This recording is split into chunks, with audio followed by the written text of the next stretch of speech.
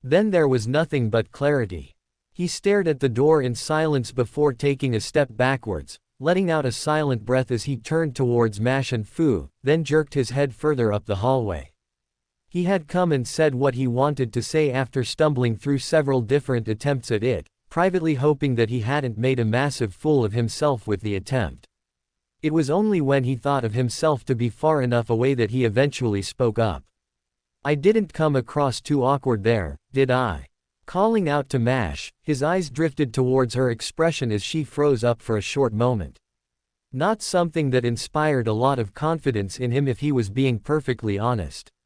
Mash opened her mouth, then offered a small but genuine smile. I believe you got across your sincerity, senpai. I think that's what matters most. Her words were accompanied by a small cheer of support from Fu in her arms. He felt his lips pull themselves upwards into a tiny smile. That sounded kind enough, he supposed, and it was what he had been aiming for in the first place.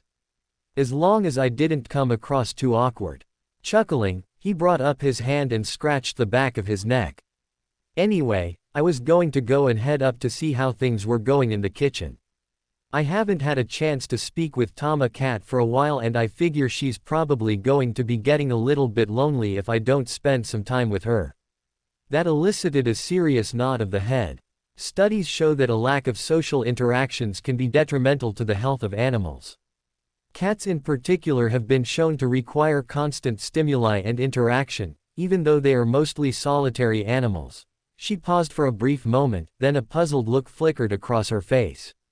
But, I'm still not entirely sure if Tama Cat is an actual cat or not. She doesn't seem to have cat ears or a cat tail. Also, Tamamo no Mei is a fox spirit. He added on with his own bemused tone of voice. Frankly, the more time he spent thinking about it, the less sense it seemed to make to him. Not least of all because it was the Tamamo no Mei. Then again, he could always just attribute the lack of sense to them being a berserker. That was supposed to be the class of madness, but he wasn't quite sure this was what they envisaged when they came up with that definition. There is also the matter of her ability to cook as well. Ritsuka tightened his features at the comment from Mash, painfully aware of the insistence of the fox cat to try and get into the kitchens to cook food. He might have been an easy-going guy, but he really wasn't in the mood to sit down and have a meal only to pull long orange hairs out of his food. Mash, meanwhile, continued on. I heard from Archer-san that she tried to sneak in again. Sigward-san caught her though. Tell them to keep up the good work. Mumbling to himself, he shook his head as he continued his walk. He didn't think he was being unfair, but he couldn't exactly force people to let her into the kitchen. Julius had made it quite clear that he didn't want someone with literal paws touching up all of his ingredients, and Ritsuka could see where he was coming from. As could the other kitchen servants as well. Tama Cat was just very stubborn. He stopped walking. The hallway was bathed in darkness within an instant. The lights snapped off and left both him and Mash alone in the hallway. He frowned instantly, snapping his head up and squinting as hard as he could towards the ceiling where the lights had been, searching for any sign of life from the electronic. Nothing. We having a power cut or something? Did they even get power cuts in the first place? That didn't seem like it would be very good. His understanding of Chaldea's power situation was just that everything was running as low as it could go.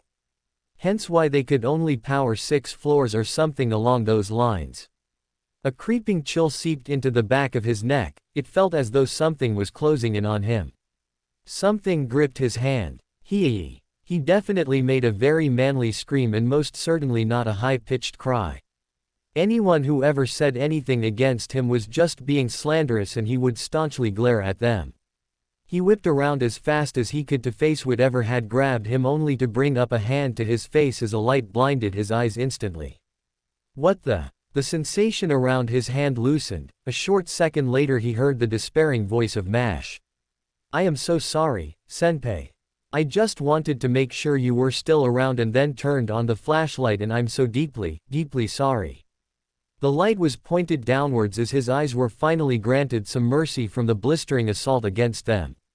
Blinking the spots out of his eyes, he was greeted by the still despairing face of Mash as she was looking up at him with a very guilty look. Bringing up his left hand, he rubbed his eyes and made a small noise before pulling it away from his face. The heck, do, furrowing his brows, he pointedly looked at the torch held in the girl's hand that was pointed straight down. The discomfort he initially felt quickly gave rise to confusion as he found himself staring at the torch which had seemingly materialized. Were you just carrying that around with you or something? Mash gave a single nod of the head. Yes, senpai. Da Vinci says that it always pays to be prepared, so I have prepared a series of useful items for this very occasion. Bringing the torch up, she pointed it to the ceiling and revealed that it wasn't just a torch, but instead looked something like a multi-tool. So she made me this and said that it would be very useful to have in dire situations. Well, good work. Giving Mash an earnest, if slightly befuddled, nod of the head, he freed himself from her grip and brought his wrist up. Tapping at the communicator before the face of Carrie flashed up in front of him. The woman blinked twice as she turned herself over to face him. Something the matter, little man? Yeah, power's gone out on the floor we're on. Ritsuka replied, though the fact she was asking was a little weird. He would have thought they would have known about it as well, or at least assumed he was calling about it. Then, much to his surprise, Carrie's face twisted in bewilderment before she slid the chair back and turned to the screen on her right. Power shortage. Those lights have enough charge to last more than my lifetime, and, yeah, I'm not seeing anything wrong here. That brought him up short. A quick glance to the direction of Mash revealed that she looked similarly bewildered by this turn of events, tilting her head to the side and then looking back towards the screen with the same look of confusion he was wearing. I'm not sure what else to tell you. Me and Mash are standing here in the dark. Shrugging his shoulders, he raised an eyebrow. Maybe it's some sort of mistake on your end or something like that. That was the only explanation he could possibly think of at this very moment. Our end. Listen, Ritsuka, you can't exactly. The sound of shearing steel ripped through the hallway in the very next moment, drowning out whatever it was that Carrie had been about to say. He whirled around just fast enough to watch the door of Gwendolyn's room fold outwards like wet paper. The steel door was ripped right from its casting and twisted up into a shape that barely even resembled what it had been. In the next moment it was sent hurtling across the hallway and into the opposite wall, denting it inwards. Widening his eyes, he managed half a step backwards before the darkness flooded right through the hallway and blotted out the light from Mash's torch. An all-consuming void painted on the world. All he could see was the dim red of twin orbs shining through the darkness, swirling around and locking onto him for a moment before they surged towards him. Something impacted his chest, not very strong but more than enough to sweep him out of the way, a gasp leaving his throat as he was shoved into the wall behind him. Accompanied by the grinding and ripping that came with steel being ripped apart and a deep hissing noise, and a rumbling slithering sound of scales against the ground. He couldn't see anything through the darkness, dimly aware of Mash calling for his attention over the sound but aware of little else. Blinking profusely as the lights flickered on in the next moment, his head snapped towards the end of the hallway as the darkness virtually slithered away from them, being dragged around the hallway. Ritsuka turned his head back towards Mash and his breath caught in his throat. Not because Mash was hurt, she was fine, rather it was the state of the hallway they were in. The best he could describe was pure destruction, deep slash marks in the walls and the floor from where something had cleaved right through the steel. Very clear indentations of four. His eyes turned on the crumbled remains of the door that had triggered the move, staring at the balled-up lump of metal in dead silence with his breath catching in his throat. Then he sprung into action. Mash, get on the word to the command center. I'm going to follow Gwendolyn. He didn't wait for her to chide him on how reckless that was. He was already halfway down the hallway before he even realized he was running. Eyes darting left and right as he beheld the claw marks dragged through the wall, his heart hammering in his chest as he did so. Despite it all, the sound of slithering rang loudly in his ears, rounding a corner as he caught sight of the patch of dark hallway. The lights turned off as whatever lay in the center of the darkness advanced onwards, uncaring as to whatever lay in its path as it moved. Gwendolyn. His voice echoed through the halls, the darkness halted its advance and he was aware of the twin orbs of crimson light turning to face him once more. His breath caught in his throat as the orbs started to rise higher and higher, approaching the point where they were nearly touching the ceiling.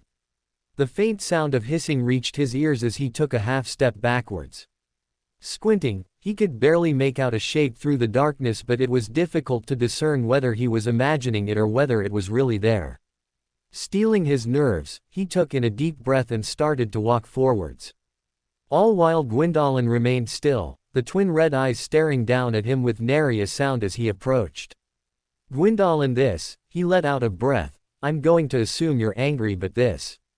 He didn't receive any indication that something was going to happen. Merely there was a flurry of movement and something dark whipping towards him before his arms were tightly bound at his side and he was hoisted upwards into the air.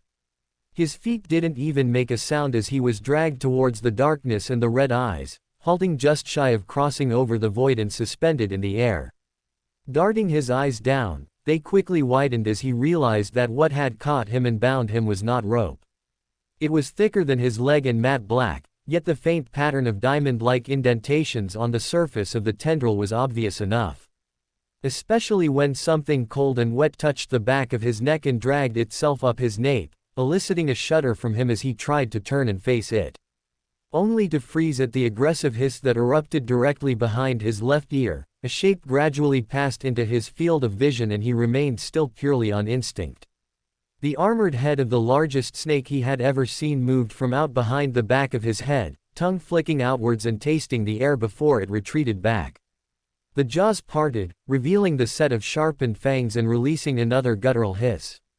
The slitted eyes locked onto him, the head gradually moved until it was directly in front of him, looming forwards and flicking out its tongue once again, barely even close enough to touch his skin.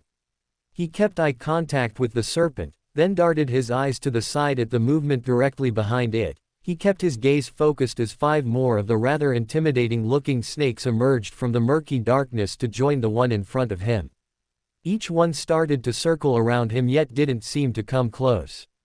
Closing his eyes, he took in a deep breath and then opened them up again, looking past all of the snakes and towards the red eyes which lay behind all of them, those twin orbs that had been staring at him impassively since the beginning.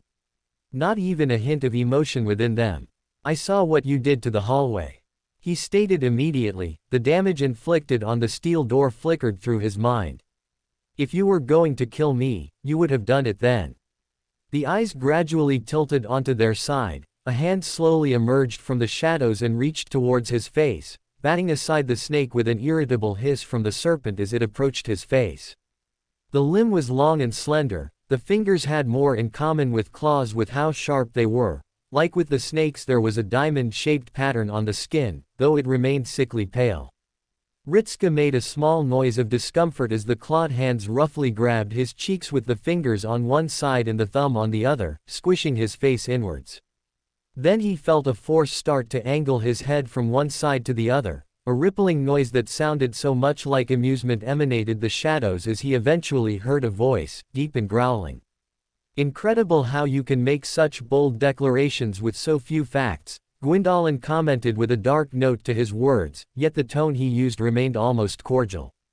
But it had an underlying tension to it, like he was mere seconds away from dropping the veneer of kindness and just outright shouting at him. When you stumble upon a bug at the side of the road, do you go out of your way to squash it underfoot? Of course not. The grip on his face became tighter as he was pulled towards the shadow, hands still firmly gripping him, so close to the divide between light and dark that he could feel the chill of Gwyndolin's breath as they spoke, the cold beating against his face with each spoken word. But when the bug leaps up and starts to buzz around in your face, then it becomes a different matter altogether. The tightening sensation started to creep in as he became aware of the hold on his face getting stronger and stronger. Then it suddenly loosened, the hand released him and was pulled back into the darkness where it had come from. Though you are no bug, so you should at least have the benefit of self-preservation, go and scuttle back to wherever you came from, little roach. Not until you tell me what this is, whoa. The snake looped around his waist suddenly loosened its grip and he felt the force keeping him up vanish. His words turned into a gasp of surprise as he abruptly dropped down. Yet his feet did not touch the ground, instead something gripped the back of his shirt and he was left dangling in the air by the scruff of his uniform. Before he could even respond to that, he was swiftly turned around and found himself staring wide-eyed at the small battalion of servants at the other end of the hallway. Namely consisting of the nameless archer, Astolfo, Beatrice and then the lead member, Medusa. Whoa, whoa. Bringing his hands up, he waved them from side to side as he noticed they all had their weapons drawn, save for the lead servant who seemed to be stock still and looking past him. Though it was hard to tell on account of her visor. Medusa wasn't wearing her glasses at the moment for that. Hang on guys. There's no need for violence. Then use a command seal and make him drop you for God's sake. Archer called out with the bow drawn tight and an arrow notched in the string. He could hear the faint groaning of the metallic cable for the large bow from his own spot. Ritska glanced at the command seals on the back of his hand, mentally cursing himself for forgetting all about those. However, the thought didn't last long before he found himself being shaken from side to side rather lightly but still enough to remind him that he was dangling in the air. If that wasn't enough of a reminder, then Gwyndolin opted to start speaking again. I have little interest in starting a battle in which I am obviously outmatched. Ritska paused at the tone of voice, it sounded almost mocking. As though he wasn't taking the situation all that seriously in the first place. Besides, I have more important places to be at the moment and none of them include bothering myself with the likes of you. A beat, then he spoke again. Oh, and try not to fiddle with those little brands on the back of your hand. I have just enough magic resistance to make you regret using one. Gwyndolin. Medusa's clipped tone echoed through the halls as she took a single step forwards, first looking in his direction and then towards the large snakes that were busy flanking him on either side. A brief glance revealed that the back of his shirt was currently being held in the mouth of one such snake. The writer continued on with her voice unchanging. What do you hope to gain with this stunt? Gain. What a funny word. A wheeze rippled through the hall. Truly funny, I genuinely cannot even begin to describe how amusing it actually is. I'm a servant, I can't gain anything and I can't lose anything. Stuck, forever, at rock bottom, they snarled rather venomously. Well, that's not true. I have lost something. I've lost the weakness of Gwyndolin after so very long of putting up with his spineless whimpering. Ritska blinked, clearly not the only one dumbfounded by the words as he turned his head to look at the shadow behind him as best he could. What? Why you're stalling? Beatrice called out rather suddenly, pointing a finger towards Gwyndolin in an almost victorious manner. Silence reigned immediately after she made the declaration. The witch made a small noise as her eyes flickered from side to side and then took a single step backwards, though kept her face somewhat stoic even as her arms trembled. Gwyndolin was stalling. Then what was he possibly stalling for? No one really expected you to make that statement, did they? The voice of the god rang out a moment later, dry and uninterested. I suppose it makes sense though, doesn't it? Dressed in rags and carrying around a rotten old branch for a catalyst. You hold the appearance of a worthless street bum than anyone of real intellect. The quality of Gwyndolin's company has really. Hey! Ritska snapped, turning himself as best he could in the grip of the snake, a deep anger filling him. Don't you badmouth Betty. This has nothing to do with her. You want to talk? Then let's talk. He was cut off by a loud groan of annoyance. Talk? How fruitless. I assume what you mean is that you keep me chattering away long enough for one of your little servants to try and put an arrow through my head or sneak up behind me and run me through. Ritska felt his nerves flinch at the insinuation before he brought up his hand to point at the god, to deny that he was planning that. Yet he wasn't able to form the words before Gwyndolin cut him off. But you actually aren't smart enough to do that, are you? No. When you say talk, you really mean to talk with me. Or talk at me. Maybe you'd give some sappy speech about the merits of opening up my feelings or telling everyone how I really feel, but, quite frankly, neither of us has the time to really dive into that topic. Before he could understand what they meant, he felt a vibration on his arm as his communicator started to buzz. He kept his eyes focused on Gwyndolin as the red orbs lazily trailed down to the wrist before he chortled in a knowing way and spoke in a slight tone of voice. You can get that, it sounds as though it's important. Narrowing his eyes, Ritska turned to the communicator and flashed it up.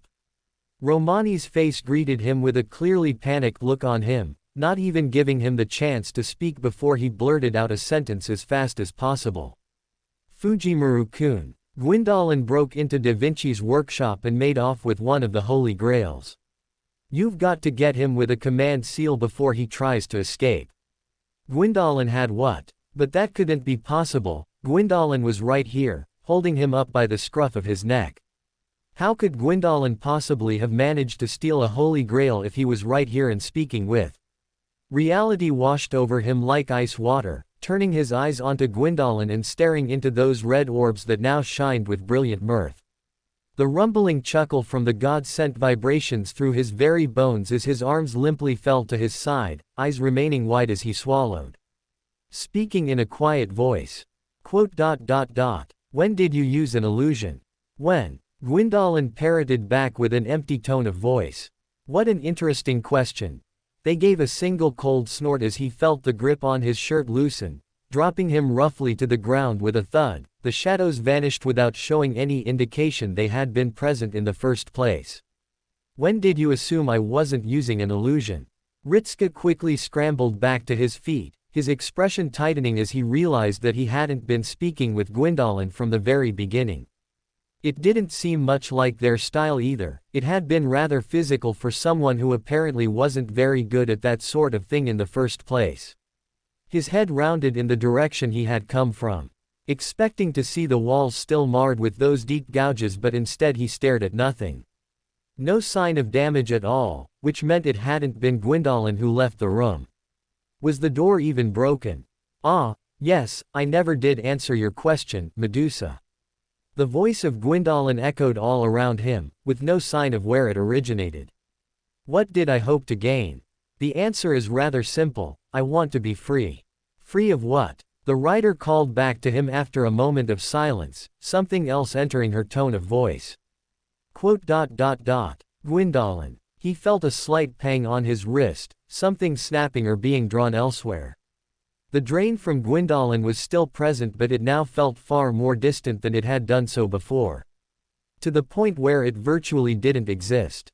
He could only think of one real reason for that. Bringing up his wrist, he opened up the communicator. This time he was the one to speak up rather than Romani. Let me guess, he's not in Chaldea anymore. The doctor grimaced and shook his head from side to side, then turned his attention away from the screen and towards something else. The strained expression on his face remained as he leaned over something else. And that's not all. There's a minute singularity in Rome. It looks like it was the same location where the shapeless isles had been transported to during the events of the second singularity. It opened up a second ago, which means that's where Gwyndolin went. He finished with a tight frown on his lips, closing his eyes and then taking in a deep breath. I'm heading to the Rayshift chamber now. He turned around and started to walk without even waiting for anyone else to start speaking. Make sure you're ready to send me down as soon as I get there and let the director know what happened. Romani stared at him, then nodded his head once. It wasn't long before he registered the clacking of footsteps behind him, sending a brief glance over his shoulder and seeing that Medusa was now following after him with an almost pensive look on her face. The visor stared at him for a moment before her lips parted. Master, I would like to ask for the opportunity to. Yes, you're coming with me. He felt bad for cutting her off, but he wasn't in the mood to waste time right now, especially with a grail up in the air and the trail leading them to Gwyndolin still warm. There was no telling what he was going to do right now, but he doubted that he was going to be running back to his father anytime soon. He wasn't sure how he came to that conclusion other than the fact he was still alive. Besides, as far as he could tell, Medusa was practically the only person in Chaldea who actually seemed to care about Gwyndolin except for himself. At least she cared about him enough to actually bring his mental health to his attention. Though he wasn't sure how else he could have really done anything about something like this. He stared at the large figure in the room the very moment he stepped through the doors, Neither of them said anything to the other, though he could hear the slight tensing of Medusa directly behind him. Even if he didn't, he watched the way in which the eyes of the nameless king flickered over his shoulder to the servant behind him and then back to him. At least you showed up, he muttered to himself after he immediately noticed the complete absence of Guinevere and Velka. It wasn't as though he had kept this a secret. The news had spread across Chaldea to the point where he doubted that anyone was ignorant as to what was going on. Yet neither Guinevere nor Velka nor even Caffrey had shown up. Ash, he wasn't counting on Ash to show up, and he didn't much blame him. Especially after he received only a single mental communication from the Avenger on his way to the Rayshift chamber when the news had likely reached him. If I go down there, I'll probably kill him. That had been more than enough for him. Besides, he wasn't sure where Ash was in terms of mental state right now. Especially considering that he had only just started to leave his room again and was apparently avoiding visitors like the plague, or at least that's what Nobu had been complaining to him about. And being his friend did not give her the permission to break down his door and drag him out. He continued his advance into the room, marching towards the location where the coffins were. Farum made a noise as he uncrossed his arms and presumably was about to speak. Though Ritska still wasn't all that interested in wasting time at the moment, there would probably be plenty of time for them to actually talk when they got down there, and for the time being, he was just happy that someone from Gwyndolin's family actually decided to show up. Just stay there and the Rayshift will take care of everything else, he informed God as he approached his coffin, sparing a glance to his right as he watched Mash similarly approach hers. There was a marginally troubled look on her face as her eyes caught his. She thinned her lips and then looked back to the coffin as it opened up. Taking in a deep breath, he spoke loud enough that everyone in the room could hear him. We're going down there to chase after Gwendolyn and get the Holy Grail back. We're also going to find out why he took it in the first place. Turning around, he made a show of pointedly looking both of the servants in the eyes as he did so. I'm not going down there to immediately start a fight with him. We're going to get our answers first, and after that we'll cross that bridge when we get to it.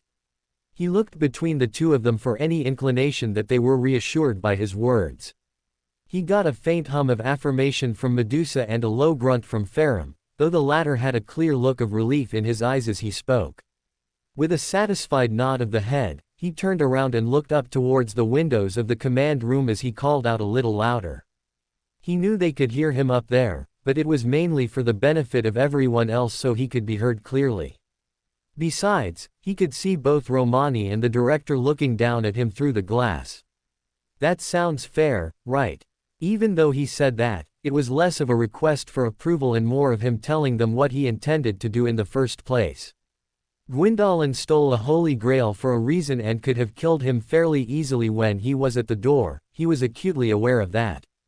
Yet he was still alive, which had to mean something for what his intentions were. And those words still bounced around inside his head. I want to be free of Gwendolyn. That had to mean something. Sounds fair, Fujimaru-kun. Romani's voice echoed through the intercom. The director didn't say anything, but he could just about make out her giving a nod of the head. He internally let out a sigh of relief that he wasn't about to start an argument with them over this. Thinning his lips, he moved a step back into the open coffin before he paused and turned his head towards an empty space. Furrowing his brows the longer he stared at it. Strange, it had only been for a moment, but it felt as though there was something there. Keeping his eyes trained on the empty spot for a few seconds longer, he shrugged his shoulders and backed into the coffin, the door closing on him. Gwendolyn stole the Grail for a reason. And he wanted to know why. And thus it begins. Welcome to Fanfic Audiobook, your go-to place for immersive audiobooks. If you enjoy the content, don't forget to like the video and subscribe to our channel for more amazing stories. Gwendolyn Interlude, The Shadow Behind the Sun, Part 2. The flickering of light faded away, the vacant hall illuminated for a scant moment from the arrival of the newest figure. A confident smile spread across the face of the new arrival. Pale violet eyes flickered open as they pressed a delicate hand against the underside of their chin and puffed their chest forwards. To summon me, clearly you have a great appreciation for the finest. The boast died in its infancy as the eyes marred with confusion, flickering either side of her as instead of being stood before what she would have assumed to be an adoring worshipper or another misbegotten individual who attempted to seek out her beauty, she was instead greeted by an otherwise empty hall with only a trickling of pale blue light to allow her the ability to see anything. Her lips pulled themselves into a frown as she narrowed her eyes, lowering the hand away from her chin as she did so. Yet there was something else that pervaded through her senses. It was a familiarity with this location, as though she had been here before, but for the life of her, she did not recognize anything about this place. The quality of the architecture could not be denied, and yet it was not something she was familiar with in the least. Another presence flickered through her, one that she could never have forgotten nor mistaken for anything else. Her head snapped towards the direction of the sensation, eyes slightly wide as the words ripped themselves from her mouth without even the slightest hesitation. Me, myself, a woman who was identical to her in virtually every single way, save for minor differences in apparel, looked back at her with a similarly surprised expression. So close was their resemblance that it might as well have been a mirror placed in front of her. Yet that was simply the nature of their existence. They were both perfect in every way that mattered, finely sculpted and suited for the tastes of humans. Her sister regarded her with a dubious look for a brief moment before it faded away into something softer. I had thought I sensed something when I was first summoned. Though I didn't think it would be with you, however, it is only to be expected. Why summon only half of perfection when the option remains to have both? Pulling her lips into a sly smirk, she nodded in assent to her sister before she noticed something move behind her. Stepping out of the shadows and into the light, faintly tanned skin with a mane of messy snow-white hair, crimson eyes stared first at her, and then to Euryale directly in front of them. Steno opened her mouth to say something, but it didn't quite get past her lips. Nor was it evidently necessary, as Euryale caught her shift in focus and turned around. A sigh left the lips of her sister as she addressed the Minotaur directly behind her. "What on earth are you doing, Asterios? It's no good being here if you're going to remain silent without saying a word." With a faint huff, her sister turned back to face her and then gestured in her direction. "Now then, introduce yourself to myself as politely as you can."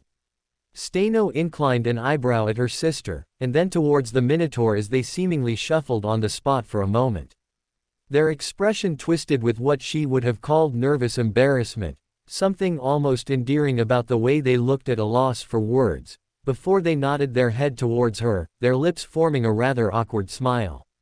"Hello, Euryale, sister." His words were delivered as slow as they were quiet, not so far that she had to strain her hearing but more than enough so that she needed to actually listen out for them. It wasn't an inconvenience, more like a novelty. Raising a large hand, he pointed towards himself with the same awkward smile. "Me. Asterios. There, wasn't that nice?" Euryale looked up at him with a single nod of congratulations. "Very polite as well. Good boy." Steno kept her amusement on her face as her sister outright pat the large Minotaur on the leg twice, something which brought a faint noise from the servant as they turned their head away from her rather shyly. If the lighting was a little better, she was certain that she would have seen a blush on the face of the Minotaur. Humming to herself, she briefly turned her eyes away from the somewhat amusing display and towards the hall they were in once more. Quickly taking in every single detail that was around them, it was spacious but also somewhat barren. There were blank spots on the wall where she assumed that something would have once hung, perhaps pictures. Turning around, she stared at the pane of glass which allowed a flicker of moonlight to shine through, the single source of light in the entire room on the wall behind an elevated platform. Steno assumed that something might have been there once, yet again she was under the impression that this had been a chamber stripped of everything valuable and left in this state of disrepair. Who would think of summoning a pair of goddesses in such a place? She could feel the flow of magical energy. It was powerful, far more potent than she would ever have imagined a human would be capable of. There was also the link with her master that she internally probed and prodded at, getting nothing from the other end. No sign of acknowledging her as being here nor even a direction where they might have been. It was just herself, Euryale and the Minotaur here. Something reached her ears, clearly it did for the others as well as they turned as one towards the other side of the room. Steps leading towards a large door and through them, they heard the clatter of steel footsteps getting louder and louder. She tensed herself, keeping her eyes narrowed but not before she felt a presence behind her. Then she let out a small gasp as she was scooped up rather gently. Her head whipped around to see Asterios with his eyes aimed firmly at the door. She might have made a complaint about being touched without permission, but he had already placed her down behind him before she could actually get a word out. In the next instance, he took a single step forwards and brandished a pair of very large axes and kept his attention on the door as the footsteps got louder and louder. When the approaching figure did arrive, she had to suppress a smile at them for the complete lack of intimidation. They were barely even half the height of the Minotaur. Clad in full-covered rather stylized iron-like armor with a helmet shaped into that of a lion, spear loosely held at their side as the helmet swept over them. A curious hum, distinctly female, emanated from the figure before they bowed their heads. I was informed that we would only be receiving 2 guests, but I shall leave the technicalities to the Lord God. Steno did not recognize the name, but it seemed they had been expected to arrive after all. Well, her and herself, clearly the Minotaur hadn't been what they were aiming for. Bringing their head back up, the servant took a half-step backwards and gestured to the halls behind them. If you and your escort would be so kind as to follow me, lady goddesses, my lord wishes to speak with you. They went through the trouble of summoning goddesses but couldn't actually make the time to go and meet them, instead making them seek out an audience. Well, she would grant this to the new master. They were clearly exceedingly brazen in their efforts. That was for certain. A quick glance was shared with Euryale before she thinned her lips and offered a single nod of the head. Very well then, Steno declared with a wave of her hand, stepping out from behind Asterios and granting the servant a brief glance, all while maintaining her confident aura. You shall be granted the honor of being added to our escort. You can consider yourself fortunate in this regard. As you say, Lady Goddess. Not even so much as a twitch. She would have been a little insulted that she didn't get so much as a reaction from them in any other situation. But that could wait for another time. As far as rayshifts went, this one was undoubtedly one of the smoothest he had ever experienced to date. Silver linings, he supposed, but it was what it was in the grand scheme of things. Though the first thing that immediately greeted him was the fact that he wasn't actually standing on the shores of an island. Rather, he found himself standing on a polished stone floor. Turning his head left and right, he immediately noticed that he was surrounded by walls fairly close on all sides of him except for the front. A quick look upwards revealed that there was nothing above him, which meant this was a peculiar little cutout. The stairs leading down in front of him made him feel as though he was standing in a rather large battlement or something. What the? He breathed out, blinking several times before he took a couple of steps forwards and approached the wall closest to him, pausing for just a brief moment as he stared at them, then reached out and placed his hand on the surface and dragged his fingers along the surface. Thinning his lips, he pulled them back and brought his head back up to stare at the view that was in front of him, peering down to the city which seemed to fade away into the distance, surrounded on all sides by the natural wall of the inside of a mountain or thereabouts. As though the city had been built at the summit. Yet it didn't take him much to figure out where the center of the city was. In the distance, even from his spot quite far away, he could see the single bridge which led straight towards the large cathedral-like structure with the large doors showing the only visible entrance. He knew about the director's report of the Shapeless Isles, and this wasn't anything like what he had read about. He didn't even know if this was the Shapeless Isles or if they had stumbled upon something else entirely. What he also noticed was the moon, which seemed to hang directly behind the large cathedral, just behind the towering spire which jutted straight from the top. He wasn't being crazy, but the moon looked far larger than it had any right to be. Rather daunting, but he could infer that it was another of Gwyndolin's illusions, further compounded by the night sky which was completely devoid of stars despite there not being a single cloud to be seen. Bringing up his wrist, he pressed his communicator with the screen flashing upwards and revealing the face of Romani and the director. You said this was the Shapeless Isles, right? He saw the confusion on the faces of the pair of them. Romani recovered first and nodded his head. It is the Shapeless Isles, that much is still present within this micro-singularity. But the magical energy readings I'm seeing here are absolutely, they're not like anything I've seen before. Well, that isn't entirely true. Gwyndolin is definitely using his illusions right now, but the scale of this is, can you see anything? Ritska wordlessly turned his arm around and granted them a sweeping view of the colossal city that now stood before him. After around 10 seconds passed, he brought the communicator back and was treated to the dumbfounded expression of the doctor, the man nodding his head up and down while making a small voice and clearing his throat. That will explain it, mainly because it's actually supposed to be midday as well. Though I don't recognize the city structure. He took a single step to the left as Farum walked past him, descending the first few steps before he came to a halt and stared out onto the skyline of the city. The writer said nothing, only the sound of his breathing could be heard before he eventually spoke in a tone devoid of emotion. It is Anor Londo. The city bathed in the light of the Lords. Where the sun never sets. Ritska figured the title wasn't all that apt anymore, namely because of the moon that was now hanging low in the sky. He first stared at that, and then to the back of Farum's head before he cleared his throat. This is Anor Londo then. It's certainly. What could he actually say?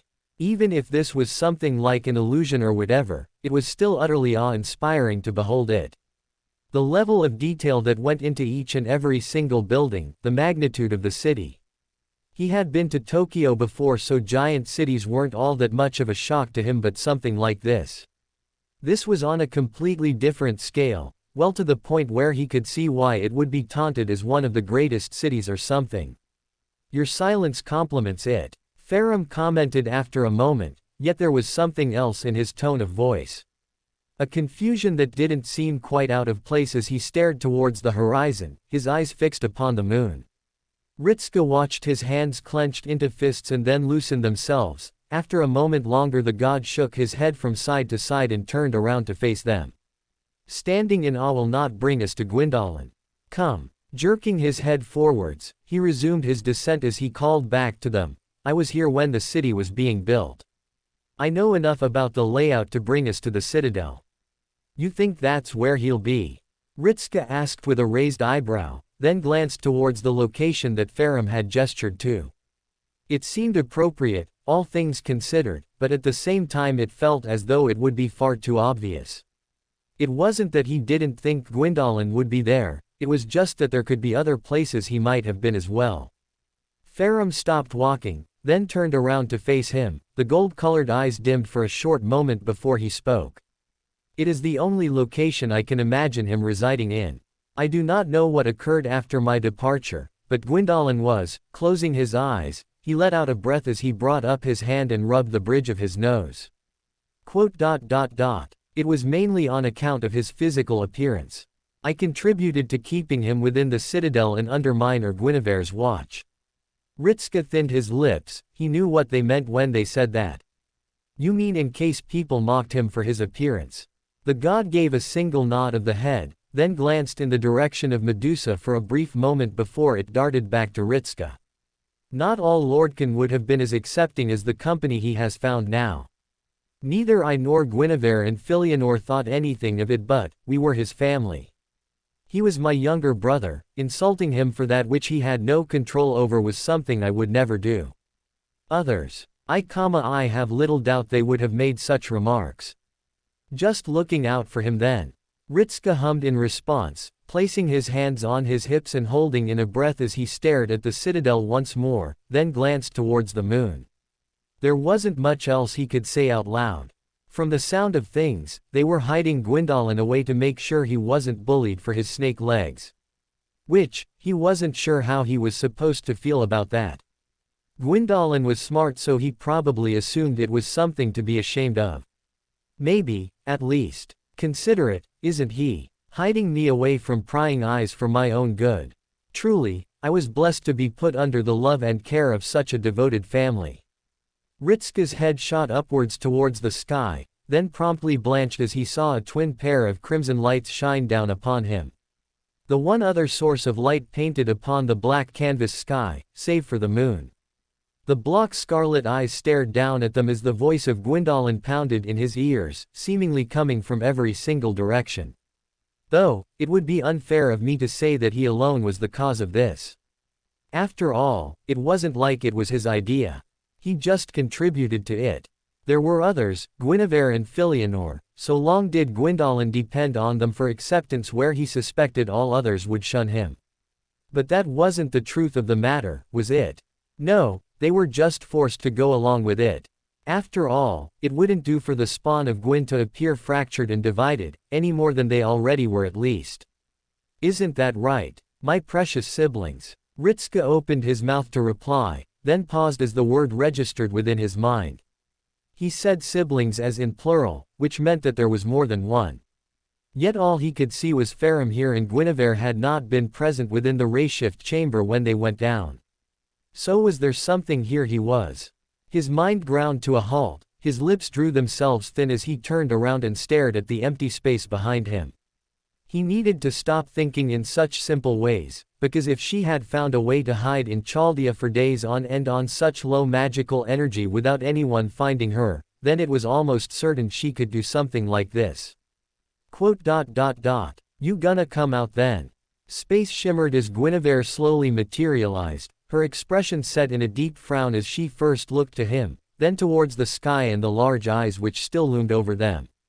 A rumbling chuckle resonated all around him, the vibration pulsing through his very being as Gwyndolin laughed in such a way that made it clear he wasn't feeling very amused.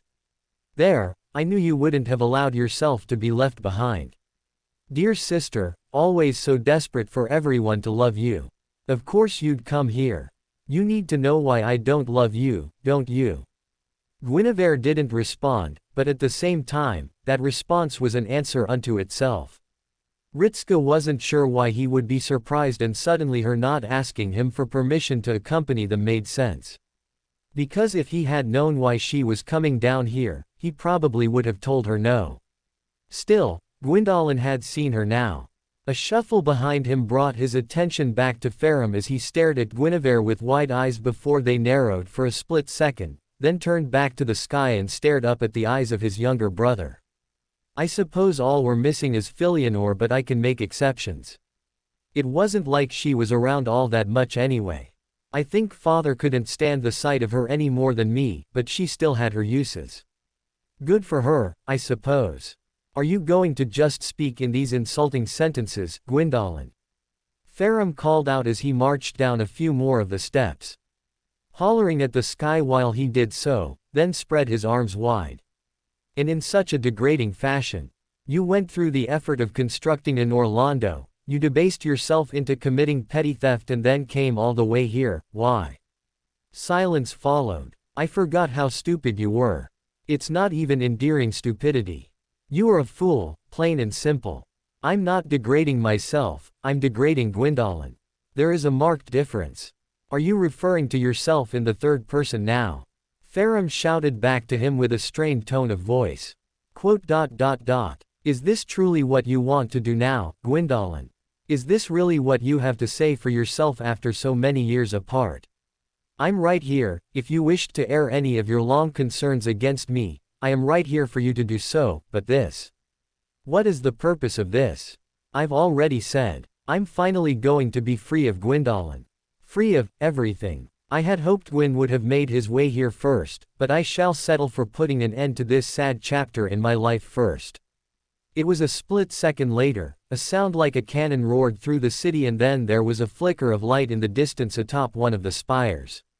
Ritska snapped his eyes to it for the brief second it had appeared. In the next there was a flash of light as something streaked through the skylines and crashed right into the steps where Faram had been standing.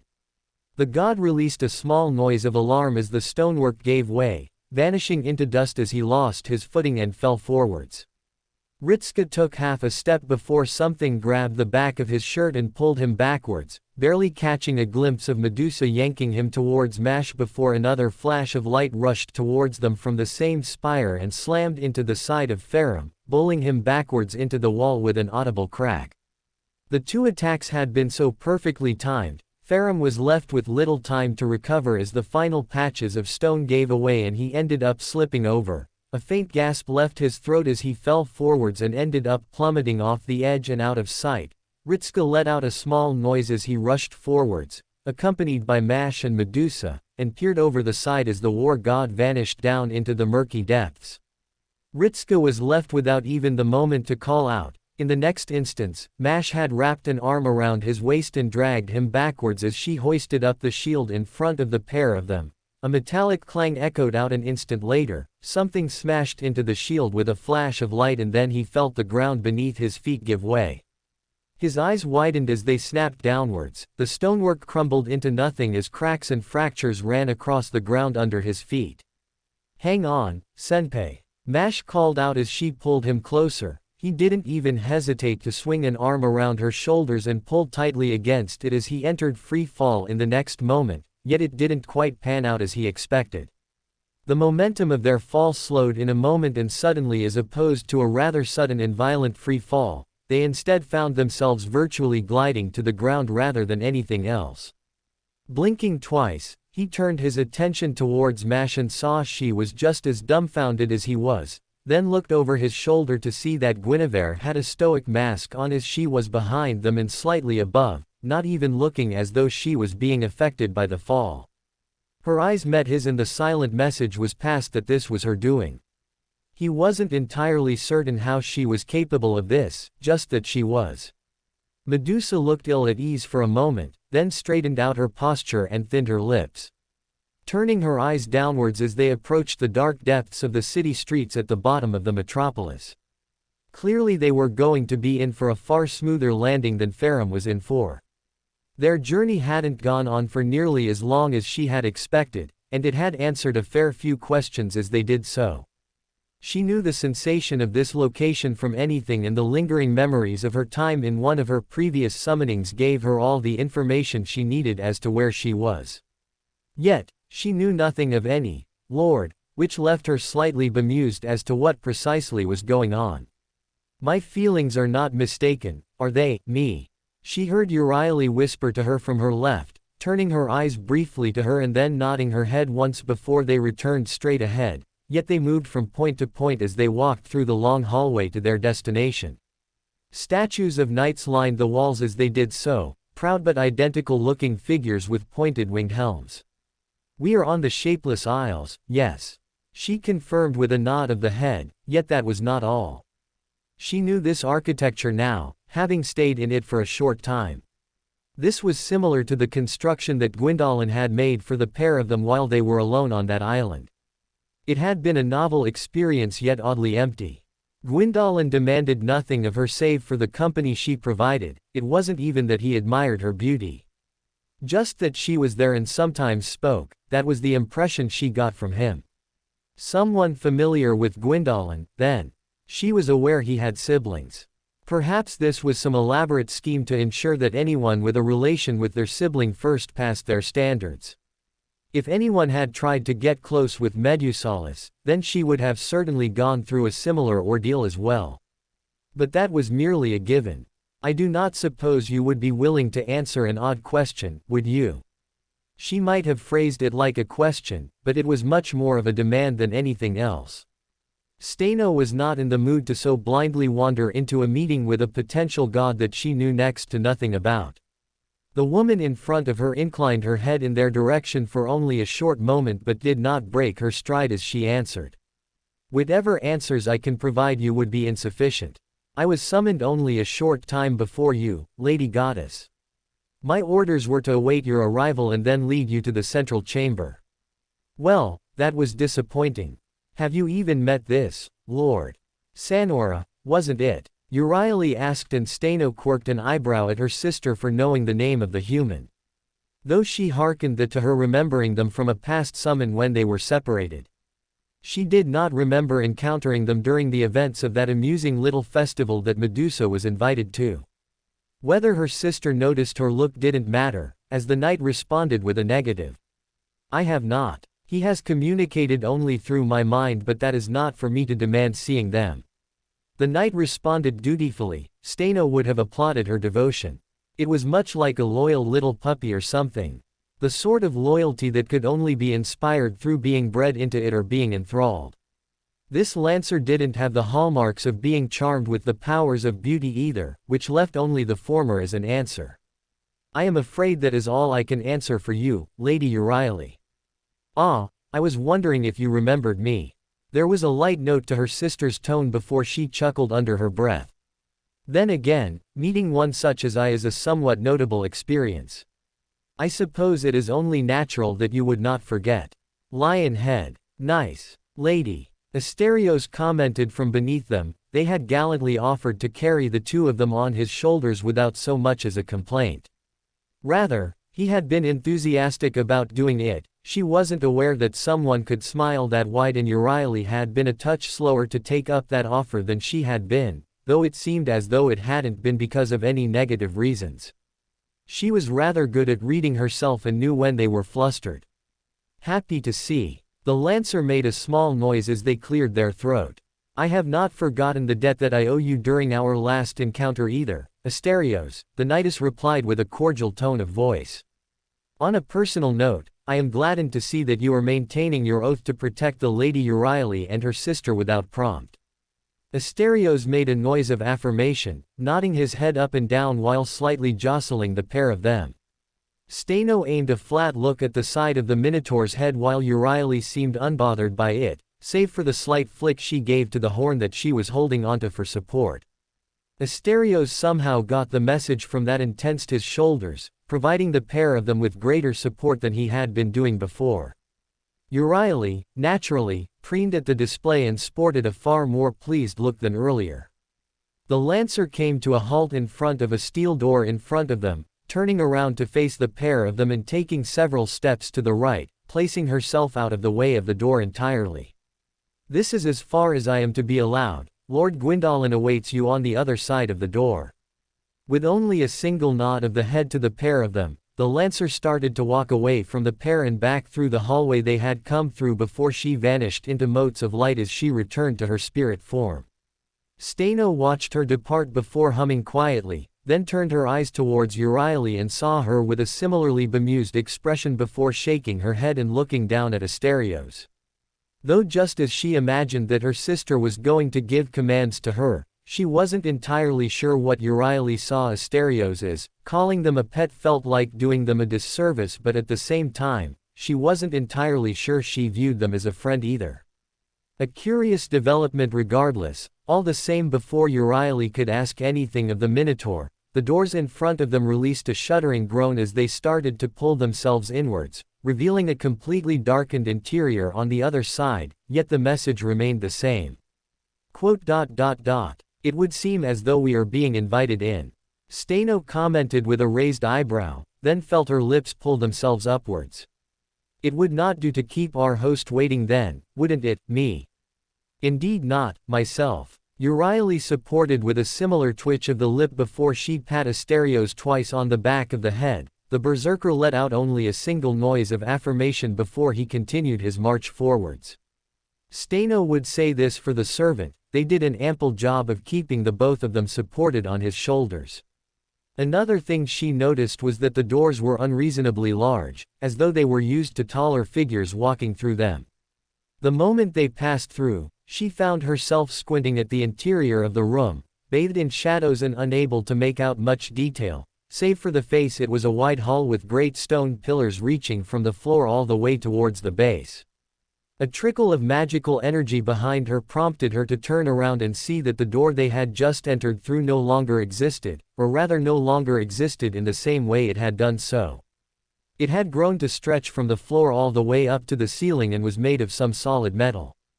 The room seemed to shift. Pale moonlight filled the chamber and provided a dim lighting to the barren hall save for the other end of them. 3 statues were carved into the wall with little outcrops for each of them. The one in the center was of a bearded man with a rather tall crown, a sword held firmly in his hands and pointed down towards his feet. To the right of the man was a woman, her hands held in front of herself and with a veil hanging down from her neck and a rather ample bosom. Then to the left was the final figure, and much like the bearded man, he similarly sported some manner of pointed trident-like crown on his head, armed with a large spear which transitioned into a sword and matching the pose of the man in the center. Stano's eyes flickered around for a few moments to see if there was anything around here that could allow them to place exactly where they were. However, she did recognize the central figure easily enough. There had been a large statue of him in a corner when Gwyndolin had constructed that little home of theirs. From that, she could determine the other two. She recognized the one on the left at least as well, having seen them in person from a distance. "Ah, you've arrived." A cold voice reached her ears. She tensed for only a moment before her brows knit together as recognition seeped in, but only for a moment. The voice was identical, but there was something in the words that seemed almost alien. "Good, and I see you brought along the demon. Gwyndolin," she called out, placing a hand on her hips. "Might I ask as to why you would summon me in such a place and not even meet with me? I did not think our relationship was so dour." She paused for a moment, then felt her lips pull upwards into a coy smirk. "Unless you're a bit embarrassed to face me, are you afraid I'll tease you about you and Medusa?" "Medusa? Yes, your younger sister." Gwyndolin made a small noise from somewhere. His voice continued to echo about as a whisper. "So quiet, so distant. So much like Yorshka." Stano narrowed her eyes. He didn't even so much as react to her words. "I think that's why I attached myself to her at first." There was a small pause before he made dismissive noise. Or rather, why Gwyndolin attached himself to her. So lonely and seeking only company that would not spurn his mere presence as though it was toxic. Medusa was convenient for that, I suppose. Foo. Stano laughed in a way that made it clear she didn't actually find anything he said all that amusing. Instead it was replaced by a dark tone as she rested her hand on her cheek. My, it sounds as though someone just confessed to using Medusa without actually caring a single whit about her feelings. That doesn't seem very nice at all." The smile on her lips turned sharper. "Not in the slightest." "Quite so." Urieli chimed in from the left with a matching tone of voice. "You might want to rephrase your words a touch. Someone might end up with the wrong impression if you aren't careful." "That would be fairly terrible to happen, wouldn't it, Gwyndolin?" "Not Gwyndolin," he instead replied, not even giving a hint that their words even registered with him beyond that point. "Not anymore, but I can sense it, that subtle threat. Medusalis you called her, but now you rush to defend her. What a curious state of affairs. Is it because you care or because she is yours? Can't stand the idea of someone other than you abusing her." A faint noise reached Stano's ears, one which had her subtly tense. "Slithering. But maybe you are siblings who do care for one another. An inside joke, wouldn't that be novel? But if that were true, then why did the Gorgon come to be?" Her eyes darted to the far end of the room as a shadow moved out from behind the pillars, and it was a shadow. Like a splotch of darkness in a deeper black than anything else in the room. "How is it that you can speak such cruel words with such a genuine smile?" I wonder why it was that Gwyndolin attached herself to Medusa. Perhaps she saw something of herself in them, so meek and quiet. The shadow moved out fully from behind the figure, though the form remained utterly obscure save for the glow of two crimson-red eyes. Stano's breath caught in her throat and she felt the minotaur tense beneath her as the shadow moved around, the sound of slithering ringing in her ears as she could faintly make out what looked like tendrils moving in the darkness. At least that was how she thought they were immediately. Then one of the tendrils moved out of the darkness and banished that notion away. She knew Gwyndolin's physical appearance, she knew of what resided where his feet would be. Yet they had been so small and so delicate looking. Now they weren't. They were wretched-looking things now, monstrous by shape and by manner, obsidian-colored scales with slitted red eyes. The orbs glared at her as the snake head with armored ridges twisted and opened up its jaw, revealing rows and rows of curved hook-like teeth. It remained in the open for a fraction of a second before it slithered back into the darkness as the shadow moved about the room in front of her. She knew the voice. But it couldn't be Gwyndolin. Was that it, I wonder? Did she seek freedom from you and turn to embracing her curse? Is that why you were consumed? From deep within the shadow, the orbs turned and faced her once more. Red eyes narrowed considerably as she felt, for a brief moment, that she was once again staring at something from so long ago. Nostalgia in the most revolting sense of the word struck her. Taking a half-step before she stopped and pursed her lips. Keeping her eyes locked onto the red counterparts. The tendrils, which she now knew to be snakes, coiled around in the darkness, hissing and spitting at one another as they did so. Sometimes they'd cross into the light only to retreat back into the cloak of darkness. It was fleeting, but it reminded her they were still there and that something had happened. I'm not Gwyndolin. Because I'm free, the voice took on a lighter tone to it, yet the echo remained as though they were speaking from all across the room. Because Gwyndolin would never let this happen, because she would never have the courage to really step forwards. Their voice dropped into a growl. But I don't need to worry about her anymore. I don't need to trouble myself with her little whimpering or her begging or anything, because I've finally purged that weakness from me. GWY. Not Gwyndolin. The crimson eyes burned bright enough to very nearly illuminate the room, yet the blackness which surrounded them remained untouched by the light, as though it spurred the very presence of it. From beneath the darkness, the hissing of snakes grew louder and more aggressive. She was weak. She was a victim. But I'm not going to be a victim anymore. I'm finally going to be free. Turning from them, the shadow moved towards the statues and halted just shy of them. The red eyes vanished as Gwyndolin presumably turned his back on them and faced the shadows fully. I'm done being a pet. The statue of the woman withered. The stone rapidly started to shift as though it was coming under the effects of age. The smooth skin of the stone started to wrinkle and shift, decaying rapidly until the statue bore the look of a skeleton clad in scraps of cloth.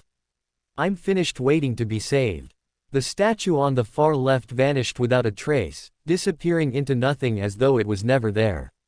Then he turned his attention onto the final statue. And I'm done being his victim. The central statue burst into flames, the brilliant inferno claiming it within mere seconds before it cracked and crumbled away. The statue of the imposing god scattered in a non-existent wind and into nothing.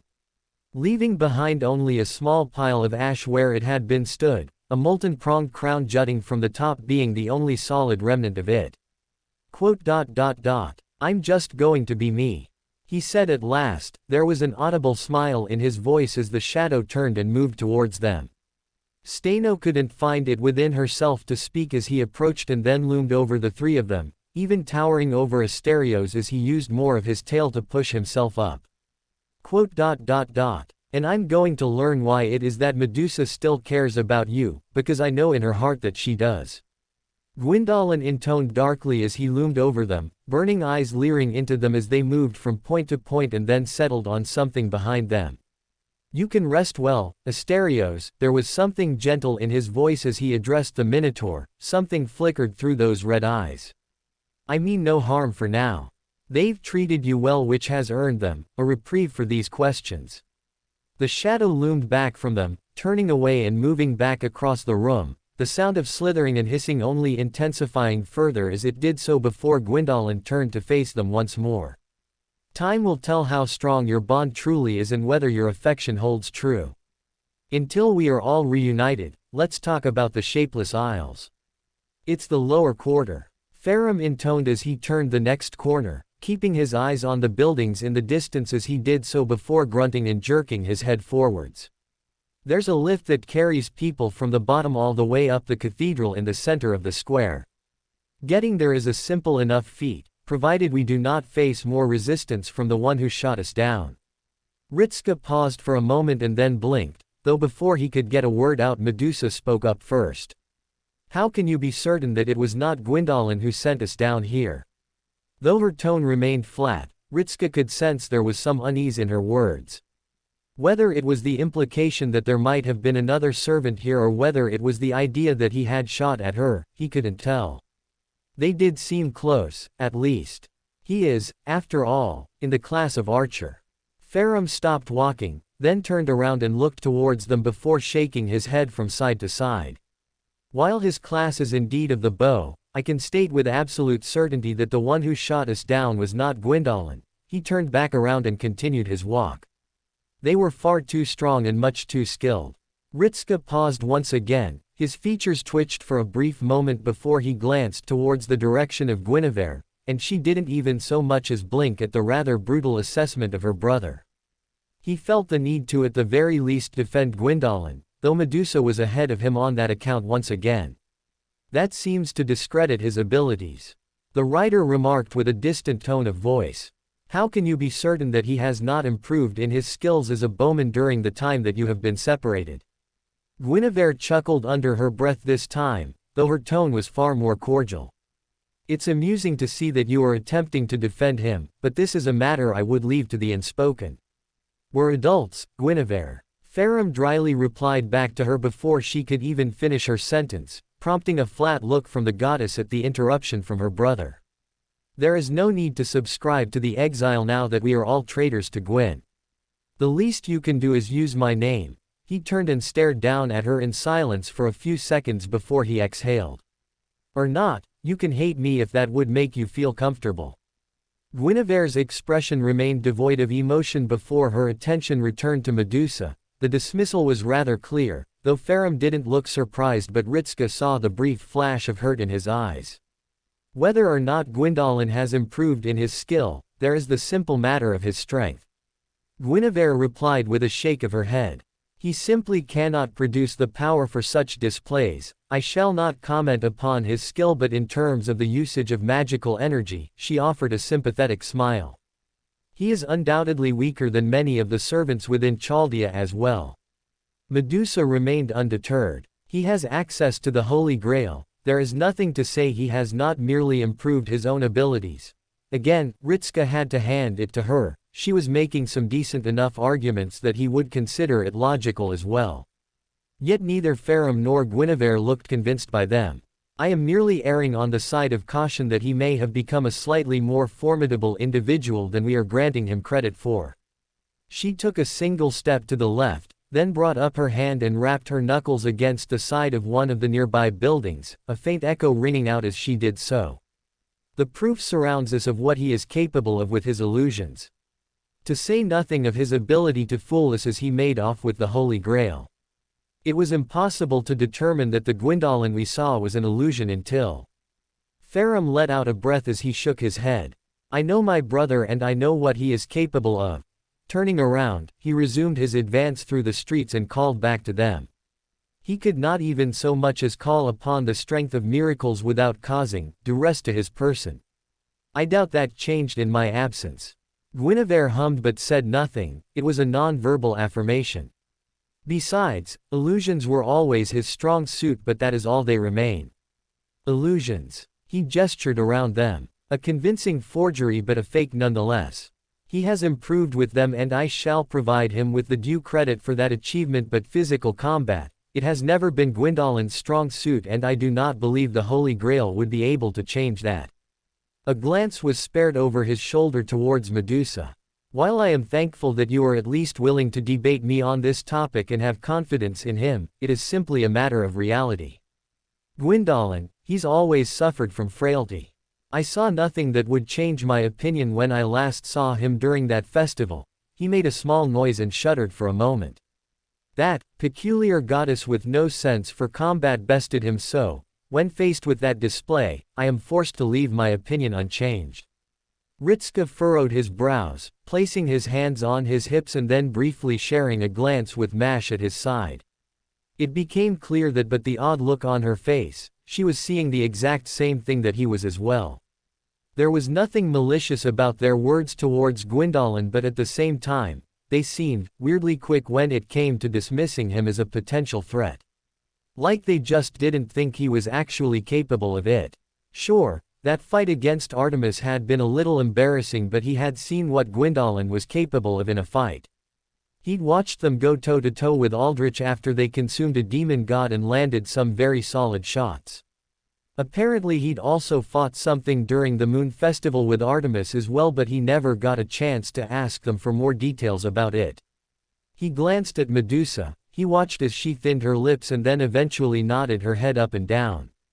Very well. I shall leave the explanation for you then, merely that underestimating him would be unwise. He is, after all, still a servant and a divine spirit. Farum remained silent for a moment, then shrugged his shoulders. As you say. Ritska advanced on ahead just to fall into step with Medusa, The writer paused for only a moment as she noticed him before she turned her head straight on, looking at the back of the advancing war god. That was strange, right? They have no expectations for him. Medusa replied quickly and rather tonelessly, her lip pulled down for a fraction of a second before it evened out. They are not malicious in nature, I can sense no ill will in their words, but perhaps that is the problem. They do not see him as anything more. Keep an eye out in case Gwyndolin has buffed himself with the Grail. Ritska mumbled to her under his breath, though he aimed his gaze upwards as well. But be on the lookout for anyone else that might be here.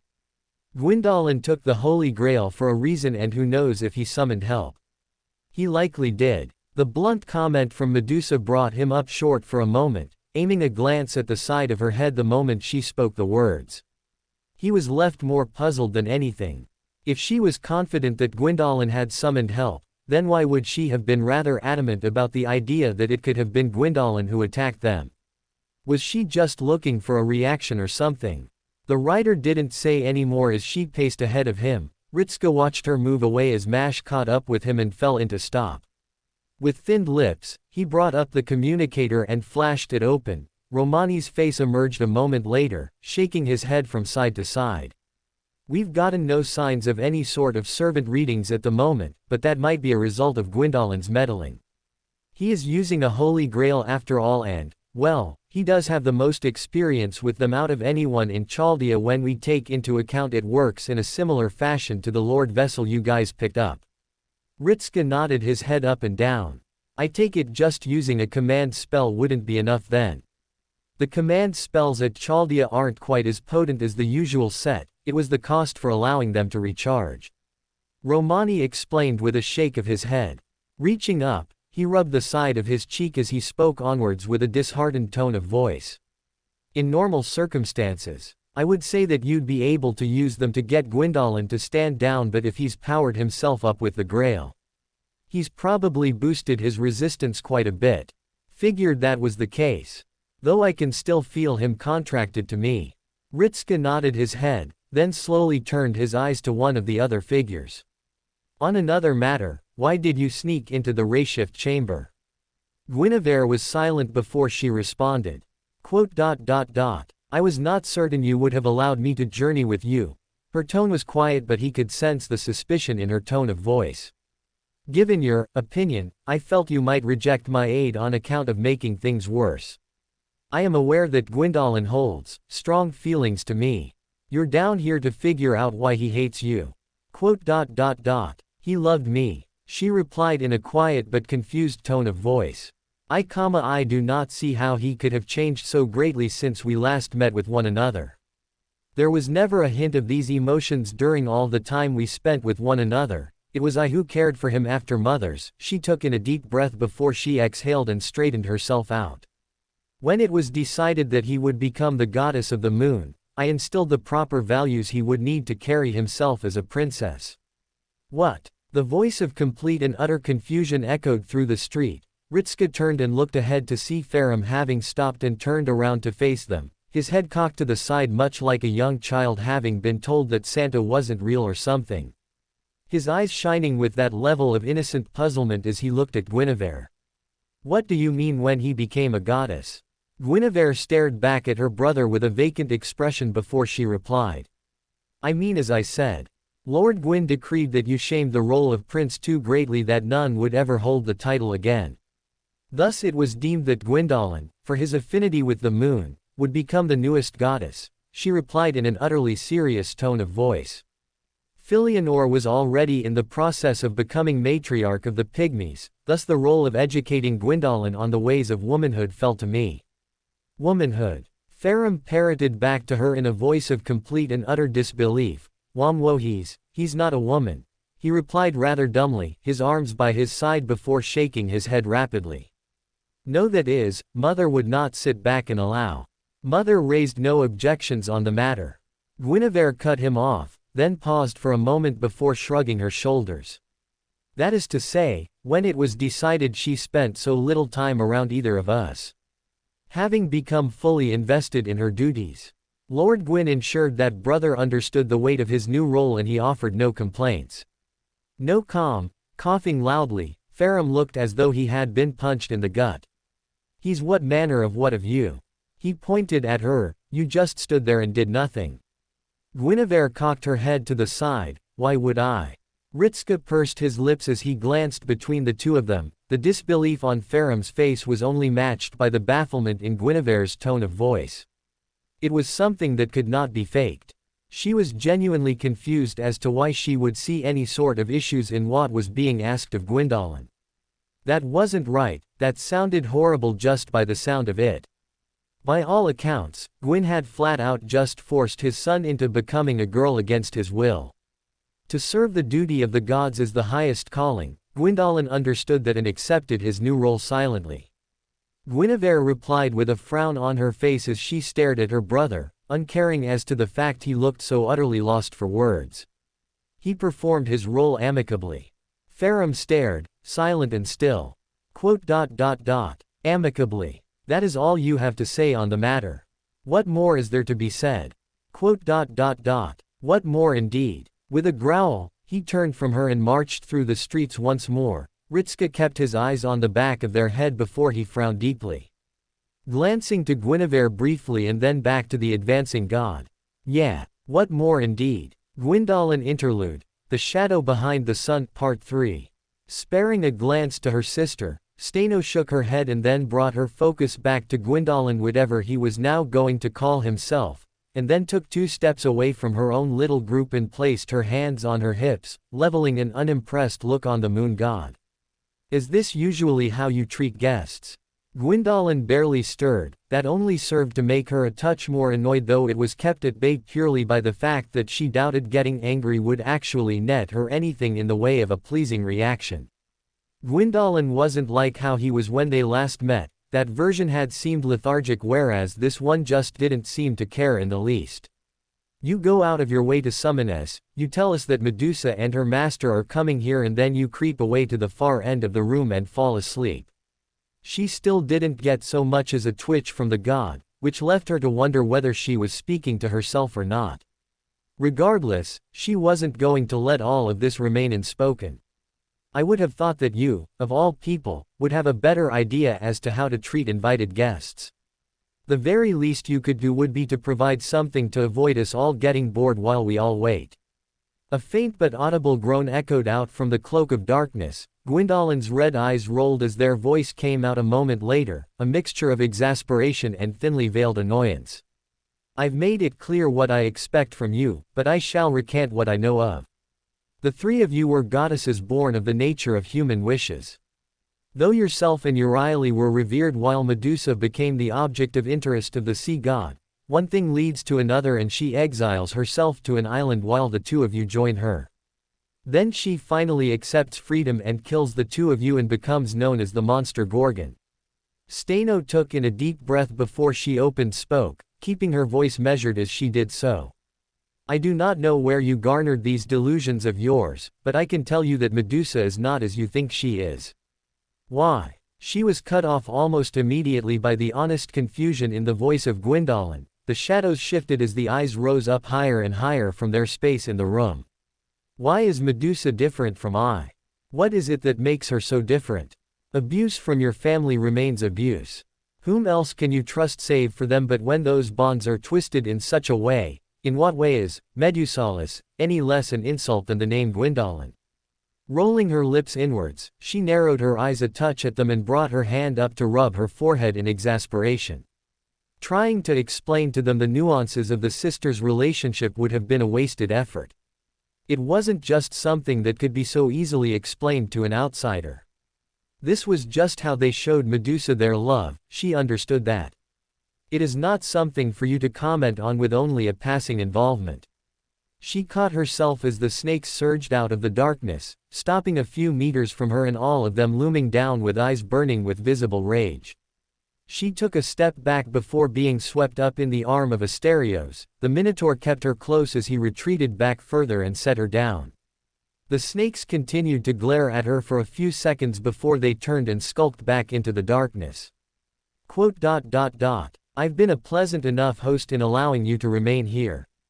Gwyndolin spoke after a few moments of silence, his voice empty of emotion. Do not impede upon my generosity further in this nonsense. Whether you consider it a matter beyond the care of an outsider means nothing to me. Those boundaries you believe exist. They do not. Not to me. So you can either explain to me why you treat Medusa as you do, or I can find other ways of demonstrating my capacity as a host. I've had a long time to get creative. Steno wet her lips for a moment, then turned around to look at Euryale and saw that she was similarly on edge about the whole situation. Turning back to face Gwyndolin, she clicked her tongue and placed her hands on her lips. If you think she became the Gorgon to try and free herself from us, then you're a fool. She became the Gorgon because, we are goddesses born for the nature of mankind. Steno explained with a touch of disdain entering her voice as she did so. Glancing away with a minor frown on her lips. All of us. Beauty to be sought out and possessed. To be violated by humans. That is our purpose in this world, and then Medusa took it upon herself to protect us, she announced, looking back at Gwyndolin and now sporting a more confident smirk. She became the Gorgon for our sake. You seem displeased with that. The smile died immediately. Of course I am you, she caught herself before she said something unkind. Pursing her lips and straightening herself out. That was Medusa's choice to do that. We never asked that of her, we never wanted her to do it, she just did, she took it upon herself to be our protector. So no, she didn't become the Gorgon because she hated us. The red eyes started dispassionately at her for a few moments before a single grunt flowed from the dark cloud. For a goddess, you are astoundingly naive. No one becomes a fiend because they hate their family, they become a monster because they love them too much and remain all too aware of what they truly are. Whether you realize it or not, you are the author of Medusa's misery and the creation of the Gorgon. Mankind and Athena were little more than stepping stones, but you were the ones who kept pushing her along. Euryale spoke up from behind her with a hard tone of voice. Did you summon us here to try and deny our claims of family? Medusa is our sister. She is not going to be used by you as something to justify hatred against us. If you desire someone to blame for her condition, blame Athena. Ah, yes, the curse inflicted upon her by Athena, you accompanied her to these islands because of it, didn't you? Gwyndolin mused aloud with a strange note in his words. She was forced into exile, but you followed her willingly, though still being loved by mankind you walked in step with her, and then she devolves herself into a monster for the sake of keeping you safe. Sacrificing her own life, for you. You who mock and insult her at every turn and call it love. A love, I am certain, that she could do without. Steno frowned for a moment, then curled her lip as she looked them up and down. Is that why you summoned us here? Projecting your unhappy existence onto Medusa and thinking you were one and the same. She all but scoffed at the notion as she narrowed her eyes at them. And do not think us so ignorant of how Medusa became as she is. We indulged her enjoyment of slaughter because it made her happy and she lost herself to it. Lost herself. Because she developed some method of enjoyment amidst the hell you forced her into. She could feel the sneer being projected towards her. And indulged. As though you alone are the one who should command what she can and cannot do. You speak of sibling affection and all I hear from you is the pleasant treatment of a slave. Medusa did indeed become the Gorgon of her own volition, but only because she cared for you. Only because she loved you, you spit on her and call it love. Mock her at every turn with snide comments because you care for her. Call it what it is. You've certainly changed since I last recall meeting you. Steno commented with a frown as she placed her hands on her hips and narrowed her eyes. The you I met before would never have dared to speak to me in such a way. Because Gwyndolin was too weak and too sad. That's why. They responded with a palpable sneer in their tone of voice. But I'm not them anymore. I'm not motivated by weakness, I'm finally strong enough to be without anything. I don't need the same approval Gwyndolin needed. I'm finally free of it. The red eyes closed. Now we need only wait until the visitors arrive, or the one visitor who actually matters. Glancing at the shadow, she paused and then turned her eyes to either side of the great hall and noticed there was still nothing around them, then directed them back to her and waved her arms about in a lazy fashion. And what is it you intend to do now? Rid Medusa of her tyrant sisters. Because I guarantee that won't play out as you think it will. They scoffed loudly. I am aware that this version will love you deeply. Because, like Gwyndolin, she is too weak to be rid of the knife from her heart. I know that the Gorgon herself must be capable of appearing, and yet why is it that Medusa roams this world and not her? Why does the version who slaved her life away for you linger while the other is hidden? I can only assume she regrets the choice, and if that is the case, fine. She can return to the abusive family if that is her desire. If that is what makes her happy. Steno paused at the strange note that entered Gwyndolin's tone of voice, almost as though there was something wistful there, but it lasted for only a moment. If that is what makes her happy, if there is something that can be salvaged from your family, then do that. I trust you won't repeat the return of the Gorgon at any rate. A frown, then she leaned back and parted her lips slightly. She had been expecting more from him and she naturally would have responded, but then it sounded as though he was just going to leave things as they were. While she was certainly more than fine with being returned to the side of her youngest sister, there was something odd about the nature in which Gwyndolin allowed this. Especially after his rather emotional spiel earlier. Is that all you have to say on the matter? Euryale spoke up, annoyance mixed with surprise in her voice. Perhaps you do know Medusa well enough. She would never approve of being kept apart from us because we are her beloved sisters, yet you clearly hold our bond so low but make no effort to separate us. I would have thought. Thought what? That I would rip your family apart. Gwyndolin gave a disgusted noise as the shadow turned away from them and moved across the room. Medusa can make her own choices, and I am certain that her current master would be swift to step in if something were to arise once more. Another pause and then a quiet chuckle. I likely won't be around long enough to care about it. And what does that mean? Are you so quick to assume death? Yes. They didn't even hesitate. I'm culling the weakness from me. The chains that bound me for so long, and I shall bring forth the largest and strongest of them. Gwyn is out there and he will come here. He will stand before me as I spit in his face and decry him a worthless facsimile of power, and then tell him that I accomplished more in my life than he ever did in his. Then I will kill him, though he is all but certain to kill me in the battle, but either way, I'll finally be free of him.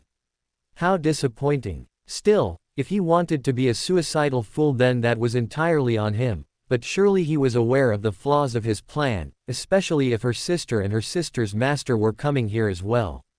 And tell me, when does this Gwyn arrive? She got only silence from them. This time, she did laugh. You do not even know that. This is getting quite the awkward little encounter. After going through all of these measures, coming and summoning us to these islands, I thought you were to enlist the aid of Medusa and her master against him, but you plan on facing them alone. I never thought you looked at suicide and saw it as an appealing option. Are you tired of living?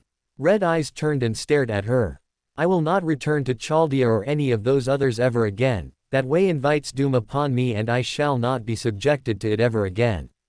The goddess Gwyndolin dies forever. Never to return to this, or any, world. A prisoner and victim no longer. Steno scoffed. It sounds as though you're trying to turn yourself into a literal victim of slaughter. If you are still so compelled to stand before your father, if you cannot move past such a thing, then you're still a prisoner of them. Besides, if you were summoned as a servant, you would likely regress once more, which makes this exercise of yours utterly pointless. Waving a hand at him, she offered a dismissive stare. I didn't bring you here for your opinions. She rolled her eyes at them. I am a goddess. Permission is nothing more than a trivial suggestion for one such as I. What was it you said earlier? Placing a finger on her chin, she tapped it twice as she pretended to think before she spoke with a sharp grin. Whether you consider it a matter beyond the care of an outsider means nothing to me. Those boundaries you believe exist. They do not. Not to me. Her eyes met his in a clear challenge. He would either take back his words or fall silent. Why do you even care? I don't. She dismissed that notion away immediately with a wave of her hands. I care only for my family, but you are being so foolish that to not comment upon it would be unthinkable to me. Unless you would prefer I sit in a corner and do nothing, but then you know me already, I would not do something so fool as that. Red eyes lingered on her, then gradually turned away. HMPH. Talk amongst yourselves then. As you said, it is stupidity. Why? That voice came from neither herself nor her sister. Instead, the gentle manner of speaking which drew the attention of the room upon it came from Asterios. The white-haired berserker having taken a step forwards and tilted their head to the side. With a troubled frown, they spoke further. Why? Hurt. Self. Why? Not. Like. Chaldea. They. Kind. She expected some manner of comment that was vaguely insulting. Instead there was nothing more than a faint but indulgent sigh from Gwyndolin. There is an innocence about you that is mildly envious, Asterios. What do you see when you look at Euryale? Asterios visibly jumped, then glanced away from them for a moment and towards the goddess in question. Their red eyes lingered over her sister before they returned to Gwyndolin and spoke in a slow and slightly confused tone of voice.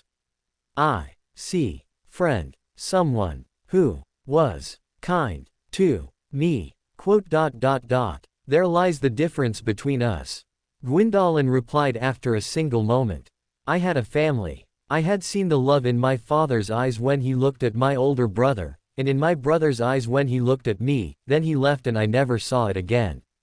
Despite the love I showed my family, despite all my efforts to appease them, it changed nothing. I saw no love in the eyes of my family ever again. Not even in Guinevere. He exhaled. Yet Gwyndolin loved them. Fool that he was. He loved them at the cost of his own joy. Twisting and turning himself into something they demanded of him because he hoped it would somehow fix it, yet he broke his own mind for nothing. He kept the world turning out of love, and in the end, love rewarded him nothing but a slow and agonizing death.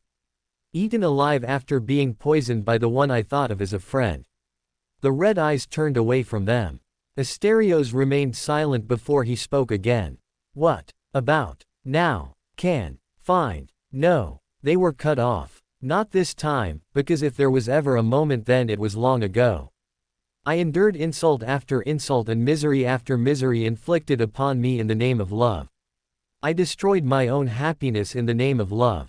Never again. I would rather die and I likely will die. The Minotaur stared in silence, then looked down. No. Happiness. Now. So I can run through the same agony all over again. I think not. Steno raised an eyebrow. Is that truly it then? Your family cannot match your love, so you decide that there is no value within it.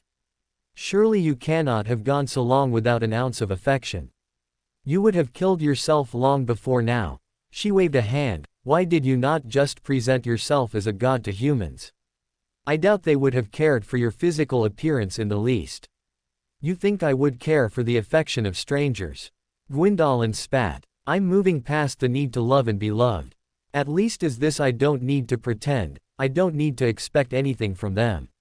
I can hate and be hated. If my family will not care for me, then I won't force myself to care for them. He continued to glare at her, to which she only offered an innocent smile. Through her eyes quickly flickered to the left of Gwyndolin when a figure cloaked in a black robe suddenly materialized next to him, crouched over, and the only notable feature to them was the white mask made in the shape of a skull. My lord. The distinctly male voice echoed out. Gwyndolin gave the faintest of hums in affirmation. Archer has forced them into the lower streets. Saber and Lancer await your command to halt their momentum. They are undamaged from the initial assault, however. Of course they are. Gwyndolin answered tiredly, glancing down at the servant who could only have been an assassin. Assist them in delaying the advance of Chaldea. He clicked his tongue with annoyance. Recall that it is only to delay. I would rather he not stain the streets with the blood of our guest soon-to-be master. The assassin bowed his head once more, then turned and vanished from sight, leaving them alone in the room once more. Steno shot a glance towards Gwyndolin. Are you really not capable of letting us see Medusa's progress here?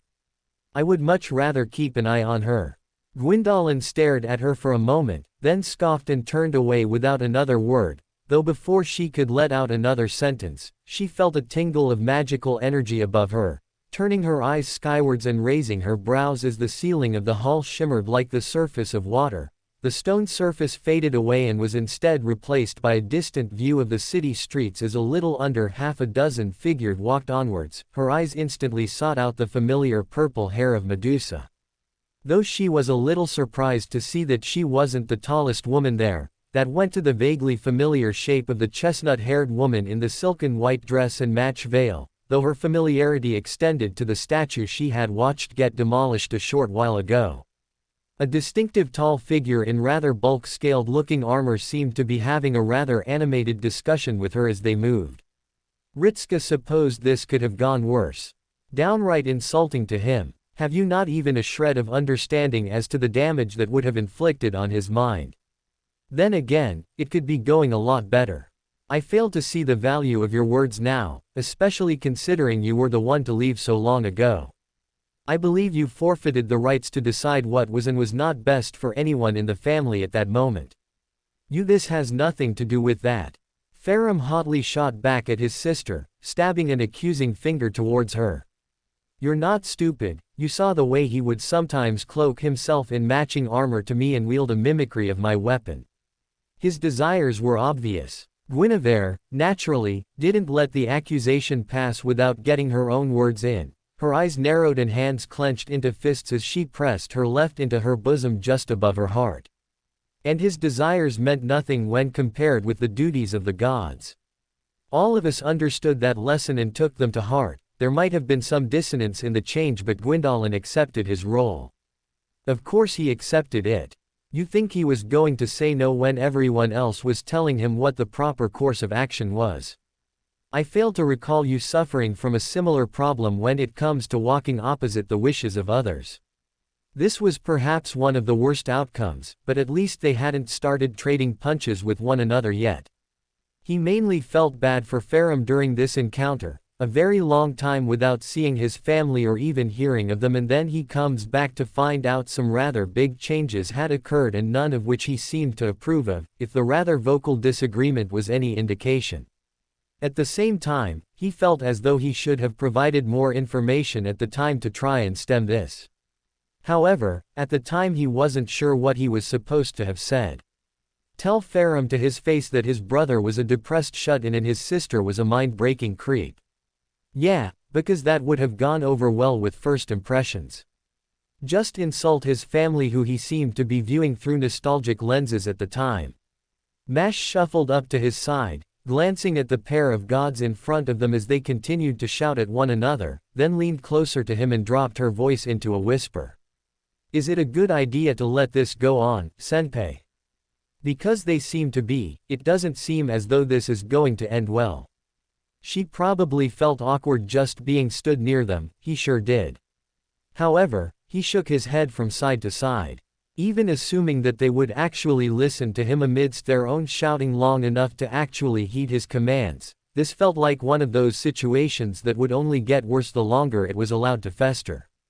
Besides, it might have been a little cruel, but this was virtually the only way that Farum was really going to learn just how much his family had changed. I'll stop it if it goes too far.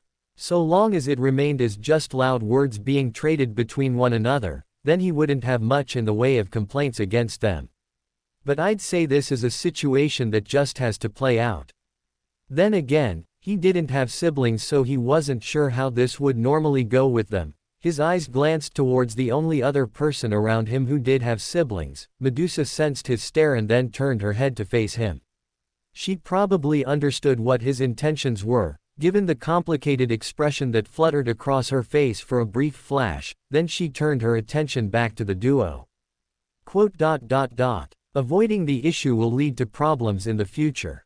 Either here or at Chaldea, gods will also hold long grudges to those who have wronged them. My sisters, we never had moments such as these, so I cannot comment upon the best choice. All I might say is what you believe is the best choice as a master. He made a small noise. Sending one of them back would seem like the best choice, and then letting them shout up the halls outside of a dangerous situation would be what I want. but Gwyndolin has already seen both of them, so he's probably going to be expecting both of them. Grimacing rather deeply, he shook his head from side to side. I send one of them back now. Gwyndolin's probably going to think they're running away from him all over again, and considering how he is now. The communicator beeped, his eyes turned down to his wrist as he brought it up and flashed open the screen. Only to bring his brows up as a rather surprising face greeted him instead of the expected Roman or director. Nud. I was informed of the situation when I inquired as to the disappearance of Guinevere. Before Ritska could ask how he actually knew that Guinevere was missing, the saber pulled a tired frown and shook his head from side to side. I caught the servant known as Ash as he made for this room, sensing the disappearance of the goddess Guinevere, but he seemed troubled. I came in his stead and sent him back. Are those raised voices I hear? Ritska cringed, then glanced up to the pair as they stopped walking and continued to just yell obscenities and accusations at one another. They were just going round and round in circles and making the exact same arguments against one another at this point. All of which boiled down to, why didn't you do something? And, I didn't do anything wrong, it's your fault. And the like. They're disagreeing when it comes to Gwyndolin. HMPH. Nud gave a troubled grunt as he leaned back in the chair, glancing off to the side for a short moment and then turning back to the screen. I cannot claim to know all, but if they feel strongly enough to argue over it, then they must care for him, but fighting between siblings is something that saddens my heart. Grimacing, he spared the arguing pair of gods another look before he returned his attention to Nud. It's something that feels quite awkward being stood near. Though, I think that there's something the matter with the family as a whole. I don't think Guinevere knows what went wrong, and I don't think Farum can quite grasp how much people can change. Nud didn't physically react to his words, instead he folded his arms over his chest. It would remain a matter of acceptance, son.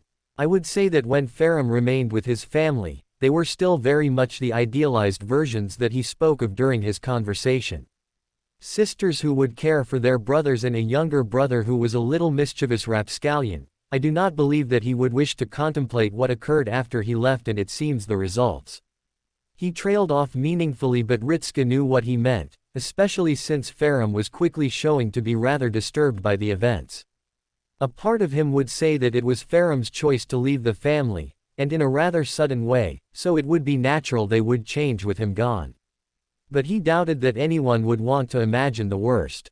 It was a rather unfortunate situation for everyone involved. Yeah, clearing his throat, he glanced back to Nud. So how come you're in the command center anyway? I know you said you were just checking in for Ash. He paused for a moment, then pursed his lips and opened his mouth. How? Without knowing what he was like before, I cannot say if he is better or worse. Nud replied with a troubled frown and a shake of his head. It would seem as though the upbringing has poisoned him against the gods. He was a touch hostile with me when we met, but he was willing to let the matter settle when I assured him I would deal with it. As for why I am sat here in place of either Romani or Olga Marie, he glanced to the side of the room and twitched his lip upwards. They're enjoying some coffee. Ritska blinked several times before he spoke. See coffee. I was headed to the command room anyway. I figured that it would be best to ensure that everyone was at least prepared without being overly anxious. He explained as he turned back to face Ritska, though he was still moderately baffled by the idea that the literal king of the gods for Ireland was bringing coffee to people. It was a pretty far fling from what he remembered from the others. We encountered Ash on our way here. He paused, then furrowed his brows. We, he means me. Nud's smile grew a fraction and Ritska blinked as the figure of Caffrey suddenly appeared behind his shoulders. The first thing he noticed in the hands of the goddess was another mug supported, and what looked like a small white trace of foam around her upper lip. When I heard Uncle Gwyndolin ran away, I didn't know what to do. Mother told me she would deal with it, but I was still worried, so I was coming to see if there was anything I could do to help. Then I ran into Lord Nuada. Careful there. Nud gently chided her with a light tone as he placed his metal arm against the underside of her drink and moved it back a fraction, giving her a raised eyebrow. You don't want to end up spilling it, or... He released a mirthful huff as he gestured towards his top lip silently. Caffrey froze for a moment, then pulled one of her hands away and touched at the lip, pulling some of the cream back.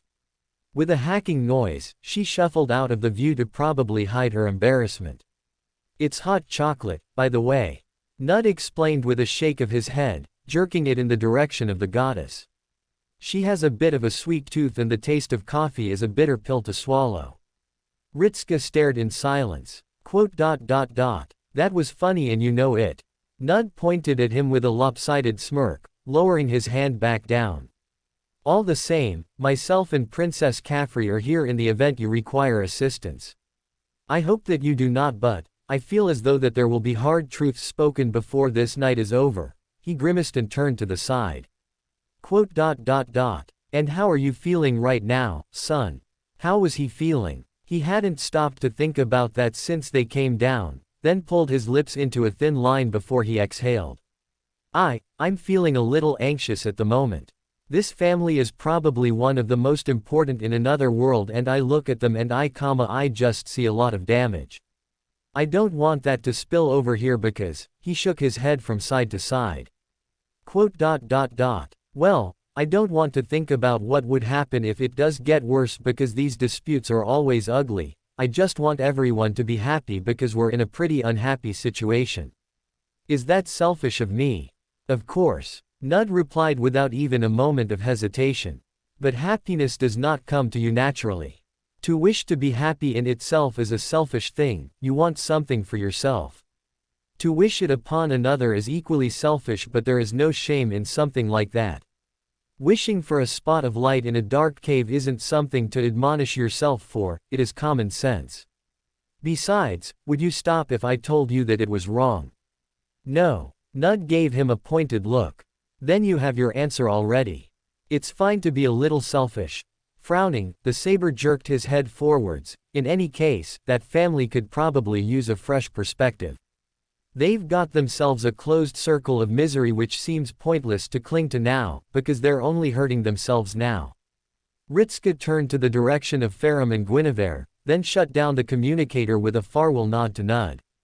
Approaching the duo before bringing up his hand and waving them down. Their conversation became clearer as he moved closer to them. Farum briefly spared a glance towards them for a moment, then focused back on Guinevere with a slightly subdued heat. "I understand I wasn't there when it mattered, but you were. Gwyndolin wanted to be a soldier. A warrior like me. For that matter, why would father even put him in the clothes of a goddess in the first place? He could have served as a god in the exact same role." Guinevere frowned and rounded on him. "Because there would never be a prince your equal. Father decreed you had shamed the title to the point where any who bore it would likely follow in your disgrace.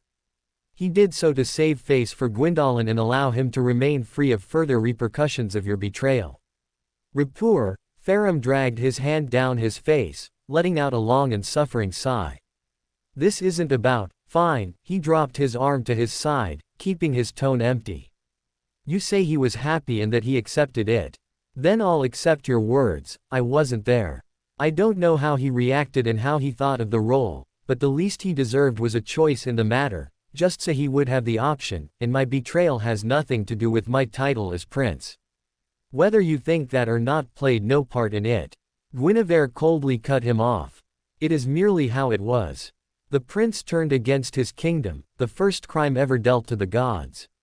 You branded the word forever as being synonymous with treason. You think anyone would have looked at Gwyndolin in the eye and thought him different? His reverence of you was apparent enough. Rivaling Ornstein, there would doubtless be those who thought he would follow in your footsteps." Farum cut her off with a growl, turning his head away from her and stomping off. "That's nonsense. Myself and Gwyndolin were two entirely different people, we had different talents. We had different experiences. Father wouldn't." Ritska watched as Farum's shoulders slumped, bringing his hand up to cradle his head as his voice, barely above a gentle whisper, echoed out.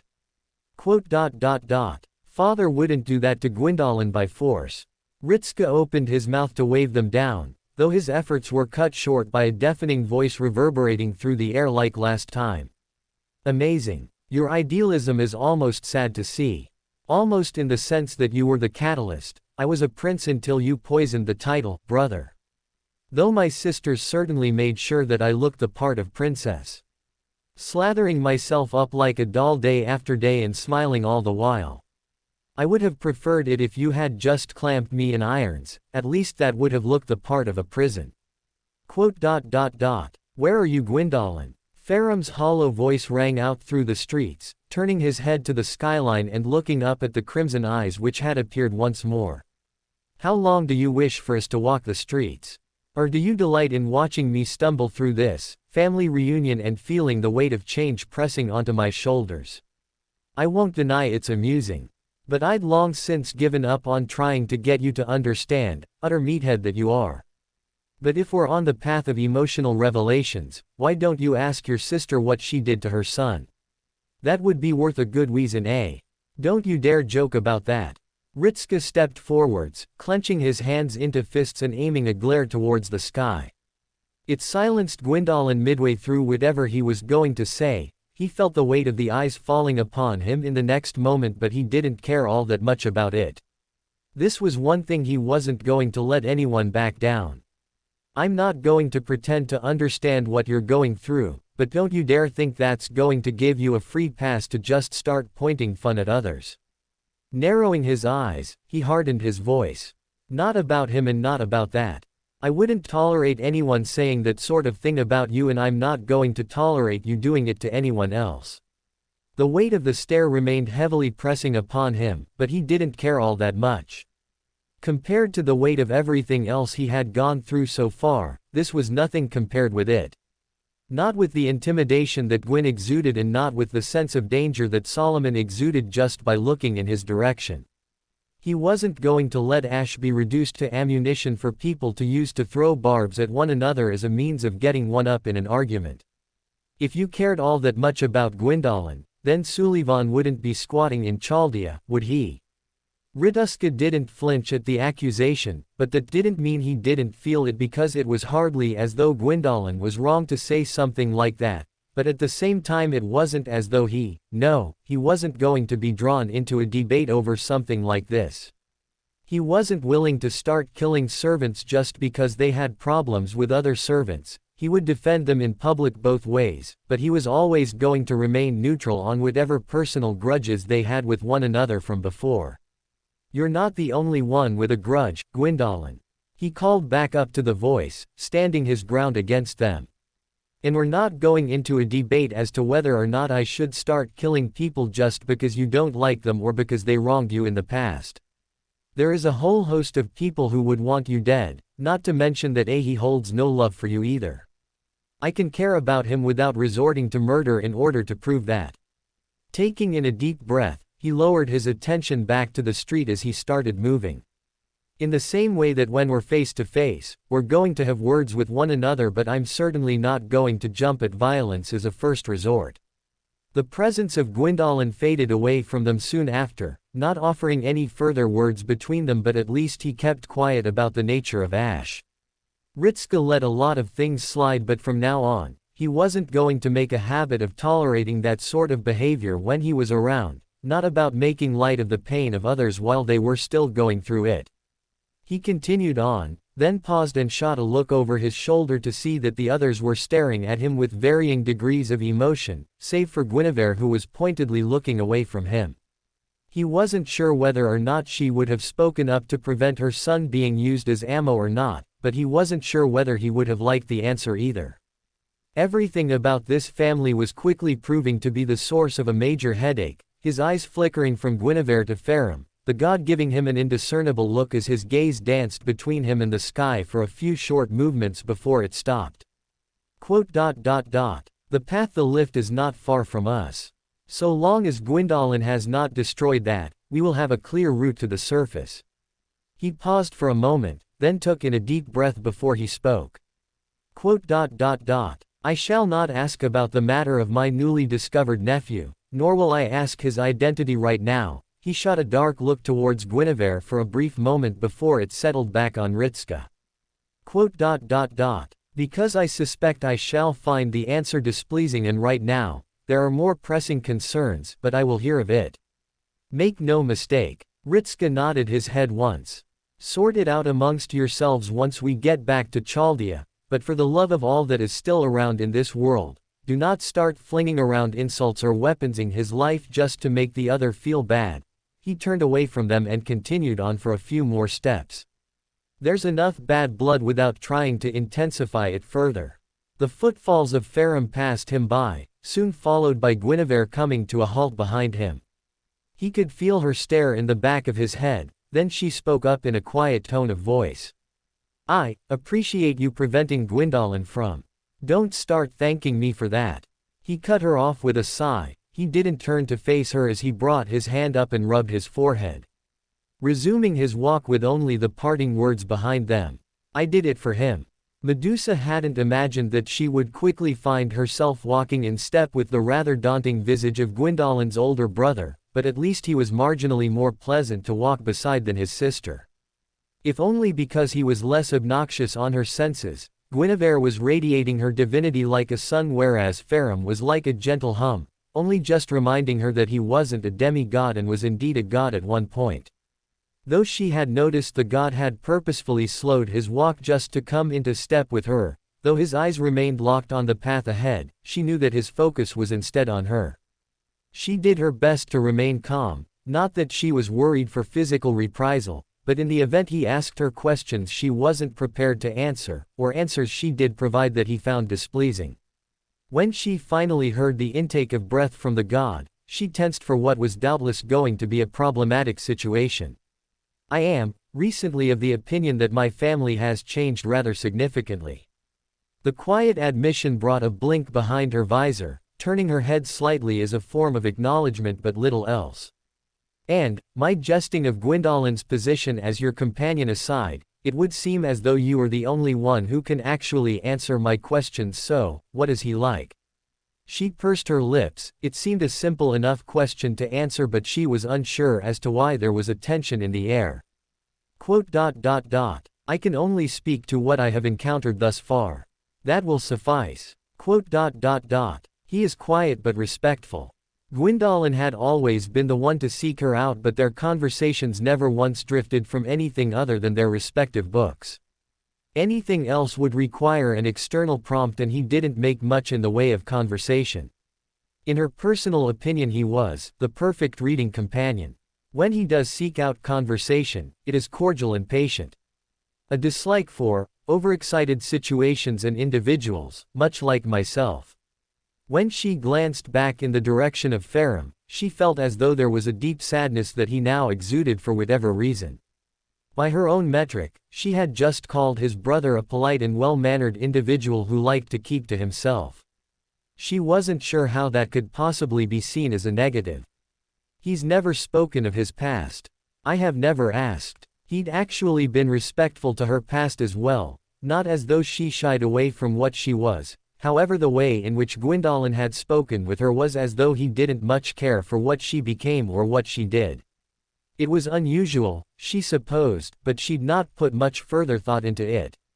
Perhaps he was just fine with having company. I assumed it was a topic he would rather not discuss in recent events. She trailed off at that, not saying any more because she didn't need to. Farum gave a gentle but troubled hum in response to her words. He didn't attempt to defend himself either. He just hummed and said nothing more on the subject. She imagined that was the end of their conversation before he spoke up again. "He used to prank me." How was she supposed to respond to that? "I'd see doors where there were mere walls and walk head first into one. I'd find him not far away. He'd give himself out by his snickering." He continued on with a wistful tone. It seemed more as though he was speaking to himself than anything else. "Other times I would find myself speaking with a knight about training, running through the proper forms and the like, only to find out they had never been real and it was Gwyndolin spying on the lesson to pick up the art." He made a small noise as he rounded the next corner. "He wasn't very good at anything. I did think he might make a good bowman, but it would be something of an embarrassment if the god of archery was less skilled than one of the knights who served them, and Goff earned his title for a reason, more to save face in the end, but I think Gwyndolin might have been happy just to be able to contribute." Taking in a deep breath, he turned his eyes skywards. Even Guinevere participated to some degree. She was the one who pointed out Artorias and said he would make for a finer knight if he were raised higher, and after a spar with him, I accepted that he had great potential. Guinevere trained him herself until he was better than her. She managed to suppress the rising of her brows at the fact that the goddess behind them, who seemed to be nothing more than an icon of beauty, was apparently skilled with a sword. It did beggar belief as though he was mocking her, but the fact he continued speaking in an utterly serious tone of voice banished that possibility. She didn't know much about the skill of this, Artorias, however. And then he was elevated to one of Gwyn's personal knights, so I sought out Ornstein and put him forth as mine. Then there was Filianor and Kieran. Goth just happened to prove he was a skilled bowman, and that was that. He shrugged his shoulders. Gwyndolin was too young to participate by that point, and he didn't have. Medusa thinned her lips. Your brother has found other talents. Yes. Farum remarked in a bland tone of voice. But it seems he found them much too late. Thank you for coming, at least. Just so that someone else cares about him, because I'm not sure he'd accept anything from me. Medusa turned her head from him and to the side. She wasn't wholly sure how she felt about Gwyndolin in the first place. She wouldn't exactly rush and call them friends, seeing as how he only knew about her through her sisters, but there was something about him that almost felt maternal. Or how she imagined it would have felt. He was significantly older than her, that much she knew, but it was less a matter of how she saw him and more a matter of how he saw her. She wasn't a goddess anymore, more in line with a monster now. Yet he kept her company all the same. Where other gods would have kept their distance, he just sat down and started reading alongside her as though there was nothing out of the ordinary. For a god to find the company of a monster like her acceptable, how lonely did they have to be? Ah, I see that has remained unchanged. Farum's words broke her out of her train of thinking as they finally came to a halt at what she presumed was their goal. A great stone structure lay before them, a single entrance to it which showed a spiral stairwell leading up towards the center of the structure. At either end of it lay a path which extended for 2 meters before cutting off abruptly. The god at her side turned around and waved his arm to the group behind them. This is the lift to the citadel. We're close now. Ritska stared down at the crank handle in front of him, then turned towards Farum, who was standing off to the right with his arms folded over his chest. Guinevere was standing a bit further behind him on the staircase leading up towards only her top half visible to him. He tore his eyes from her and towards Farum before he spoke, gesturing to the large handle in front of him. And this is going to work. Everything else here is an illusion, so if I push this, is it going to actually do anything? Farum didn't even hesitate in a reply. If it fails, I shall have to bring forth storm, and we can chance the skies on the off chance the archer doesn't attempt to shoot us down. He turned his head, ducking low and staring out into the horizon. I'm sure that storm could take the blows, but it's a matter of the rest of you and whether you fell off in the chaos of battle. Ritska had his hands on the steel lever before the rider could even finish his sentence, taking in a deep breath before he threw his weight into the crank handle. His feet skidded along the ground as he tried to muster up as much strength as he could, feeling his entire body shake after a few moments of effort, breaths escaping between his lips in short bursts as his face started to heat up. Letting himself go slack, he turned around and pressed his back into it, ignoring the looks he was receiving as he took in a breath and pushed once more. The only thing he achieved that time with the rapping of his shoes against the stone, though it didn't seem to go on much longer as Mash made a small noise and rushed towards him, shield vanishing as she fell by his side and pressed her hands against the metal crank and started to push as well. It took all of a second for the crank to let out a groan before it shifted, locking in place to the new position and sending him for a short stumble as he did so. Quickly righting himself as the ground shuddered beneath them, turning his eyes to the side as the lift started to rise up and spin as it did so, the scenery lowered around them as they were carried upwards. Mash offered him a single nod of the head and a rather proud smile. We did it, Senpai. Yep. He nodded once. He wasn't going to pretend that his contribution led to much, but it was nice to be included. Returning his eyes to the former residents of the city, he placed his hands on his hips and glanced between them. Anything else we can expect before we reach Gwyndolin, or is it a straight-cut path? Farum hummed. Assuming Gwyndolin still has that archer of his around to watch out movements, I would assume we would have to face them. He paused for a moment as he brought his hand up to rub at his chin through the scarf, a hum rippling from him as he did so. However, it would be odd for him to have a single servant to defend him in the city. Ritska blinked. Why? Honor Londo, at least before my departure, was defended by a host of knights. He explained as he turned his eyes to the horizon once more. Though the main force who would either be found in the city or leading the charge against the dragons during the war would have been the 4 knights. Goff, the archer. Ornstein, the spearman. Artorias, the swordsman. Kieran, the assassin. Ritska saw the implication quickly. Archer, lancer, saber and assassin. He glanced to Mash and saw that she understood what he saw right away. Bringing up the communicator once more, he spoke aloud as he pressed the screen. Still nothing on those servant readings. The voice of Romani echoed back to him as the lift slowed to a half. Funny you should say that, because 4 servants just cropped up in front of you and they all correspond to the classes you just detailed, and I have some bad news as well. The fact of the doctor popped up with a strained grimace. You've got reinforcements waiting to be called down and I'd recommend getting them. One of the servant readings is from someone you've encountered before. The lift jerked to a halt before he could even get a word out, his thoughts soon drowned out by the sudden pressure he felt on him. Turning his attention towards the source of the new sensation, he felt as though the world faded to nothing around him. His hands dropped down to his side as he stared at the 4 figures at the bridge, already waiting for them to arrive. He idly noted some of the others, but his attention remained solely on the dark armored figure with their hands resting on the pommel of their sword, face devoid of emotion as pale yellow eyes stared at him without a trace of feeling within them, just ice-cold attention. Swallowing rather thickly, he turned to face the servant he hadn't seen since the first singularity. The very first singularity. The altered King Arthur's voice echoed across the walkway, reaching his ears as though distance meant nothing to their words. Welcome, Chaldea. Are you prepared to test yourselves against the strength of my blade once more? Gwyndolin Interlude. The Shadow Behind the Sun, Part 4. Riduska found that his hand was in front of him before he could even realize what he was doing, feeling the burning of his command spells as he called upon the link through the contracts. A flash of light later, and 2 figures stood before him, both at the ready, or one of them way. Caffrey was still furiously rubbing at her upper lip to get the final trace of cream away from her face while Nud had his hand resting on his sword by his side.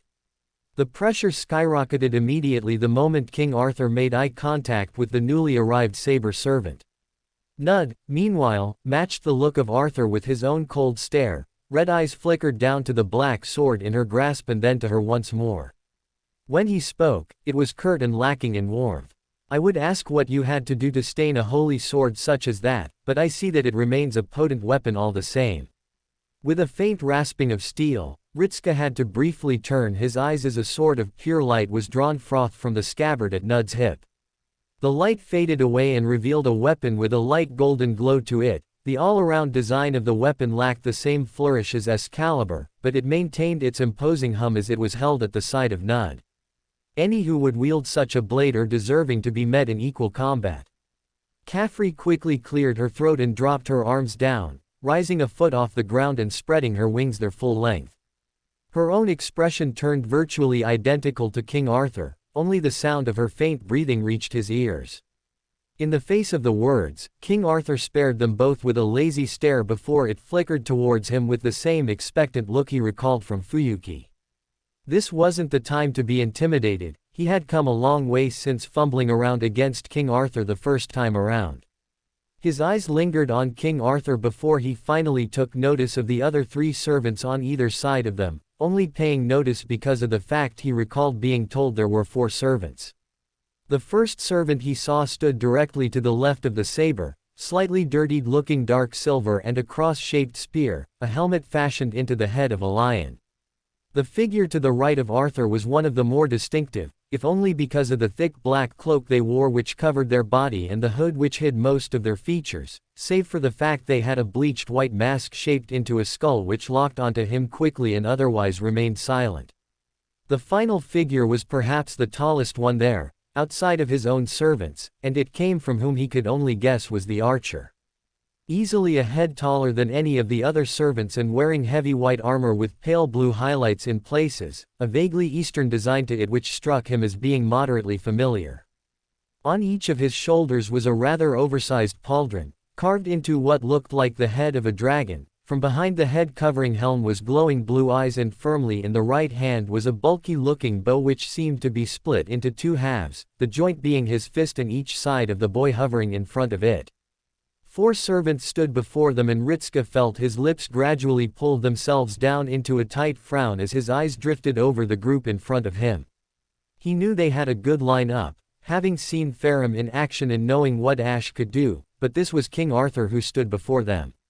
He wasn't arrogant or dumb enough to say they could repeat the victory of Fuyuki. For one, King Arthur didn't seem to have their heart in the battle at the time.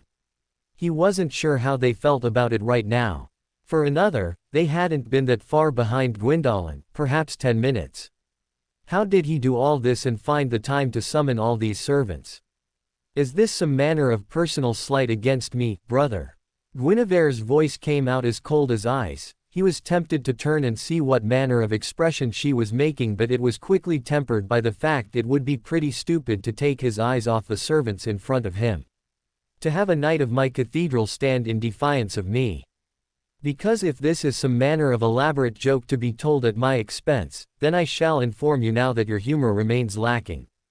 Ritska supposed she meant Sanora. Indeed, his eyes drifted to the lancer in question during Guinevere's rather indignant rant. The posture of the servant had gone tense, their body remained utterly unmoving as their grip on the spear seemingly tightened a great deal. A testament to how deeply they had been affected, as he could feel their apprehension from all the way over there. It was almost palpable. Regardless of their origin, they stand opposed to us. Farum intoned with a deep voice as he paced around the other side, entering Ritska's field of vision with an almost casual gait to his steps. Either overconfidence or something else spurring him onwards. Though I find myself puzzled, after so long apart and so much anger directed at me, I sincerely hope your ploy was not to lure us here and have this imitation of the 4 knights do away with us.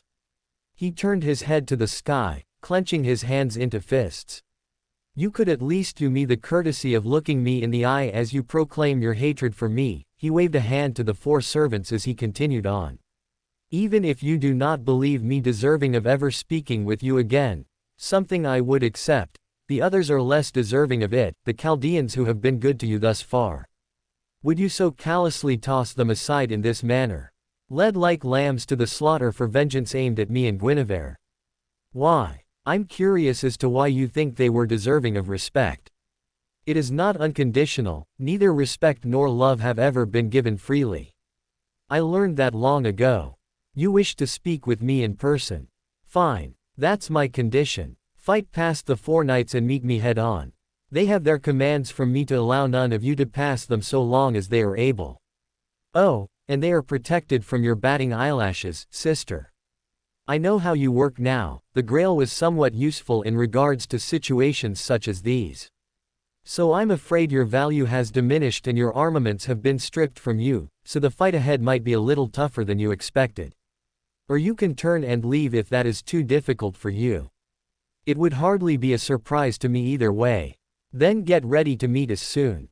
Ritska declared to the sky, clenching his right hand into a fist and slamming it into his chest just above his heart. The command seals on the back of his hand burned a brilliant red, but he didn't care about anything else. Gwyndolin wanted them to prove they were going to go through all of this needless trouble. Then fine. He'd prove it to him. Because we're going to be there in no time. Count on that, Gwyndolin. That was his declaration. He glanced to the side and locked eyes with Mash, who gave a single resolute nod before she stepped forwards and brandished her shield once more, assuming a combat stance as the rattling of chains from his other side made him turn to see Medusa bring forth her spike weapons, adjusting her posture as she did so and looking ready to shoot off the ground. That you are the first one to find the strength to speak disgusts me beyond words. It is, without a doubt, one of the most revolting things I have ever heard. I am physically pained in hearing you utter those words with a straight face. You, tiny little mortal, are going to storm the gates of Anorlando, just to see Gwyndolin. You know what? Yes. Ritska stabbed a finger towards the sky, not even willing to deny the words and instead embracing them. He didn't know much about the city of the gods he was standing in, forgery or not, but if the only way to get to Gwyndolin was to fight through everything, then he was going to do that. It had become clear to him by now that his interest wasn't within returning to the side of Gwyn. He would be dead by now if that was the case. It was for something else. Yes, I am. Whether you're disgusted by it or not, I am your master Gwyndolin. Maybe you view that title a little differently to me, but I'm bonded to you just like I would be to everyone else. Swinging his arms wide, he narrowed his eyes at the red eyes in the sky, then swung his head down and brought up his right arm, pointing directly towards the servants in front of him. So yeah, if I have to fight through all of these guys in order to get an audience with you, then that's what I'm going to do. I'm not of the opinion of leaving anyone behind, and until you outright declare you're going to betray us and cut a contract with me, then I'm going to keep on pushing forwards. He paused for a moment. Heck, even if you do betray us, I'm gonna be there when that happens. Good or bad? Lowering his arm, he took in a deep breath as he brought his arm back down and kept his eyes narrowed on the group of servants as they all remained stationary in front of him. I'm gonna say this once. You're in between me and my servant. Thinning his lips, he turned sideways to them and exhaled, already preparing the mystic codes that he was going to need. The end result might have remained the same, but he was going to offer them the chance all the same. Violence wasn't a first resort so much as it was going to be necessary at this point. He would play Gwyndolin's game and show him just how much he was valued. So either get ready to fight, or get out of the way. None said anything, only the faint whistle of the wind passed between the two groups. Then Arthur spoke up. For a brief moment Ritska thought he saw a ghost of a smile, but he might have imagined it. A hearty boast. Though words without the weight to support them are meaningless. Her hands clenched around the hilt of her sword, mana visibly pulsed around her, unleashing a wave which he could feel tingle across his skin like electricity. His hairs stood on end and his lips rolled inwards. The fight-or-flight instinct kicked in and was promptly ignored. He was going to fight. Sanora stepped up next to Arthur. Her spear crackled with lightning as she lowered the spear and pointed it squarely towards them. Indeed, it would be poor form to stand aside now without testing the veracity of your words. Hostile intentions have been documented by the invading party. The archer announced as their body shifted. An electric whirring accompanied their every movement as the end of the bow was anchored into the ground with a crack. The archer turned side onto them and pulled at the string of energy, forming an arrow of pale light. Conclusion. This fuselage shall determine combat capabilities of the invading party in relation to contract with the current master. The final servant brandished a short black dagger from beneath their robe, held in a pale-skinned hand. Though they are no god of mine, they are my lord. Therefore, I shall test the strength of your resolve. Prepare yourself, boy. This is the path you have chosen to walk. The masked head leaned forwards, a dark tone entering his voice. Should you abandon it now, I shall claim your heart. Well, that seemed friendly enough.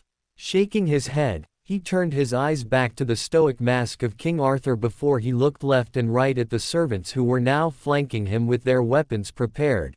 Guinevere's hands crackled with golden light as electricity danced between them, then turned his eyes back ahead. Guinevere and Caffrey, bless everyone. He ordered in his head. Nud, you and Mash will rush right down the middle. Medusa, you and Farum will move around the flanks to stop them from trying to expand out. Keep the fighting contained to a small spot and stop Arthur from using Excalibur at its full potential. Affirmations rang through his mind. Then he barked a single word. Go. And rushed forwards. Chaos soon followed. He hadn't stopped staring at the ceiling since the fight began. watching the combat play out with a look in his eyes that was difficult to place. Though if Steno was to make a guess, she would assume it was surprise. Then again, she felt rather surprised as well. Who would have guessed that it was also Medusa's current master that was a little on the ambitious side as well? She had to keep her amusement from spilling forth just so she didn't seem too invested in what was going down, however that wasn't to say she didn't find it interesting.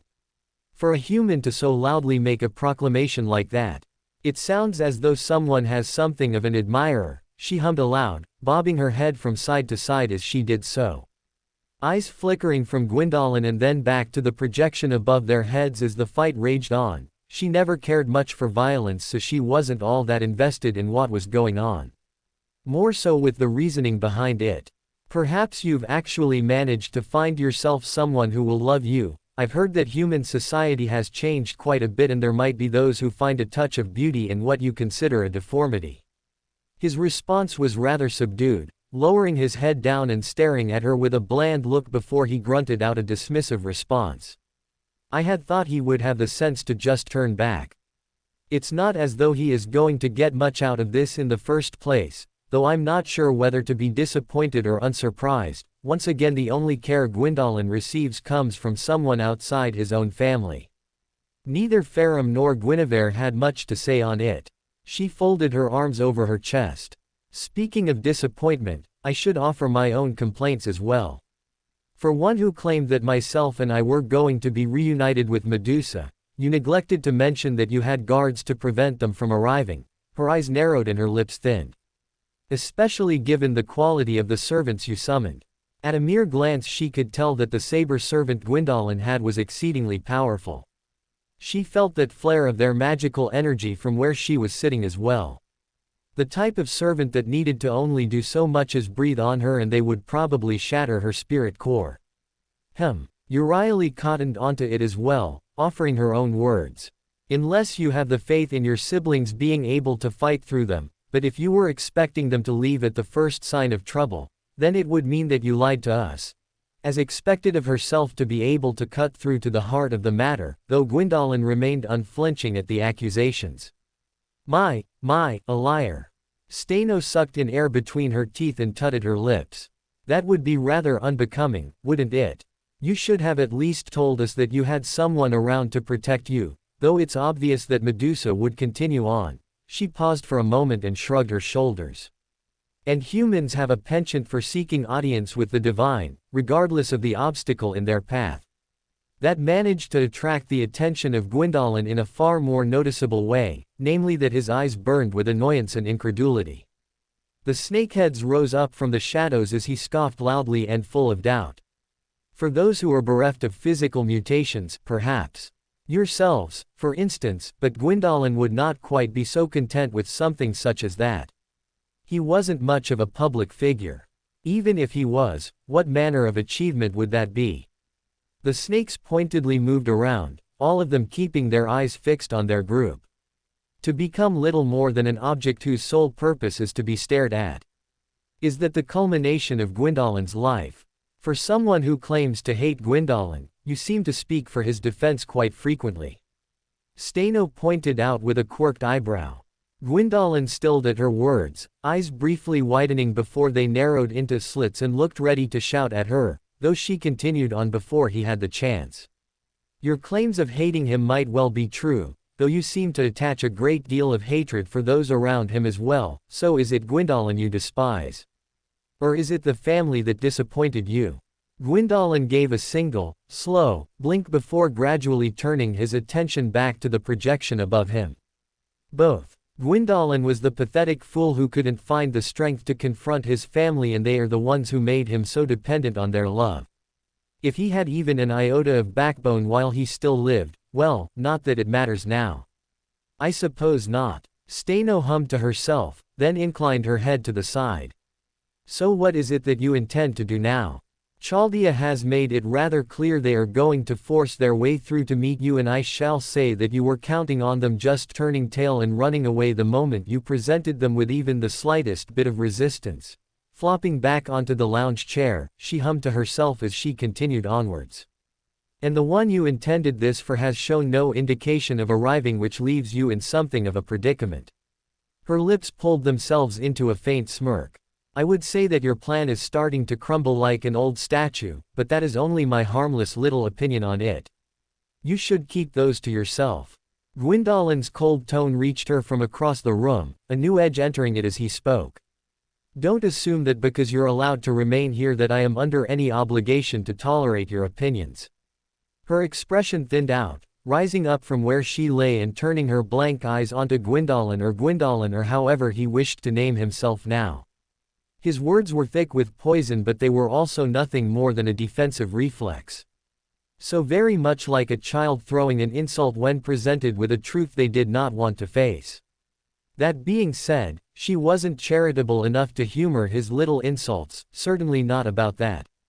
And this comes from one whose motivations are as simple as never being loved. From one who has experienced it, I can tell you that it is hardly something to boast about. Raising a single eyebrow, she waved a hand at the vacant hall. From how you speak, this is little more than someone striking back at the world because they did not receive the love they believed they deserved. Even then, your new claims of freedom are short-lived as you intend to throw yourself onto the sword of your father. Really, I didn't think you would be so suicidal. Bringing up her left hand, she pointed a lazy finger at Gwendolyn as they kept themselves frightfully still. Perhaps he would emotionally explode and kill them, but she was fine with that. Sitting here and being insulted, in having her sisters insulted, and remaining silent all the while would be a far worse fate, all things considered. The very least you can manage is honesty with yourself at this point. What you really want is to just be strong enough that you're recognized as yourself. You desire to craft your own identity rather than be handed one. Lowering her hand, she rested them at her side and leaned onto them, crossing her legs over one another. When Gwendolyn whirled his head to stare at them, she could feel the full weight of the glare aimed solely onto her. There was a fire of pure anger burning behind the eyes of Gwendolyn. Yet to her it meant nothing. There was little else he could do to put fear into her heart. Not when compared to the serpentine monster that she had seen before. Not when she faced the fear of knowing it was a result of her own actions. This was nothing to do with her, little more than a bystander to a family squabble.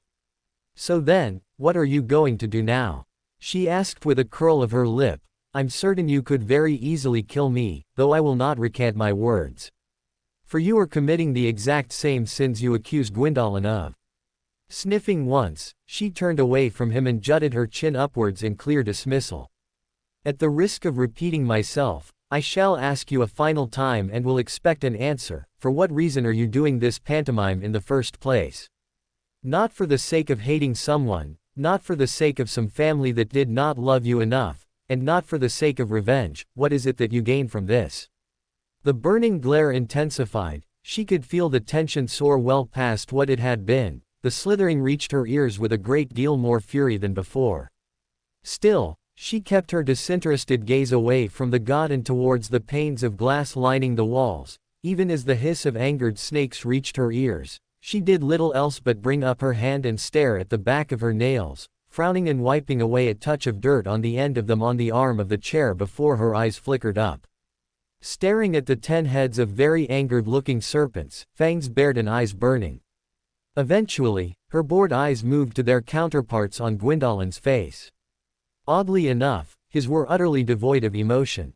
Crafting my own identity, you say? Was the bland sentence she received a moment later. An intriguing choice of words and perhaps close to the point. Smacking his tongue, he turned from her and slid across the length of the room to where he had been. Gwendolyn won't admit this, but I will. You're right. I am still trapped by Gwyn. Even if I discard Gwendolyn, but only because I want him to see what I would rather live as. I seek freedom from my past, freedom from the chains which shackled me for so very long. I want to finally be something else other than the god who Gwendolyn became. He turned around and faced them. His expression was tired and little else. His posture slackened as he fell to the side and against the nearby pillar with a thud. You ask why I defend Gwendolyn. I don't. I hate Gwendolyn because he slaved himself away for everyone, because he did what everyone else claimed was important but never once lifted a finger to do themselves, and his final reward for these acts, what a lifetime of sacrificing his own wants, it ended with him dying alone, killed for the duty that had been thrust into his lap without ever having a say of his own. His eyes darkened. A god chooses their life, their authority might dictate what they are to govern, but they can decide how to do this. Their personality is theirs alone. A slave obeys. Gwyndolin was the slave, and he never once got a choice in his life. Not truly. His lip curled, a slave who was forced to carry the weight of the entire world without ever being granted the choice. Gwyndolin was the caller. What I'm doing is for the little boy who lost his life to the Dark Sun. Turning from them, perhaps the greatest insult was when they were departing and they asked me to go with them. Were they stupid? Anor Londo was more than just a city, it was the symbol of the god's power in the world. It couldn't be remade elsewhere. So someone had to keep it alive, but why did it have to be me? Gwyndolin stared at her with a flat look. That is the truth. I do not want to be Gwyndolin anymore. I don't want to carry that burden ever again, a burden that was too great for the likes of me. I'm going to do what I want to do. He rose up, clawing his hands into the pillar and forcing himself higher and higher. I want to be happy. I want to spit on Gwyn's face and tell him that I cannot imagine a greater curse than being a member of his foul and wretched family. I want to tell him that those eons spent slaving away to keep his city alive were an utter waste of time. I want to tell my siblings that I'm abandoning my place at their side just as they did me, and I want to see the look on their faces. Turning his head towards the ceiling. I want to live for something that I want to live for. I want to live in the way Gwyndolin never could. So there, that's why I'm doing this. His eyes turned back to her and he scoffed. You can laugh and mock the god who found misery in his existence and has nothing of value to show for an exceedingly long life. My only happy memories are when I was nothing more than a child of Gwyn or the distant patron of Irithyll. Not funny. Gwyndolin paused and turned his head towards the direction of Asterios, remaining silent as the berserker let out a faint groan as he pushed himself up. Rising to his impressive height and taking a few steps towards the servant, moving past Steno as he did so. Won't laugh. Also. Alone. Right. Gwyndolin didn't respond, but Asterios really didn't need him to, as the berserker gave a single soft grunt and brought his hand up to point to himself. Not alone anymore. Can have many friends. Can finally be happy. It's far too late for that, Asterios. For his own part, they did genuinely sound as though they were apologetic to the berserker. Asterios visibly shifted at the words before they lowered their arms back to the side. Perhaps once, but the truth at last, she supposed. In the end, he really was a tragic little creature, wasn't he? She couldn't, for 1 second, imagine living in such a life. The shapeless isles was the sanctuary of her and her sisters. However, what gave it true value beyond rocks and sand was the fact it was her sisters who lived there with her. They wished for nothing and found peace in their isolation. They were happy. If she had not been happy, then she doubted she would have tolerated existence for as long as she did. She had none of the responsibilities associated with the other gods. In the end, her beauty was the only power she had and the only symbol of her being. Medusa really did pick them well, didn't she? Steno pulled her lips into a faint but noticeable smile. In that case, I have no complaints about it. So long as you are doing as you wish to do, then I will patiently await the outcome. Backing away, she plopped herself back down and leaned forwards, propping up her elbow on her knee and resting her chin on her fist. She would let herself fall silent now. Everything that had been said was said. For now, she would sit back and let the world flow around her. It was bound to be amusing. Though I am curious, what will you truly do when they arrive? Gwyndolin paused, then hummed in a slow and thoughtful way before his voice turned casual. Gwyndolin would have likely quietly accused them of treachery, sung the praises of Gwyn while he meant none of them, before he slithered off to his room and wept alone at becoming a traitor like them. His lip twitched upwards. Which was exactly what he did, just before I came here. But I'm not like Gwyndolin. I'm not going to shackle myself to what is expected. of me to do, I'm going to do what I want to do. Therefore, I'm going to indulge myself. Turning his head to them, he flashed them a wide toothy smile as the layers of darkness started to peel away, revealing his form entirely to them. If I can't find happiness through divinity, then I can find it through whatever else. I don't care for it anymore, I'd rather be happy at this point. He reached the doors and halted just shy of touching them, his voice coming out in a dark note. I will not be the scared little boy who couldn't escape the shadow of the sun. Never again. Ritska didn't think things were going too badly, though that was a low bar to pass given the recent times they had been involved in a fight. He thought as much as he dived for cover behind Mash. The shielder slammed her defense down a moment later as the stream of black magical energy washed over them, placing his shoulder flat against the shielder's back as he did so, feeling the force wash over the pair of them and sparing a glance down to see the feet of Mash cratering into the stone, either side of them surrounded by a rushing wall of darkness.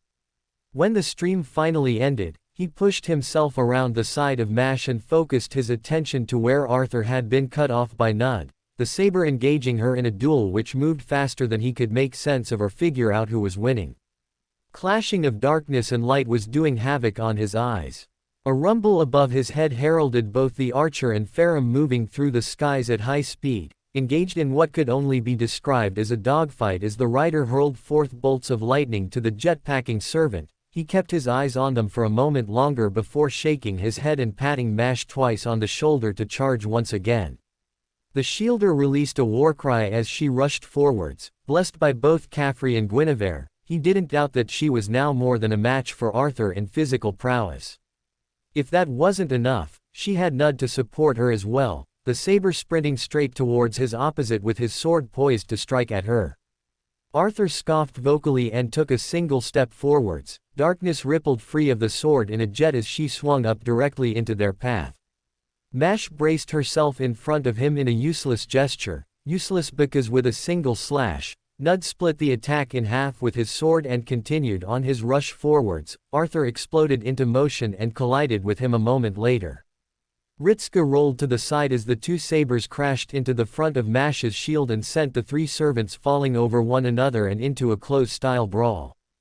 Grunts of pain and clashing steel brought his attention away from the close fight to the direction of the others for half a second. That short instance of time was more than enough to see Medusa effortlessly dance between the thrusts of Sanora as she closed the distance, ducking under the wide swipe and reversing her spike and slamming it into the front of Sanora's thigh through the steel plate. Sanora let out a gasp of pain which turned into a strangled choke as the rider slung the chain around the neck of them and yanked downwards. At the same time she flipped back and caught them in the chin with the top of her boot, successfully dodging one of Assassin's throwing knives as she did so. She pulled the chain taut and dragged the lancer forwards the second she made contact with the ground, sweeping her foot around and landing a roundhouse into the front of the lancer helmet. His attention snapped back to the direction of Mash and Nud. The saber caught Excalibur in his silver palm, his knees buckling underneath him as he did so and thrusting forwards. Arthur turned to the side and pulled her arm closed, trapping the sword arm underneath her own and keeping him locked down there. Mana pulsed around him before she jerked forwards and knocked him back, then swiftly moving to block Mash. Holding up his hand, the mystic code flashed and the shielder attacked from a completely different location, slamming her shield into the back of Arthur's head and cracking it forwards, directly into Nud's uppercut. Her stumble backwards devolved into an almost cartoonish slip as she stepped on a stray piece of rubble. He decided that Caffrey's noble phantasm was fairly scary. Arthur didn't let the slip keep them down for long, or at all for that matter, as Excalibur suddenly roared like a jet engine and in the next moment, he was flying through the air and watching the world spin around him without knowing what was up and what was down. Panic set in as Ritska scrambled to get some sense of bearing, only for his body to jerk to a halt and process that he was moving at rapid speed. Blinking twice as he registered the large arm that was now wrapped around his waist and the powerful whooshing flooding his ears, turning to the right he found himself staring at the focused face of Farum before he snapped his attention back to the front and realized that he had been caught during the middle of an air fight. Grimacing and steadying himself, he watched as Farum brought up his spear and the head glowed a brilliant gold before unleashing a bright stream of light towards the direction of the archer. Their jetpack barked and they turned at the last moment, flipping around and firing off several arrows towards them. Wah! Farum made a sudden turn in the air and he found himself clinging onto the large forearm for dear life and experiencing what could only be described as being stuck on the world's strongest roller coaster. The air being ripped from his lungs as he turned with the god to avoid the arrows, the pair blasted backwards as Farum turned and dived towards the bridge beneath them. The streaks of light over their shoulder informed him that Archer was still following them. Then Farum let him go. He blinked twice as he comprehended what had just happened before his arms and legs started to flail around, turning through the air as Archer rocketed past him just above his head, either ignoring him or not seeing him as they pursued Farum. Either way, it was little more than a stray thought as he fell to the ground as a victim of gravity. Halt! He stopped in the air, breathing returned to his lungs as he panted in and out. The thrill of the fall faded away and left him feeling more than a little dizzy. Once more, his body moved without his permission as he was turned midway through the air until he was facing the sky. Then he fell once again. It lasted only a moment before something caught him under his legs and behind his shoulder. The relief lasted until he saw it was Guinevere who caught him in a princess carry, though she didn't spare him a glance as she was currently glaring off to the sky somewhere. Leave it to that fool to handle fragile matters like a demon. She grumbled, then placed him back on the ground before she turned and held up the flat of her hand. Several daggers slowed in the air in front of her before they quickly reversed and shot back off the way they came, assassin now ducking and weaving to avoid being taken out by his own thrown blades. A sudden rush of wind from behind him had Ritska whip himself around to see Mash lock the crook of her shield against Arthur for half a second before they broke off. The saber turned and blocked against the slash from Nud a moment after. Shoving them back, he pushed up and sent both their weapons skywards before slamming the sole of his boot into their chest and forcing them backwards, putting them in the same line as Sanora, who was in the midst of throwing Medusa over her shoulder. The pair briefly looked at one another for half a second, then rushed off as they were without sparing words. The lancer twisted the spear in their grasp and hurled it forwards at the rider as they spun through the air, turning their body and hurling the spikes towards the ground, abruptly halting as the chains went taut and yanked forwards, rocketing back to the direction she had come from legs first. Sanora sidestepped and Arthur brought up the back of her left arm as the rider's boots made contact. An explosion occurred between them, the ground shattered and Arthur was sent skating along the ground. Excalibur dug deep into the stone, carving a clean trench through it as they slowed their momentum to a halt, then turned and brought their sword up and blocked the follow-up strike from Medusa before pushing her back. Sanora charged right towards Nud and thrust down with her spear. The saber blocked and then parried, forcing her back with rapid strikes against her, which had her turning from point to point in order to avoid them. He stepped back, then flipped the sword in his hand around so that he was gripping the point of the blade in his silver arm. As though he was swinging a club, he brought the weapon across and into the side of Sanora's helmet with a dull crack. He flipped the weapon again and thrust down, easily driving it through the knee of the lancer and twisting the blade. Releasing it, he reached up and grabbed the spear still being held in her hands and yanked upwards, ripping it free of her grasp and twirling it. The butt of the weapon was driven into the side of her head and briefly stunned her long enough for him to drive the spear into her other leg and releasing it. Sanora let out another gasp of pain as she dropped down, but not before Nud grabbed her by the hands, or more specifically, by her thumbs, and with a sharp crack he twisted them at an angle which made it impossible to call healthy, depriving her of the chance to actually hold her spear as he released her and stepped forwards, swinging his left arm up and driving his elbow into the nose of the helmet to finish her off.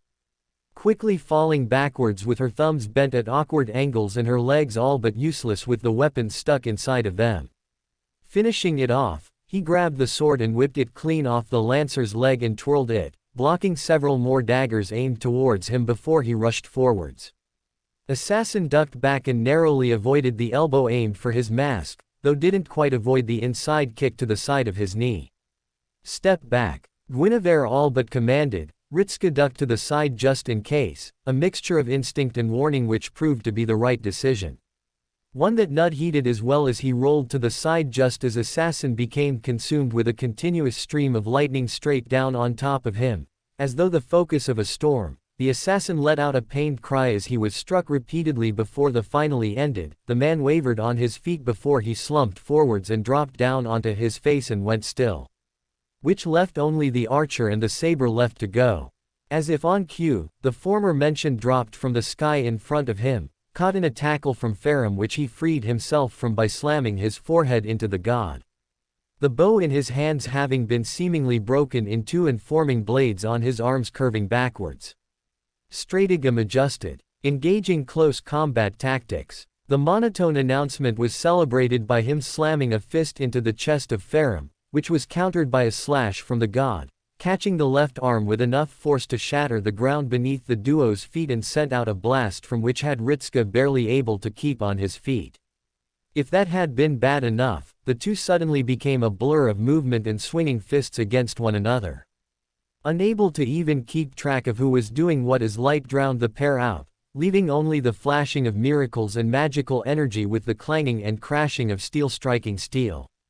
Archer caught Farum's spear with another guard, though the rider merely dropped the weapon and swung his fist upwards into the gut of the servant, lifting their feet off the ground with the punch and then unleashing a burst of lightning from his fist through the body of the servant. Archer spasmed as a result, twitching uncontrollably as he did so before staggering backwards, pressing a hand over the point where he had been struck, chest visibly sparking. Farum's advance was cut short when he saw the result of his attack, and Ritska himself was momentarily stumped by the fact that the enemy servant wasn't actually a man at all. Rather, the utterly illogical and somewhat nonsensical part of his mind came to the conclusion that this was some sort of robot and he could find nothing to actually deny the claim at all. Which was rather bewildering, all things considered. Archer whirled around, spinning and snapping their body back into existence as they drew the string back and fired. A titanic beam of light erupted from the bow at point-blank range. Farum sidestepped a second before it fired and narrowly avoided being struck by the attack, which burned a clear-cut hole right through the stone railing behind him.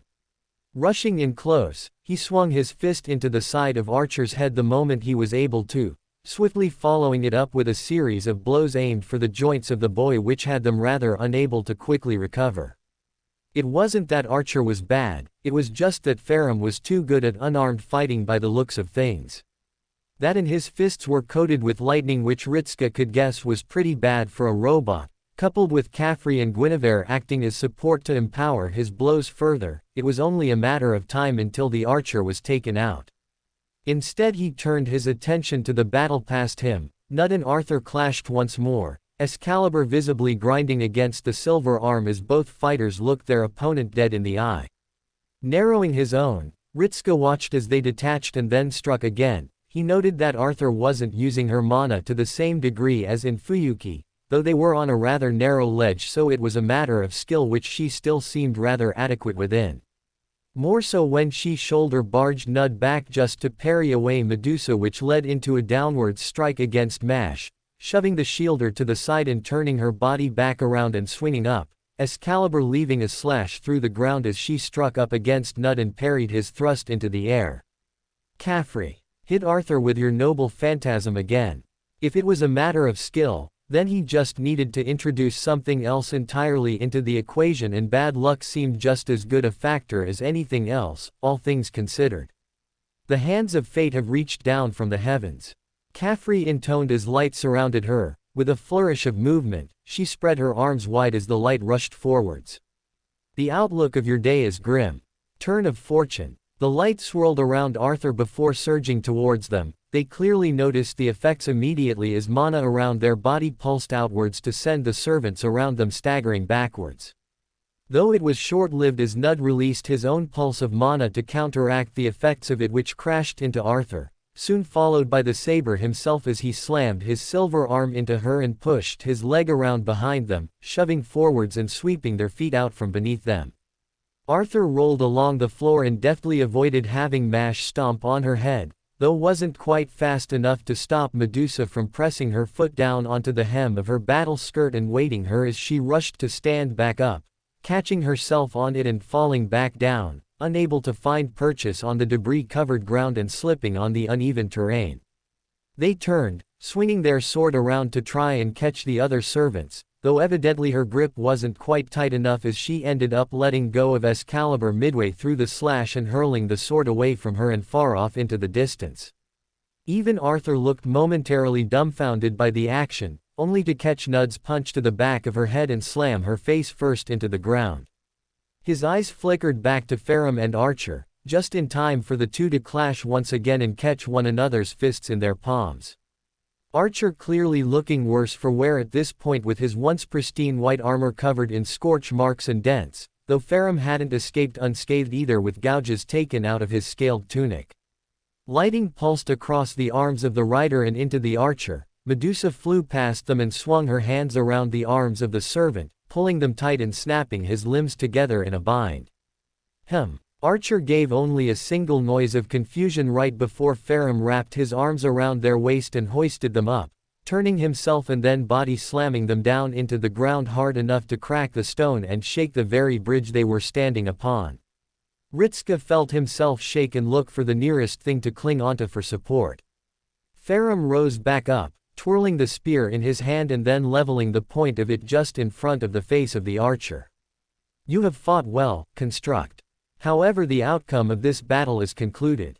Though if you wish to perish with honor, then I can grant you that end." The white archer remained silent for a moment, then they spoke up. "The criteria for passage has been met. I am incapable of securing victory at this present moment of time, and further resistance would only serve to expend unnecessary magical energy. I yield this contest to you." Ritska exhaled, a little happy that they hadn't actually. He paused for a moment as he glanced around at the other servants and found himself frowning a touch as he stared at them. Briefly glancing at Sanora before he grimaced rather heavily. He didn't like seeing her in that state because they had actually been allies. At least he knew that she was still alive, judging by the pained groans she was releasing as she rolled onto her side. "I saw our allies in peril and wished to deal with her swiftly to aid them," Nud explained as he glanced at Sanora with his own frown and then turned his head from her. "And, you hadn't given the order to kill the servants, so neutralizing her ability to fight seemed prudent." Yeah, he could see that. Turning his eyes towards the doors at the top of the stairs, he narrowed his eyes before wetting his lips. Rolling his shoulders, he looked around to the others once again and then spoke up. "Are you going to fight us as well, King Arthur? It would require me to expend more magical energy." The servant replied in a tone of voice that only sounded slightly winded. Indeed, she pushed herself off the ground rather slowly and stumbled for all of a single step, cracks lining the dark plate armor and a bruise around her left eye, but otherwise looking well enough. At which point, it would devolve into a conflict with no further value. "I would destroy that which I was charged with protecting." She straightened out, lips twitching for the briefest of moments, and for a moment Ritska could have sworn he saw a flash of irritation in those yellow orbs. Though he really, desperately, hoped that he had imagined it. "Once again, it would seem as though you have bested me, with rather unorthodox tactics, but that is a valid strategy in itself. Regardless, my summoner is satisfied and you are free to proceed while we remain behind." Were they now? Wasn't that nice? His eyes locked onto the steel doors before him, his jaw clenched as he felt a deep foreboding the longer he stared at them. "Ritska," Nud called out. The god shifted his shoulders for a moment before he continued on. "This is the extent of my limit here. We were not properly ray-shifted to join you, ergo myself and Princess Caffrey have accomplished all we can. The rest is up to you." He paused, then nodded to him once. "Good luck, son." Yeah, he'd probably need it too. The doors in front of them stretched upwards for well over 5 meters, and even then, they didn't even reach the top of the arch that housed them. It would be no exaggeration to say that this was certainly one of the largest Gothic buildings he had seen. Certainly not the biggest in the world, that much he knew, but it had an imposing presence that made it seem infinitely larger than it probably was. Though that was likely because the doors were so large in the first place. Farum marched past him towards the doors, the god remaining oddly silent as he did so, and came to a halt in front of them. He caught himself reaching out a hand to the doors before he pulled it back, turning his head upwards and sweeping his eyes over the front of the large steel gate in front of him. Ritska faintly heard a sharp intake of breath before it was loosened again. Something wrong. He felt the need to call out to the god. Farum didn't physically react beyond a small jerk of the head and a grunt to say he acknowledged the words being spoken to him. Bringing his hand forwards once more, he pressed it flat against the metal and dragged his fingers along the surface of it. Smaller than I remember, is all.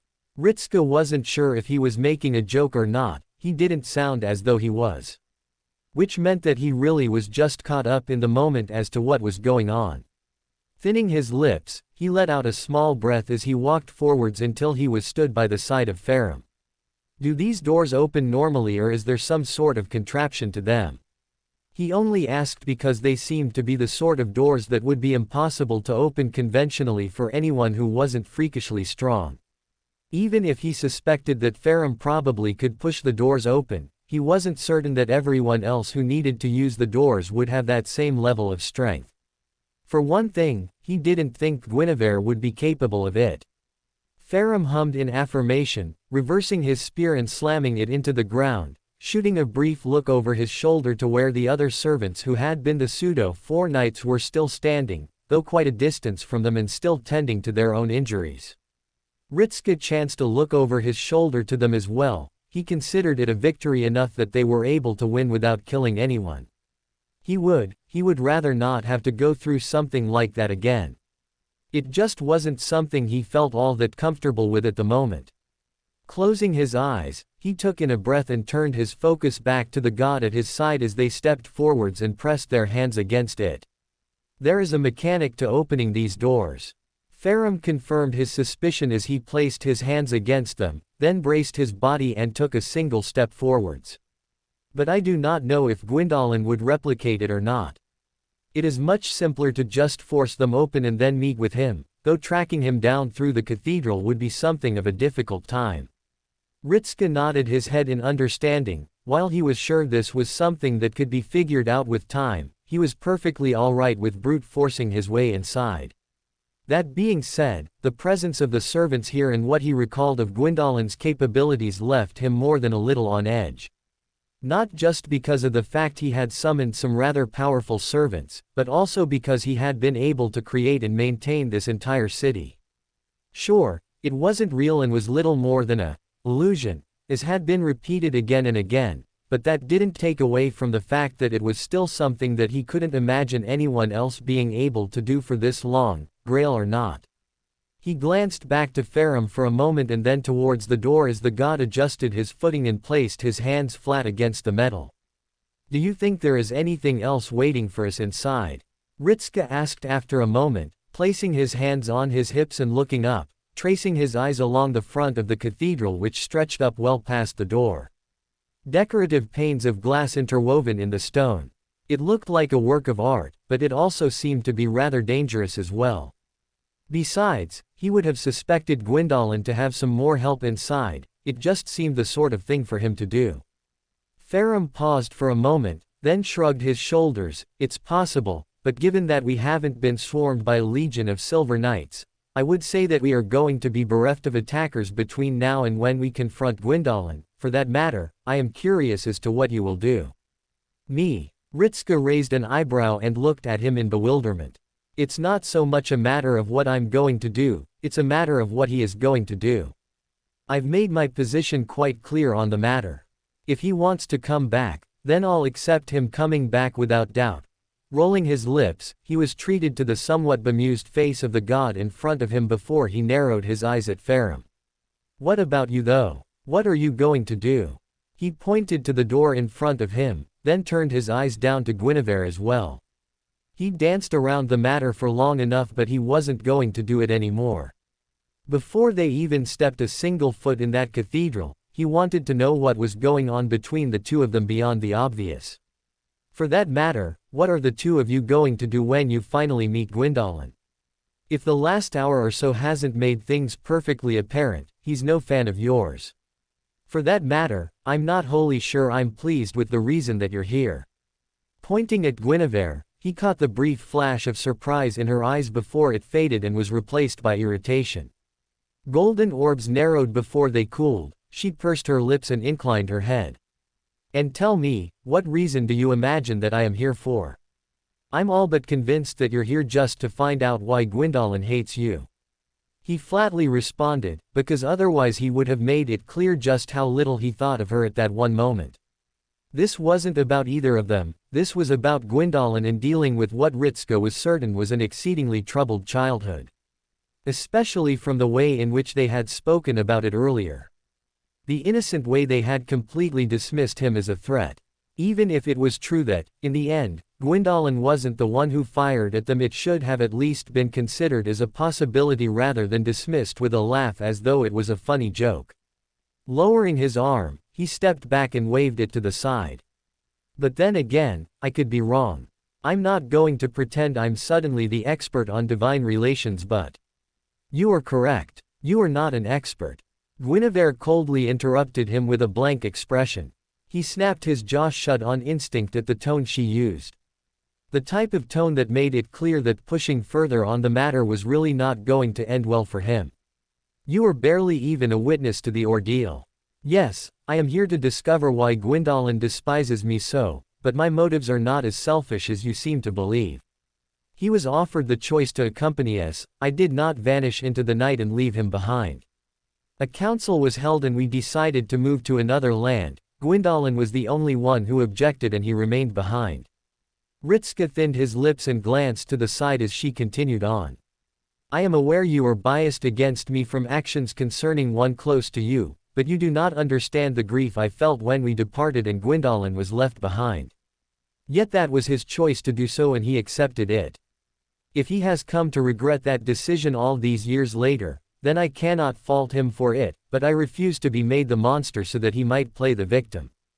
Guinevere took in a deep breath before she exhaled, closing her eyes and turning her head to face the sky, almost as though she was challenging Gwyndolin to refute her words, though the blank void above remained tellingly silent. My brother made a choice and I respected it, just as I would ask him to respect mine in leaving in Orlando with the other gods. Or would you have preferred I restrained him and dragged him unwillingly from the city he wished to defend? I might have called it a foolish choice, but it was his and that was that. Her eyes snapped down and onto Farum before they glowed. At the very least, I was there to wish him a farewell before I departed. Farum let out a deep reverberating sigh as he fell forwards, his head thudding against the steel gates in front of him. Ritska similarly grimaced as he looked between the two of them, then down to his feet. This was why he didn't like letting his anger get the best of him, because then he ended up saying or doing something stupid and, in this case, it was making rush judgments and putting his foot in his mouth. Pushing off the doors, Farum turned around and walked back to the edge of the steps, coming to a halt at their precipice and staring down directly towards Guinevere. Not a hint of emotion was visible on what little of his face could be seen as he did so. If you're looking for an apology, you're going to be looking for eternity. I do not regret what I did. I can lament the fact our bonds were shattered, but I will not regret what was done. Guinevere looked as though she had been slapped in the face, lips parted and staring up at him with wide eyes. Ritska wasn't sure what she was feeling. He could see the hurt dance across her face for a few seconds before it hardened, face turning to stone and her jaw clenching tight enough that he could see the bone. Taking in a single breath through her nose, she unleashed short but disgusted huff. Even after all this time, after expressing your fury at what transpired, you would make the same choice all over again. For the dragons, you would pick them over your own family. I would. Farum replied in a toneless voice. I don't expect you to understand why I did it, but it wasn't for the dragons alone that I betrayed you. His hands clenched into fists. I would not have turned my back on you for that reason alone, would not have abandoned everything I had known just for the sake of the dragons. Why then? Guinevere all but demanded, why after all this time? Why are you even here? She waved her arm behind him towards the direction of the doors. For what purpose would you even come here when Gwyndolin suffers? You never once paid attention to it before in the cycles that you stood apart from the world. For what reason would you now stand here and seek to speak with Gwyndolin, to dare speak of your disgust for the way he lived when you were not even there to offer your own opinions on the matter. The words hung in the air. Farum said nothing as Guinevere glared at him. Then he turned back around and walked towards the doors in silence, placing his hands on the doors and taking in a deep breath before he pushed them inwards. The deep groaning of metal bending against the desired passage was only matched by the sudden shattering sound of steel. The next moment he knew, both the doors were falling inwards rather than opening. Ritska jolted at the heavy crash that followed as they made contact with the ground, staring with wide eyes at the fact Farum had just pushed the giant metal doors off their hinges and broken them inwards. Farum's next words cut through the silence like a hot knife through butter. Because I'm still his brother. Because there was not a day that went past where I did not find myself missing any of you. Turning back around, he stared down at Guinevere with a cold look in his eyes. So don't you dare tell me what I have lost the right to, sister. Because Gwyndolin is my brother and right now, he needs me. I couldn't have been there then, but I can be there now. Whether he wants to be furious with me or not, I'm not going to leave him a second time. He marched through the doorway, stepping over the steel with a dull crack and advancing forwards. He called out over his shoulder. Maybe I don't have the right to be there for him. Maybe I lost that long ago, but I don't care. Because he's my brother. With those final words, Farum entered the darkened hall that lay beyond. Ritska spared a glance to the others for a moment before he followed in after the rider, stepping onto the doors and squinting his eyes to get a better view of what lay inside what he imagined was a wide hall, but he couldn't quite make out the details. Mash, do you have? The flashlight clicked on before he could even finish, turning to see her standing next to him with a faint smile on her face and the small but powerful flashlight in her right hand. With a nod of thanks to her, he gently took it from her and held it, creasing his brows as he darted the flashlight left and right and was able to form a decent picture of the gargantuan hall he now found himself stood inside of. Senpai. Mash whispered to him. He hummed and gave his assent for her to continue. What are we going to do when we meet Gwyndolin-san and he wants to fight? Then we fight, he answered simply, turning and catching her rather surprised look. Honestly, I'm thinking this is something that might come to blows anyway. Gwyndolin's made it no secret how he feels about anyone else in his family and he's clearly feeling strong about it. He thinned his lips. Even as he stepped inside, he felt a sudden tension upon his shoulders. Like they were waiting for the ceiling to suddenly give way and collapse on his head. Emotions felt strong, and while it was probably unfair for Gwyndolin to blame everyone else for the state of his life and how it ended, that didn't mean that others were bereft of blame. He had no idea as to the complete family story, and even as decent an individual as Farum seemed, there was still the fact he abandoned his family and betrayed them during the middle of a war for their enemies. He'd heard the way they spoke about him and heard the way he was raised. Already, the idea that Gwyndolin was left alone in that environment while Guinevere just parroted the same spiel she gave Ash about duty being the absolute just felt toxic. This entire family felt toxic. But he got the feeling that aligning himself with Gwyn was the very last thing on Gwyndolin mind.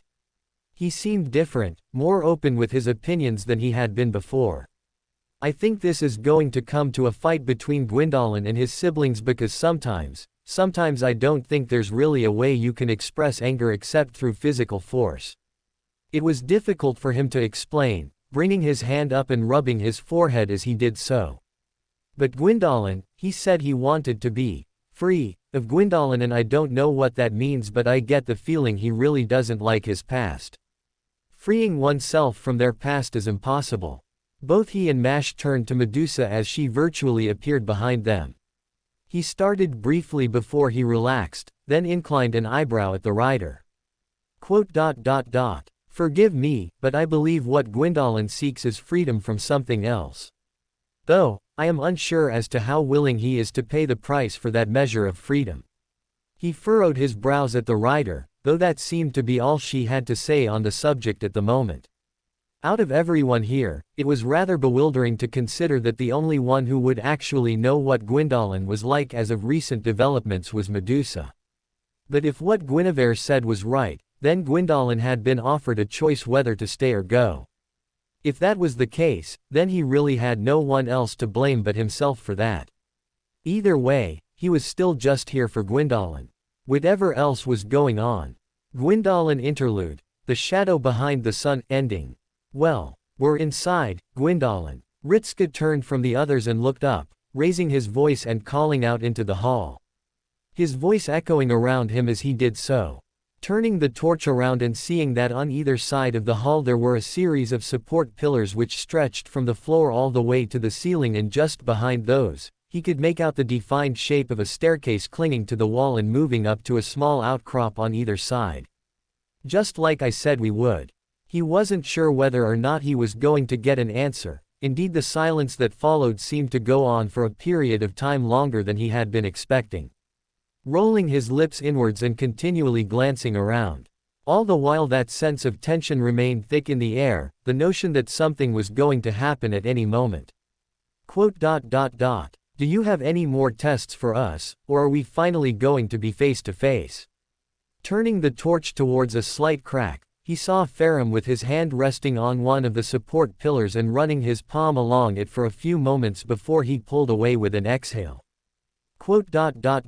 What do you hope to gain with this, Gwyndolin? I am back in Anor Londo, even if no more than a mere figment, and with me is Guinevere.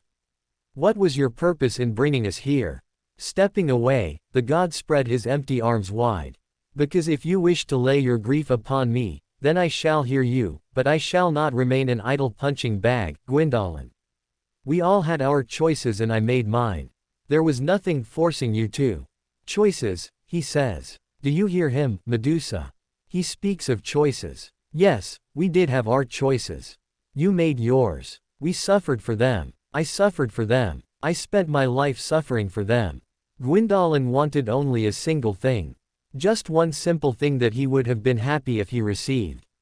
The belief that if he tried hard enough, that if he sacrificed more, he would eventually be rewarded with it. So he slaved away, fighting for whatever scrap of recognition he could get. While it was handed to all of you without even ever thinking of what life was like for those without it. I gifted it to others and received none of my own. I lived devoid of it, that single wish in my heart went unanswered. Clinging alone to the pathetic delusion that in doing this, I would have earned that recognition from Father. That I would have succeeded where all others failed. Yet it was a fantasy born of the mind of a sad little creature. I had a single goal, and I devoted my life to it. Bit by bit, year by year, my spirit died a little with each cycle. Realizing that in devoting my everything to fantasy, I ignored the reality of my situation until it was far too late. Having lost everything in the quest for the false, I was left alone. The world passed me by without ever realizing what I was doing for it.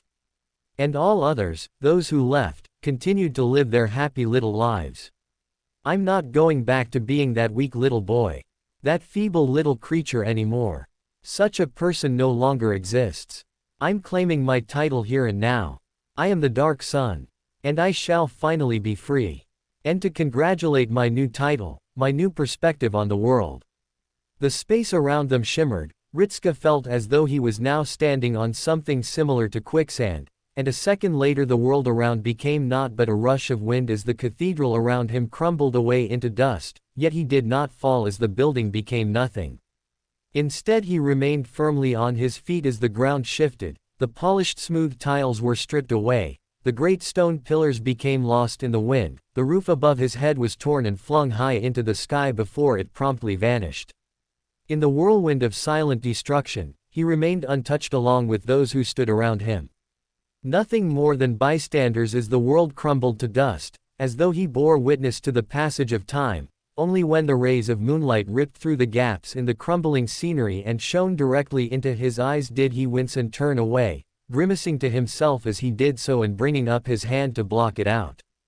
The strength of the winds started to fade, the silent storm diminished into a gentle breeze. When he pulled his hand down and blinked repeatedly, he found himself staring up at the moon, which was now closer to them than ever before. Where had once been a great spire in the midst of a Gothic metropolis was now a vast field of green grass, the sea of green only spoilt every now and then with a stray rock or bleached white pillar sticking up from the ground. A short distance from him was some manner of ruin that looked Greek in design. He squinted at the shapes standing beneath an arch only to widen his eyes at the familiar form of the largest shadow. Those large horns which rose up from their head were as distinctive as the twin individuals who were standing on either side of them. The tanned and heavily muscular man lowered his arm and looked around, looking just as confused until Ritska felt until they turned in his direction. They were close enough to one another that he could see their face. Elation spread across his own features before he could help it, not that he wanted to, and the figure noticed and soon sported their own look as well. Asterios. His cry of joy alerted everyone else to the appearance of the berserker. Said berserker quickly demonstrated that he did remember them by bringing their arm up and giving them an enthusiastic wave of the hand. The sharp intake of Medusa at his left had him briefly pause and turn to her, noticing that her lips were slightly parted in clear shock as she beheld the figures that flank either side of Asterios. Then again, they were likely both Euryale and Steno, though he hadn't met the latter of the two. Turning back to the direction of the new trio, he started to walk forwards with his smile still on his face. Finally arrived, have you? One of the two goddesses spoke up. He assumed it to be Euryale, considering that of the two of them, she was the closer to Asterios. Jutting her chin forwards, her lips curled down for a brief instant as she stared at them. Honestly, you certainly know how to keep someone waiting, but at least you're mortal. Her eyes flickered past her as her lips quirked up. What about you, Medusa? Aren't you supposed to be able to move faster with those long legs of yours? Ritska briefly paused and blinked, turning back to see Medusa remaining frozen as though caught on the spot. Her head jerked from side to side as she looked to either sister before it slowly lowered. Sisters, I didn't know that you would be here. We're on the Shapeless Isles, Medusa. The other one spoke up and Ritska had to fight back his bewilderment at the fact she shared the exact same voice as Euryale, facial similarities aside. He was all but certain that they were clones of each other based on what they were like. Snapping his eyes to Steno as she rolled her own and spoke in a condescending manner. Perhaps you should use that big head of yours to try and think for a moment. What would this island be if none of us were present on it? He frowned a touch at their way of speaking.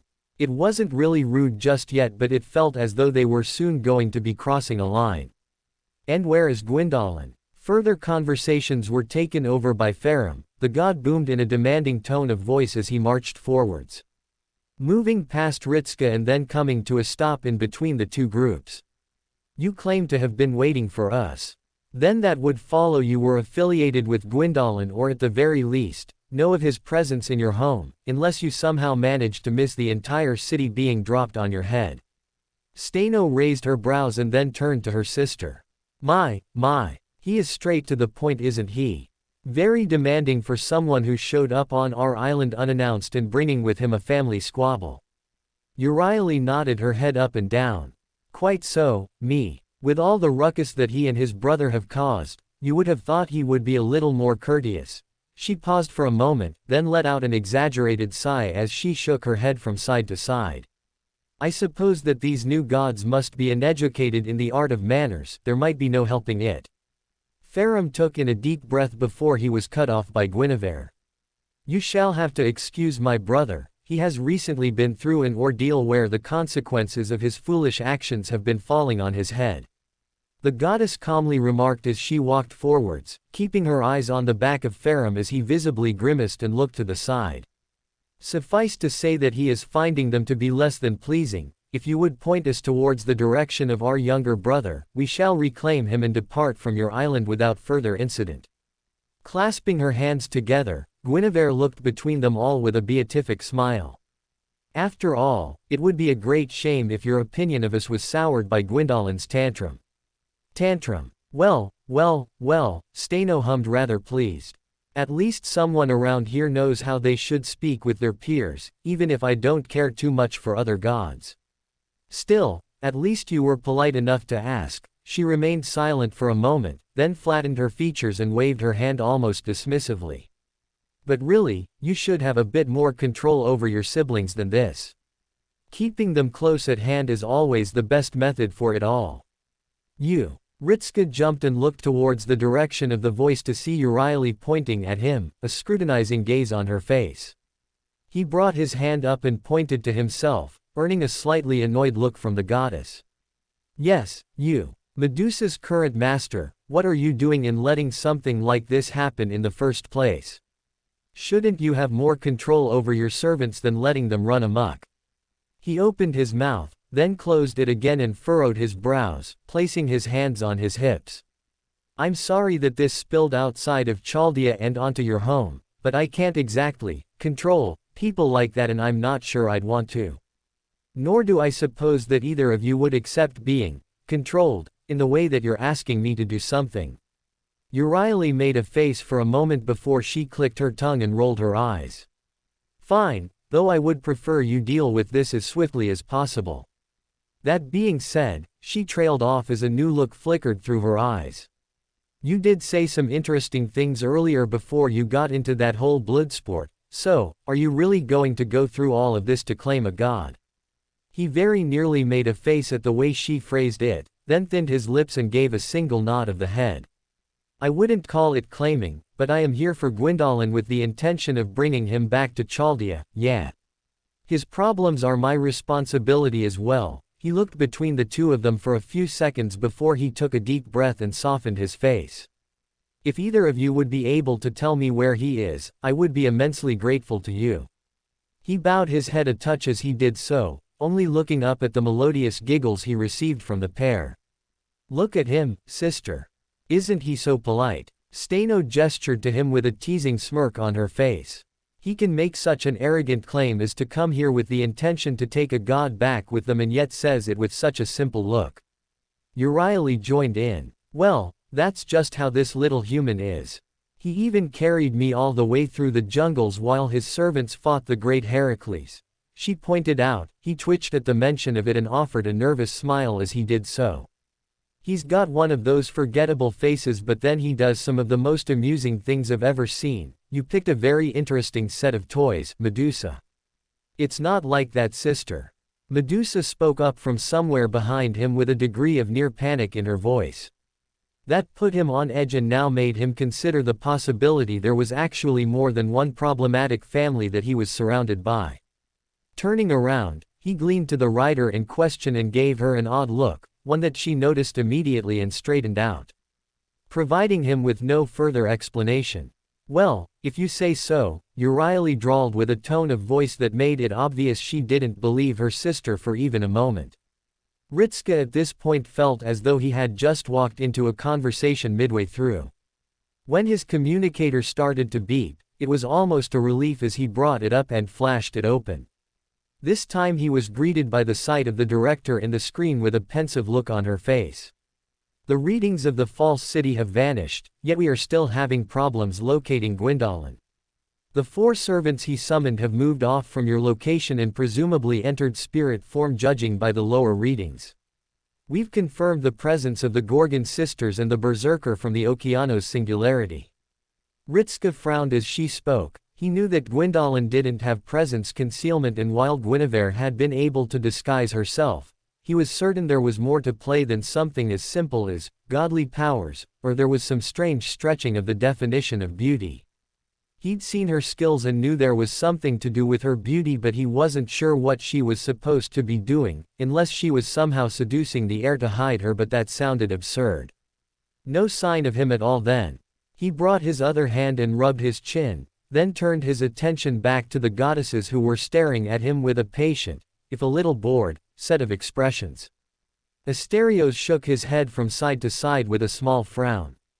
Don't know. Went away before you got here. He nodded his thanks to the berserker with a flash of a smile, one that seemed to put a bit more life into Asterios if the suddenly pleased expression was any indication.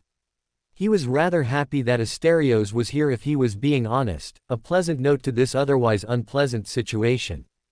Turning his head to the others, he schooled his features. All right then, considering that Gwyndolin brought us here for a reason and then dropped the illusion, we can be sure he's nearby. I don't suppose anyone can sense him. Farum looked at him and then shook his head from side to side slowly, golden eyes moving around as he did so. I cannot sense Gwyndolin, but his illusions have always gotten the better of me when it came to mere tricks. I would call out to him, but I am unsure if he would respond. All I can suggest we do is wait until he. Two things happened at once. The first was that Farum stopped speaking, the second was that thick chains much like cast iron burst from the ground and instantly ensnared the god. He stared down at them rather dumbly for a moment before they jerked downwards. The ground collapsed inwards as he was pulled down without even the time to let out a single noise. The land reformed the moment Farum vanished beneath it, leaving not even a trace he had vanished. He stared in silence at the field. The patch of grass which had opened up beneath the god didn't so much as ripple, nor could he feel anything else beneath his feet.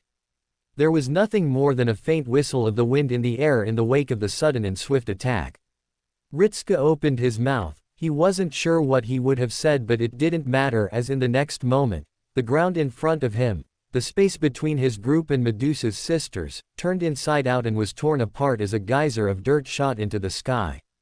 A flash of light pulsed from the center of the debris field, and then thin streams of solid crimson light rushed out with power enough to scatter the debris entirely. This time aimed solely onto Guinevere, though the goddess was more prepared than her brother this time around, raising up her right hand and holding her palm out flat. The streams approached her and then abruptly curved around her body like rain against an umbrella. She lowered her hand as they dissipated.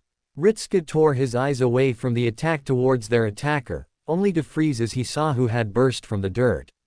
They were considerably taller than they had been before, now standing a full head taller than even Asterios, but that seemed more on account of their body being elevated upwards. Their physical stature was likely equal to that of Guinevere in height but little else. Their arms remained thin and gangly, the skin was like porcelain and their face remained as pristine and perfect, even with the visible scales dotted around parts of their cheeks. Twin red eyes stared down at them, flickering between him and Guinevere.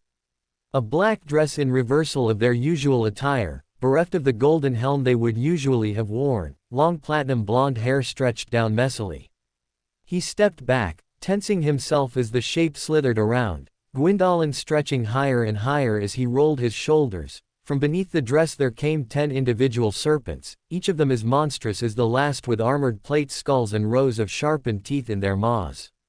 From behind the heads, he could see a tail as thick as a tree trunk keeping Gwyndolin upright, coiled around into a circle and nearly 10 meters in length, the tip of it stained bright red with the blood of his brother still on it. Guinevere took in a sharp breath as she seemed momentarily stunned, her eyes moving up and down the form of her younger brother before she stepped backwards and lowered her outstretched arm. What have you done? Are you shocked, Guinevere? Gwyndolin replied with a growl as he rolled his neck until it cracked. Did you come here expecting that a few choice little nothings whispered into my ear would curb me like I was some mongrel pup?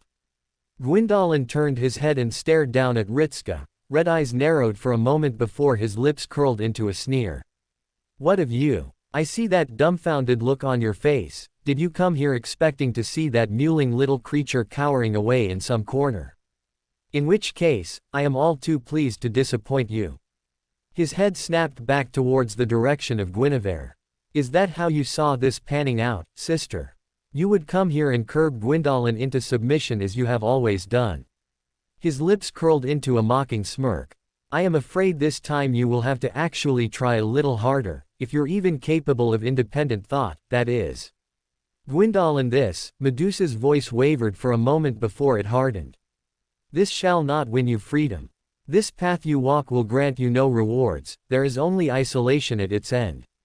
Being a strong monster makes you no less of a monster. There was a brief pause as Gwyndolin turned his eyes onto the rider and narrowed them, her chain spikes still held at her side. Do not become this. There was a moment of silence from Gwyndolin before his features hardened.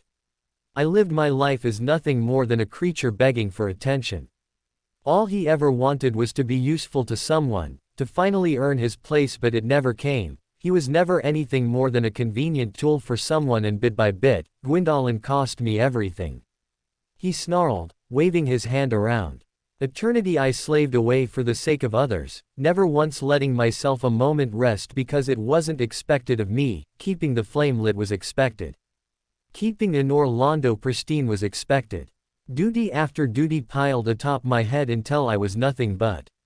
And in the end every single one of you. Every single one. You all left me alone with nothing. Stabbing a hand downwards, he glared hard at Guinevere. I had nothing to show for my life of submission. Being what everyone wanted me to be didn't get me anything. I wasn't strong enough, never strong enough, to break free, but now I am. Now I can be more than I was in life. He let out a hollow mocking laugh in the direction of them. Goddess of the moon, what sort of bullshit is that? I let myself get dolled up in a dress because I thought it would actually make me useful to someone for the first time in my life. But it didn't. I was just a plaything for everyone else. Well, no more. He whirled on Medusa. The purple-haired rider flinched for a half-second before she straightened out her posture. I don't care if I'm alone in the end. In fact, I hope I am. I hope that I never have to think about anything ever again. I never have to care for anything. I won't be hurt ever again. I won't ever have to live the torture of waiting and hoping that someone might care. I'll know the answer and I'll be content with it. Gradually, his eyes returned to Ritska and narrowed as his lip twitched into a sneer. Well, what are you going to do now, boy? Are you going to repeat those amusing words you said earlier? Ritska stared back at the god in silence for a few moments, then narrowed his eyes and squared his stance. Keeping his gaze locked onto Gwendolyn's own without blinking and giving a single nod of the head, which prompted the smile to disappear into a frown as he spoke up in a firm tone of voice. Whatever you call yourself, my goal here hasn't changed in the least. Both you and the Grail, I'm taking them back with me to Chaldea, even if you say you're not going to be my servant, until I hear it loud and clear and you break the contract, I'm going to be right here. Even if you do all that, I'm still going to be here. Gwendolyn stared down at him with that same frown. Foolhardy and stupid, but whatever. I'd already determined that any mortal who would think the notion of fighting Gwyn with any real consideration was a fool. Touched in the head. His head snapped towards Guinevere, but you don't know the meaning of the word care. There is nothing you can say or do that will convince me to. Is that so? Gwendolyn whirled around just in time for a fist to slam into the side of his face. The head of the god turned in slow motion as the knuckles of Farum buried themselves deep into his cheek and then hurled Gwendolyn forwards. The body of the god left the ground as the force of the punch sent them careening through the air for a second or two until they slammed into the ground with a weighty crash. Ritska snapped his eyes to Farum. He'd never even heard him push his way out of the ground, but he saw the aftermath right behind him, the grass having been turned upside down and great chunks of debris raining down around them. With a pained groan, Gwendolyn rose up, placing a hand against his cheek and pulling it away, whirling his body around to face them with a snarl on his lips and fury in his eyes. Ritska was torn between the two of them. Farum's voice cut through his thoughts. I am not so stupid as to think that words alone would account for the hurt I caused you. The god remarked as he mirrored his arms and cracked his other hand. But neither am I here to serve as a punching bag for you. But do not think for even a moment that the grief of years will exempt you from punishment. Taking in a deep breath, he exhaled and put his right arm forwards, clenching it into a fist and forming the spear in his grasp. I might have betrayed you and the family, but these humans have shown you no wrong during your time with them. They did nothing to deserve your theft and... Deserve? What does deserve have anything to do with it? Gwendolyn spat back at Farum as he righted himself back up and rubbed his jaw. Things don't happen because it is deserved, they just happen. They happen because you're not strong enough to take control of your life. None of it would have happened if I had been stronger, so I don't care if it's deserved or not. I'm never going to leave my fate to such weak reasoning ever again. And because you have suffered, you think yourself justified in inflicting suffering on others. No, because I don't care. Gwendolyn snarled as he spread his arms wide. Isn't that how it works, brother? You can just ignore everyone else and do as you please when you're strong. When the consequences can't reach you, I'm going to do what I want and I shall do so without fear of repercussion. He pointed a single finger away from Farum and straight towards Ritska. He himself blinked at suddenly being called out. So, with my own 2 hands, I'm going to take back my life. W.H. Master and servant. Gwyndolin snarled, straightening himself out fully. I will never be a servant to anyone or anything ever again. You think that I will break free of the mold that was Gwyndolin only to cast my lot into serving the likes of you? Ritska blinked twice then shook his head from side to side. Hang on a moment, that isn't what it. That's not what Senpei is like and you know that, Gwyndolin-san. Mash hastily spoke up from his side with a degree of urgency in her voice which had been missing before, all but silent for the most part. He isn't the type to use people so coldly. Gwyndolin turned to him and folded his arms over his chest while raising an eyebrow, looking at him as though he had said something stupid just now. And what else am I to believe? That he would truly care for me in any capacity. Do not lie, there is no such fantasy as genuine compassion. You cannot even rely upon family for that feeble logic, there is only strength. I won't entertain another lie. Behind him, both Steno and Euryale glanced at each other and then nodded their heads once before they turned back around. This is what happens when you don't show them enough attention, they run off and do whatever they want. Quite so, really it is somewhat troubling to see someone so careless with their siblings. Look at the mess they end up making for everyone else. Ritska sent the 2 of them a harsh look that practically screamed at them to shut up. They responded only with mocking grins aimed at him which had him clench his jaw, turning back to Gwyndolin and opening his mouth. You can't ask me to not care about you Gwyndolin or whatever you want to call yourself. I'm not going to just turn around and leave you here without a reason. Gwyndolin remained silent, then opened his mouth to speak, but Ritska wasn't going to have any of it. He was getting incensed now. Heck, even if you give me a reason you can be damn well sure that I'm going to fight you tooth and nail on it to find some sort of compromise. He waved his arms at his side while making a face at them. I don't know if that is what a master is supposed to do but you can be sure it is what I am going to do. Because there is no way I am ever going to toss someone away like that, because I care about the people I meet. No one had said anything during his rant, yet he rolled his shoulders and looked them dead in the eyes. Just use a command. No. Ritska cut him off before he could finish. Because I just told you I care about you and I'm going to stick to my guns. I'm going to make sure you understand that I actually care. You want out? Then break the contract between the 2 of us but until you stop doing that, even if you stop doing that, I am not going to stop caring about either you or anyone else in Chaldea. Strength does not equate to freedom, Gwyndolin.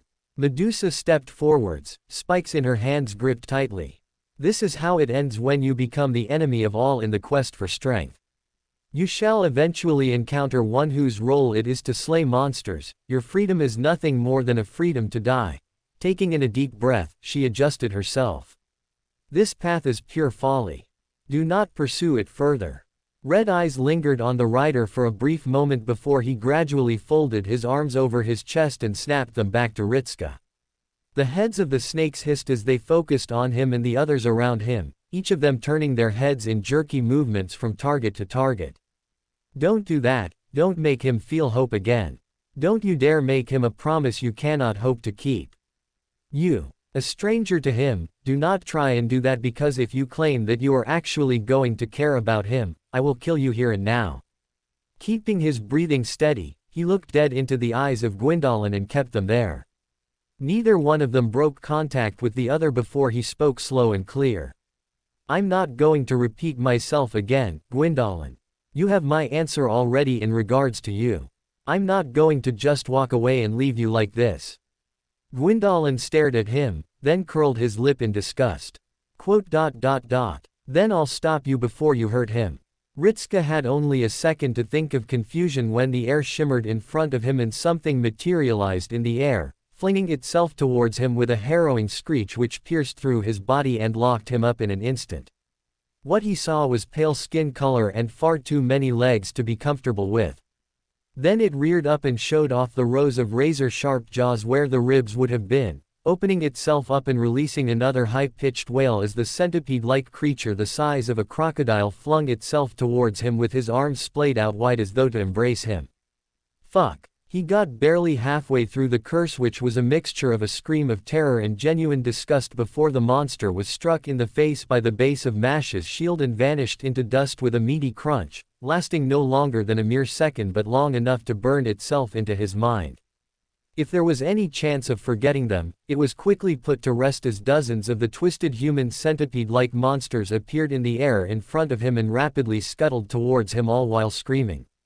Gwyndolin only watched with a content smile on his lips. Then the snake heads brought themselves up, their mouths opened wide and the back of their throats glowed with brilliant crimson light. Ritska understood a moment later what was about to happen.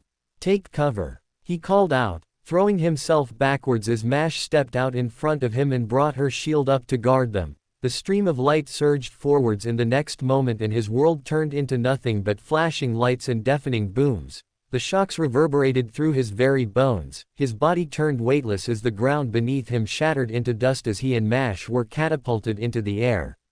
His body twirled through the air, head snapping around as the rushing of wind filled his senses, eyes whipping in every direction as the world seemed to freeze when he made sense of everything. His breath remained firmly lodged in his body as he stared down at the ground, which seemed to be getting further and further away from him. All around him were great swaths of upturned rock which had been catapulted into the air with him.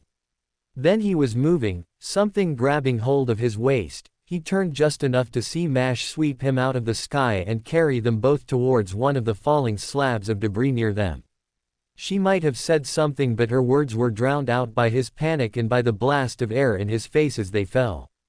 With him firmly tucked under her arm, Mash carried them body towards the direction of the nearest slam. Her feet stretched forwards as they crashed into it, sliding down the side of it before Mash kicked off it towards the base, carrying them both towards another piece of debris. He kept his stomach as still as he could and opted not to open his mouth as the world blurred around him at the speeds they moved. He knew what they were doing, but it just didn't click with him until Mash landed down and started to sprint across the surface of a more even portion of floating dirt before she jumped off the edge without even waiting for him to comprehend what was happening. Then his eyes bulged as he saw them started to approach the ground at a faster and faster rate. Scrambling closer to Mash, he latched onto her as tight as he could manage as the shield was brought forth in her free hand and aimed towards the ground. A shock ran through his body as they made contact. With another blurring scenery around him, he rolled to a stop, coughing several times as he pushed himself up and turned his head to look left and right, breathing in and out before stepping upwards and turning to face Mash, only to freeze as one of the multi-legged towering abominations from the Roman Singularity came stomping towards him with the fanged maw spread wide and the glowing yellow eyes fixed solely onto him. Barely aware of the gasp that escaped him as he scrambled backwards, Mash's shield slamming into the underside of its chin dragged him back into the present as the weighty clang jolted around him. The monster stumbled, twin spikes struck the side of its head and the chains attached went taut, dragging the monster to the side before the arrow that was Medusa flung itself in and slammed feet first into the side of the head with a crunch. The creature turned to dust a moment later as the momentum carried Medusa forwards and into a graceful roll, slipping herself around and sliding back on all fours before she rose up and turned to him. Farum and Gwyndolin burst through into the space between them, their bodies crashing into the ground, kicking up a wave of dirt which had Ritska pushed backwards by the blast. He looked up to see Farum slam his fist into Gwyndolin's face twice, countered when the snakes surged upwards and forcibly shoved him off. The god scrambled and slithered around until he was on the offensive. The fist slammed into his face the moment he was back up. It hurt a lot more than he had been expecting it to, considering who had punched him, but that was put to the side as he stared at the hate-filled savage snarl on the face of Gwyndolin, their clawed hands rushing towards him once again and sweeping down from the top. He stepped close, bringing his left forearm up and catching the swipe with the back of his hand, snapping it to the side and spreading it wide. His right elbow came up and crunched into Gwyndolин's face, jerking their head back before he looped an arm around their head and pulled forwards, crashing their face into his knee with a wet splat. Another shove from the heads. He fought back a hiss as one of them clamped their jaws down into his thigh and held on tight. He ignored it however and focused his attention on Gwyndolin himself as their bloodied face snapped up and surged forwards, wrapping their arms around his waist and pushing him backwards. He caught the first few steps before sliding to a halt. Clasping his hands above his head, he prepared to drive them down only for Gwyndolin to change tactics at the last moment. The serpents rushed across and slammed into different sections of his body. Pain racked through him at multiple points, one in particular tore into his wrist and held his arms up as they pushed off the ground. A brief feeling of weightlessness filled his body before they slammed back into the ground with force enough to drive the air from his lungs. Gwyndolin was persistent, wasting no time in keeping him there as he slithered atop and started to rain clumsy but rather powerful blows into his face. Pain assailed him as the damage started to mount. The wind howled around them and the vortex ripped free of his body. His brother, being at the epicenter, was treated to the gale force slamming into his chest like a hammer and being tossed off him, hurtling upwards through the air.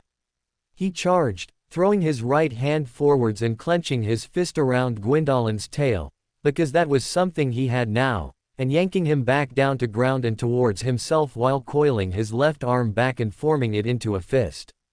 Swinging it forwards, his knuckles did not find Gwyndolин's face. Instead they cracked against his guard and he received only a second of warning on his instincts before something barreled into his side and nearly knocked him over, but it was enough for him to release his grip on Gwyndolin and drop them down, turning to see the furred monstrosity trying to drive him down.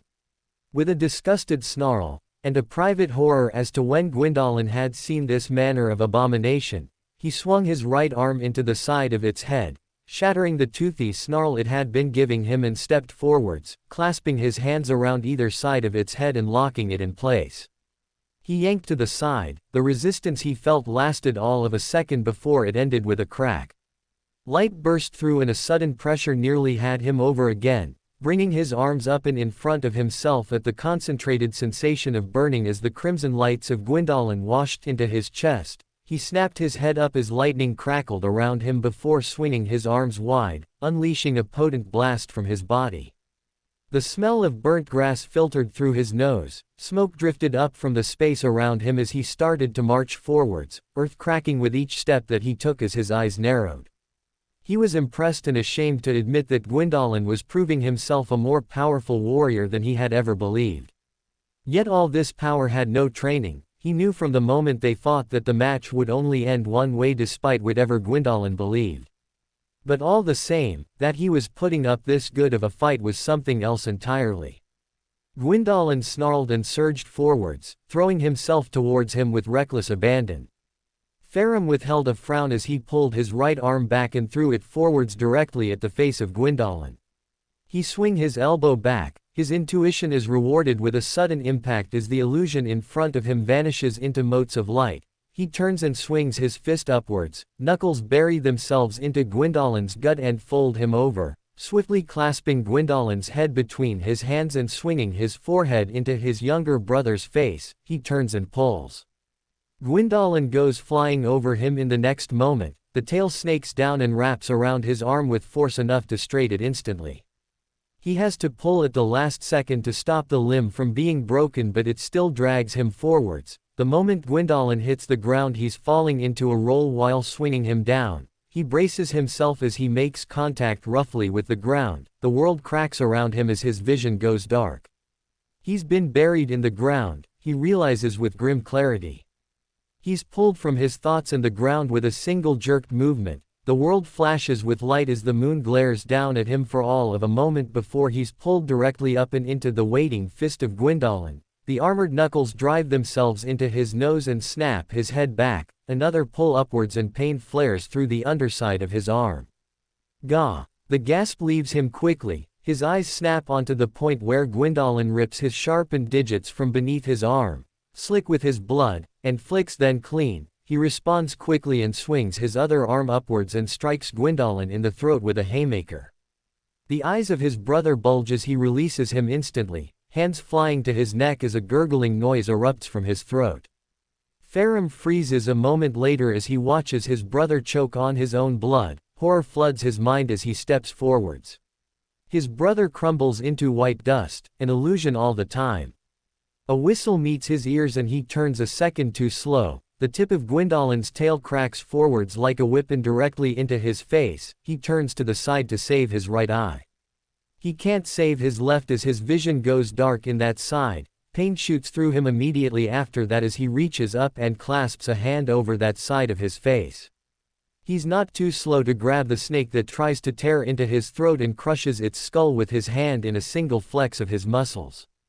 He knows this time it's real. Gwendolyn lets out a pained yell as he jerks back away from him, but he's too late as he kicks off the ground and surges forwards. His shoulder meets Gwendolyn's chest and something offers token resistance before it breaks. A muffled crack reaches his ear and he notices as Gwendolyn falls backwards that he had brought up his right arm to try and shield himself.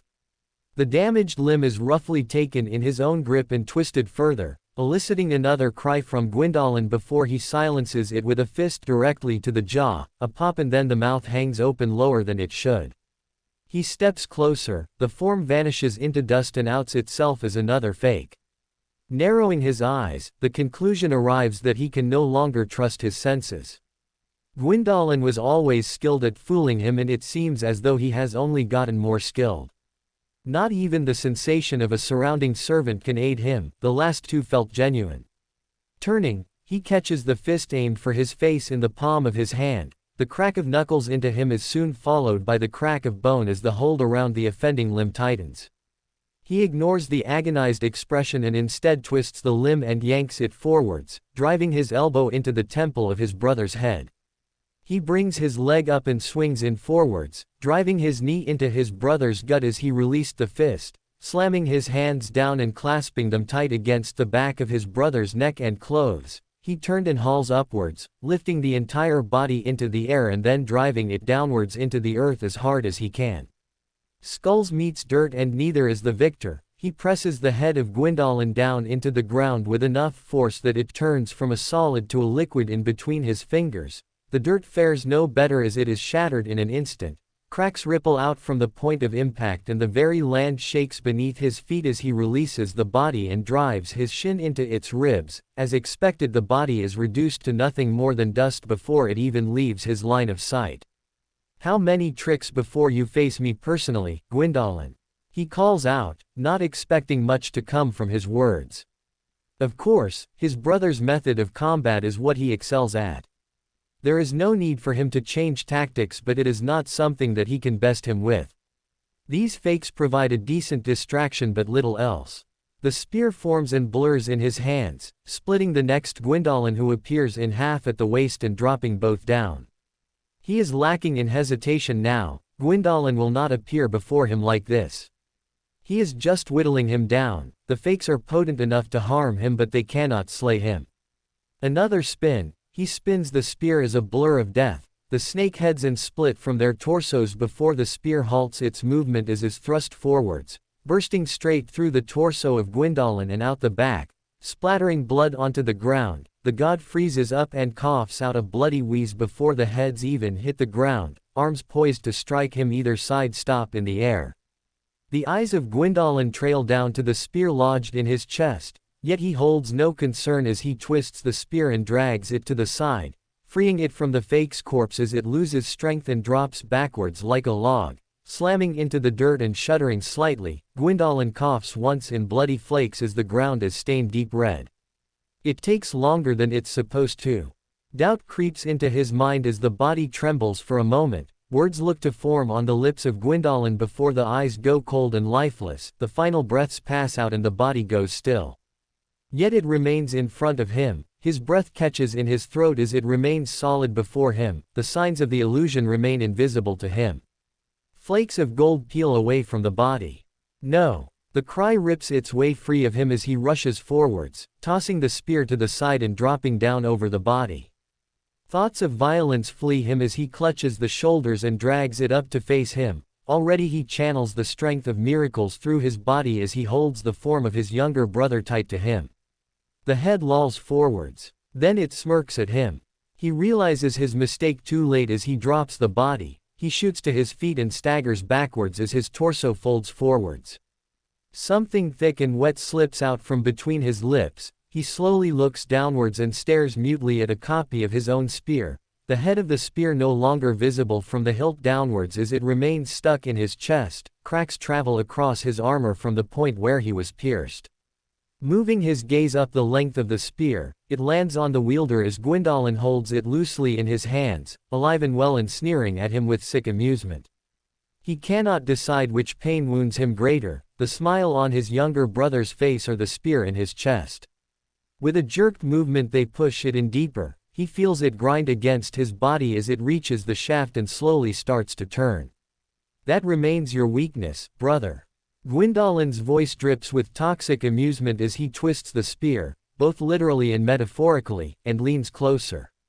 His right hand pulls itself free of the spear, landing on his face and clutching it tight, forcing him to look them in the eyes as they glare balefully at him. You care more for me than I care about you. Then again, you never could see the consequences until they were right in front of you. Perhaps there was truth in his words, he could admit that. He didn't want to accept how greatly his family had changed.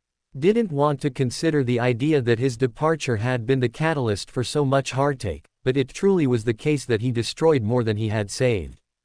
But the past was the past, and even now, he would not regret his choice. He coughs out wet and bloody, spitting wads of oily liquid from the back of his throat to the ground before he whispers something. Low enough that he knows Gwyndolin cannot hear. Naturally his brother's ear twitches and he leans closer.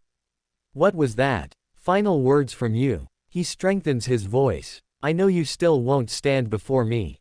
He moves before Gwyndolin can say any more, pulling himself forwards and dragging the spear through him. The pain is ignored as his hands clasped around Gwyndolин's head, one at his chin and the other on the back of his skull. There is a flash of panic and realization in the eyes of the illusion before he can see them no longer. With a snarl he reverses the position of the head entirely and turns the eyes the other way forever, roughly throwing the body back as he does. That was why Gwyndolin would not face him openly for all his claim to power. Because there was too great a gap in them, despite all that. Resting his hands on the spear, he clasps it just beneath the head of the weapon and holds it steady with one hand while the other pulls down. Snapping the shaft in his palm as he does so and tossing the false creation away. There's a pulling sensation in his back along with a wet squelch, then a thud echoes out as he's freed of the spearhead. He staggers on his feet, coughing out several times as he reaches up and presses his hand against the wound on his chest, stemming the flow of blood as best he can. Another crack behind him, he nearly sighs as he senses the return of Gwyndolin and turns around. This time he keeps his expression flat as two of them stand before him now, but noticeably more on edge than he had been in previous attempts. The spear forms in his hand once more as he straightens himself out, yet there is only a moment where he opens his mouth before a single word rings out. She let it go on too long because it was the first time she had seen him indulging in something, perhaps a weakness on her part when it came to her youngest sibling. Yet it had dragged on too far for her liking. Her authority channeled through her body, snapping her eyes open they beheld the field in front of them with the monsters and other foul illusions of Gwyndolin still battling the humans. She kept her expression blank as she stared at them, but within she could feel only disgust that he had created such foul beasts to try and fight them, lacking the courage to truly face them himself. She was not here to become his victim, no matter how deeply he felt he had been wronged. Rather it felt as though she was the one who should have been insulted by this turn of events. The revelation that his hatred for her was born of this simple reason was utterly vexing to her, that her youngest was projecting his problems onto her just so he could escape the consequences of his own actions was disappointing beyond words. Enough. She spoke and the world obeyed, her words reverberated through the very air around them. Even she could feel the strength as she laid her divine presence bare upon their foes, and it naturally responded the only way it could. The illusions crumbled to dust within a single moment. In the instant the sound of her words had passed, there was only dust where the summons had once stood, even those mockeries that her brother fought.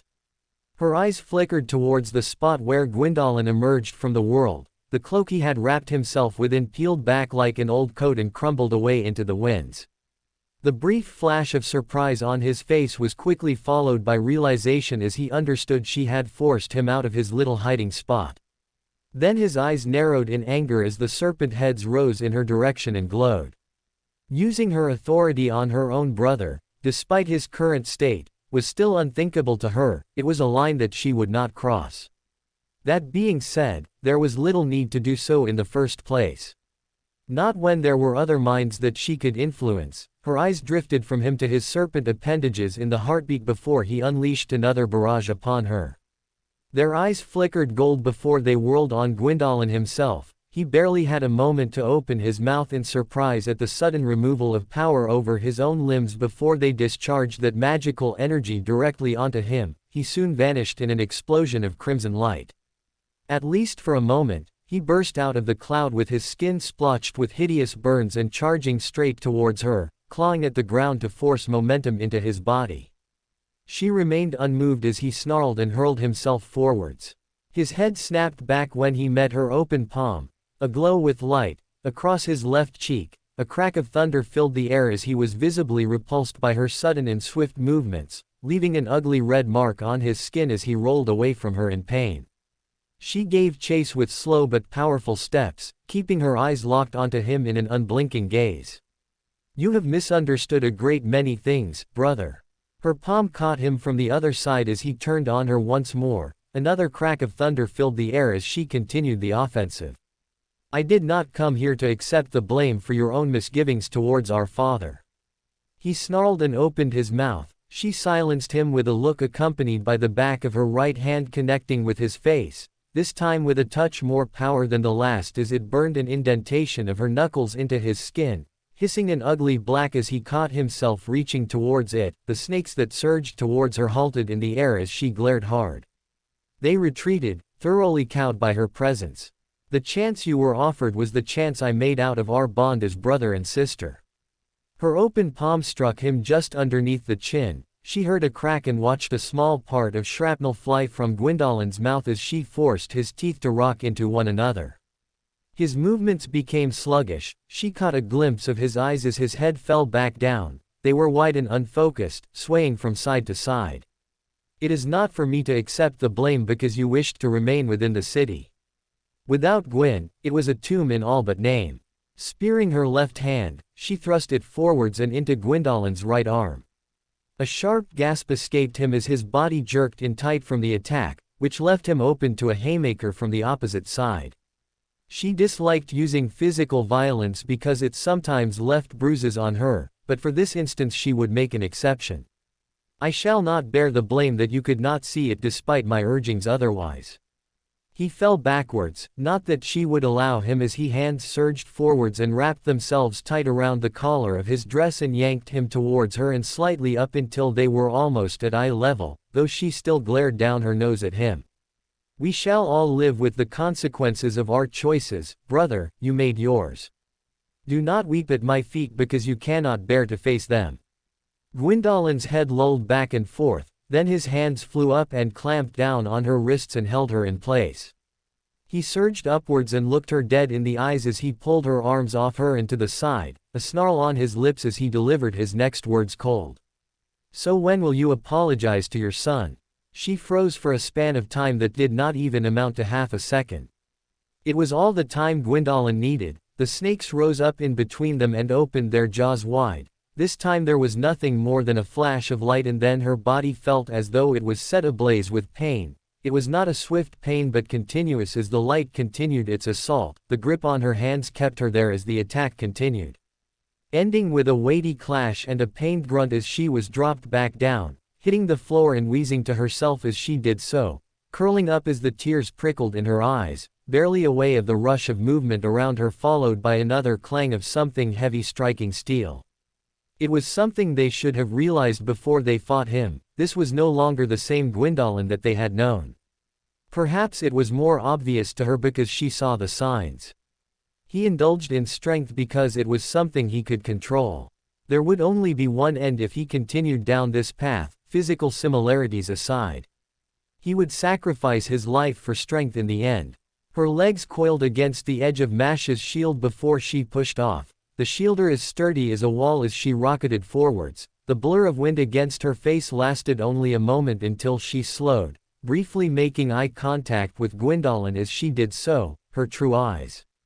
She felt the pulse shared between them, the faint widening of his red orbs as he froze up for all of a second before the image blurred past her.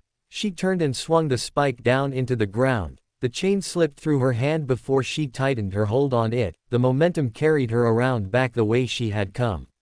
Mash had followed in her wake. The brief pressure of her mystic eyes was long enough for her to go on the offensive, her shield striking Gwyndolin in the center of his chest and knocking him backwards. Yet he recovered just as quickly, claws no just for show as he raked them against the front of her shield in a shower of sparks. Master held out his hand flat towards her and nodded once. A moment later there was a pulse which shuddered through her body. Strength coursed through her very being as he enhanced her, and she used it to pull tight against the anchor and direct herself backwards. A boom reached her ears as she moved like a missile, reaching Gwyndolin in the midst of his second strike and reversing herself as she did so. She passed between the snakes as they followed her movements. Her boots struck home against the back of Gwyndolins head. Mana flared around her boots like fireworks before the attack exploded. Gwyndolin was slung forwards and sent crashing head first into Mash's shield while she was sent flying backwards, yet she recovered swiftly as she did so, twisting through the air and landing back on her feet, only to rush forwards once more. The spikes in her hand glowed, speed increased to a point where she was certain that Gwyndolin could no longer react to her properly, not with their attention divided between herself and Mash. Proving the theory when the moment Gwyndolin turned to her, Mash drove her shield into his ribs with a meaty crunch. She swung past in the next instance and caught several of the heads with her chains. They went taut and then snapped as she yanked them along with her as hard and fast as she could, catching sight of Gwyndolin being pulled along before he recovered and yanked backwards. Her eyes met his and he locked up once more for a moment, long enough to pull the chains tight and drag him towards her. Yet it was not Mash who took advantage this time. That went to his older brother, who dropped down above him and hammered his two fists into the back of his brother's head, not one to waste time before he followed the attack through and dragged him up by his hair and drove his knee into the side of his face. No illusion this time, brother. She withheld a shiver at the almost menacing tone that the god spoke in, dark intent leaking from each word, and she had to remind herself that this was him when he still actually cared about the safety of his brother, though watching him loop an arm around Gwyndolin and jerk it downwards with a pop sprung doubt into her mind at that. More so when the uppercut followed and drove him as far back as her grip on him would allow. She dismissed the emotion at the time and kicked off the ground again, reversing her movement as she did so and closing the distance with a single burst of movement. She flipped around and drove her soles into his face as she did so, pushing down and driving the back of his head into the ground. The moment she pushed off, something clamped down around her leg and she felt pain shoot through her ankle. For all of a second she saw one of the snakes grab hold of her before she was moving through the air, wind whipping around her, and her vision became nothing more than a blur of scenery and purple as her hair flashed around before her eyes. The vice around her came loose as she was released, a mercy that lasted until she roughly struck something solid and steel. Her eyes caught sight of the outline of Mash's shield before she was barreled over the top of it and into the ground, twisting herself as she did so and gritting her teeth at the pain that now coursed through her left shoulder. All but certain there would be a bruise soon. I'm fine," she announced, and then launched herself forwards, sweeping the wind behind her as she did so and slinging her nails forwards. Both struck home in Gwyndolин's shoulders and drove straight through into the ground beneath him. He let out a snarl as he did so. Commands from Master filtered through her mind and she obeyed. Mash held her shield above her head and she landed down on it, using it as a platform before she kicked up as fast and hard as she could with the chains held tight in her hands. There was a boom and a crack as she rocketed from the ground and turned, making eye contact with Gwyndolin once more and stopping him from pulling himself free of the chains. At the mercy of her strength, scales already forming along her arms as she used her strength, he was yanked upwards towards the sky with her as the chains went taut. He likely would have gone further had the war god not stepped in front and swung his arm straight down and into the path of Gwyndolin, driving him back into the ground as he did so and obscuring the two of them with a cloud of dirt and rubble. Her spikes went slack as they carried on, being yanked from the body of Gwyndolin and accelerating towards and past her. She hovered in the air for a moment, then swung the spikes fast enough that they blurred around her and launched them towards the ground, anchoring herself and pulling back down to the earth. She landed with a crack and a shockwave, scattering the cloud of debris with a thunderous boom. Her head snaps up, catching the moment Farum drops down near his brother and then pauses, his words ring out a moment later. "I have no interest in fighting you, brother." He stepped away from the body as it lay there, staring down with a frown. Gwyndolin rolled to the side and jerked back upwards, cracking their neck as they did so and spitting blood to the ground. The expression on their face was one of disgusted incredulity. All evidence to the contrary. They spoke as they gestured to their face. The god falls silent for a moment after that, posture uneasy before they speak in a slow and strained tone of voice, likely not used to this manner of situation and unsure of what to do. "Please, I know that life after my departure was not easy." "Easy." Gwyndolin spat the words back at him with such vitriol that she expected the ground to hiss when the spit made contact. "You think that just because Guinevere lets slip a few little stories and some choice words that all of a sudden you can understand what life was like?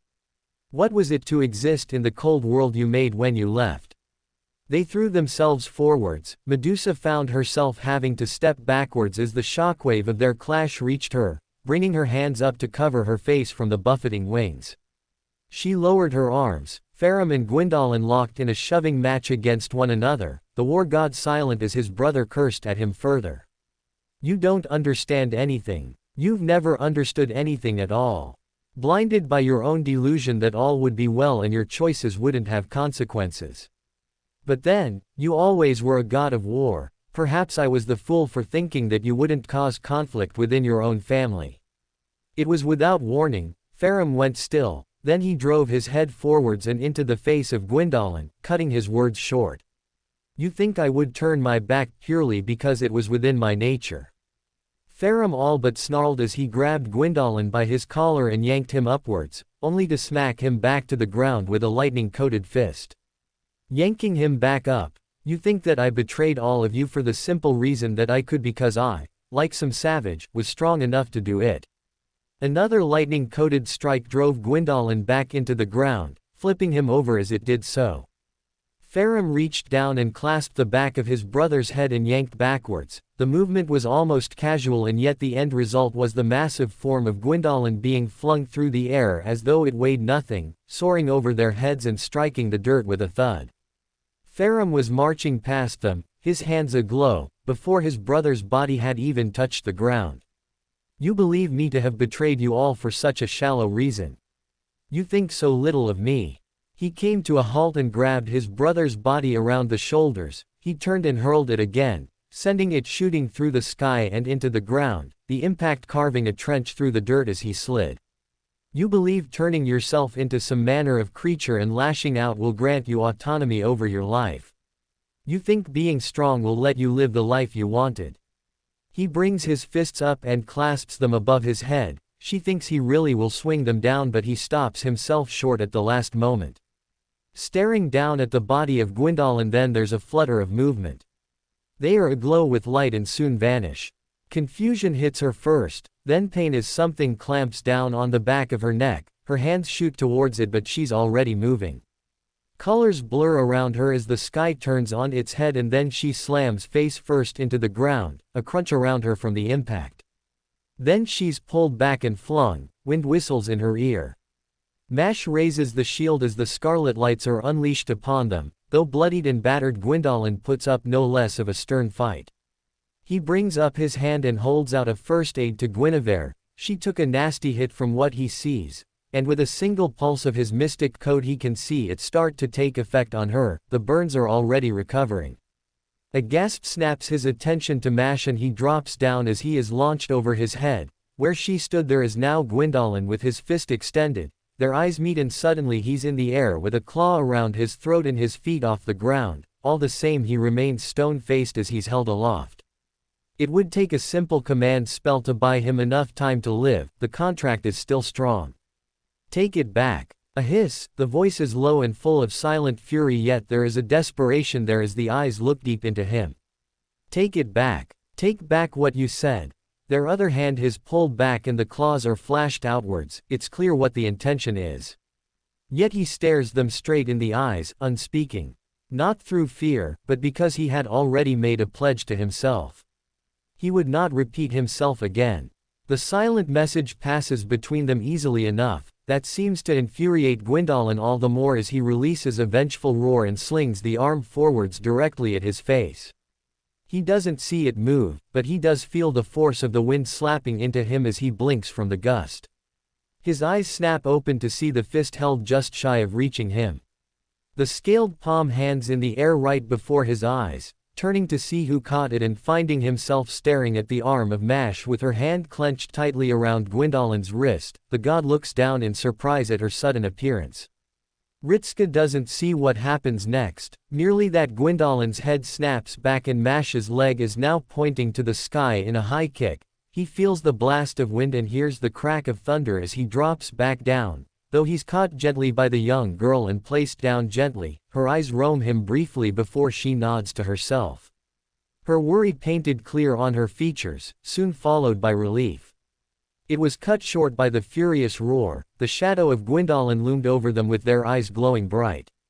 Ritska widened his eyes, throwing himself backwards as Mash brought herself in front of him, shield raised high just in time for the fists to slam into the guard with a heavy strike. The reverberating echo cracked the ground beneath them. Take it back. The snarl was primal. Gwyndolin drew his arms back and the snakes rushed around the side of the shield with their jaws open. Mash blurred in front of him, an instant passed and he was struck by the shockwaves. The shield in Mash's arms blurred like a propeller, sending the attacks wide before she locked her body down and thrust forwards. Gwyndolin caught the shield in his hands.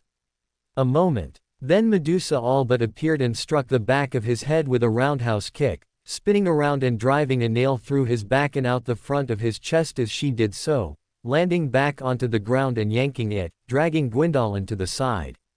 Ritska's admonishment for the attack died in his throat as Gwyndolin pulled back. This time Medusa was jerked off her feet and into the waiting fist of the god. Vanishing in the instant the fist made contact with only the distant explosion being any indication of what happened. Gwyndolin fell backwards with a snarl, writhing around on the ground as they reached for the nail and clasped it at their back, yanking it out with a deep grunt and tossing it to the side. The head whirled back towards them as he opened his mouth, either to roar or to yell. It mattered not as he was caught in a headlock. A forearm wrapped around his neck and he was dragged backwards, eyes bulging as he reached for his attacker. Guinevere loomed in from over his shoulder, a scowl on her face as she held her brother in the hold. Then she jumped up, her legs wrapped around his torso and she let them fall backwards. Her muscles visibly bulged as she started to compress down against her sibling. Gwyndolin rolled and snarled as she did so, kicking up enough dust to shroud them both in a cloud.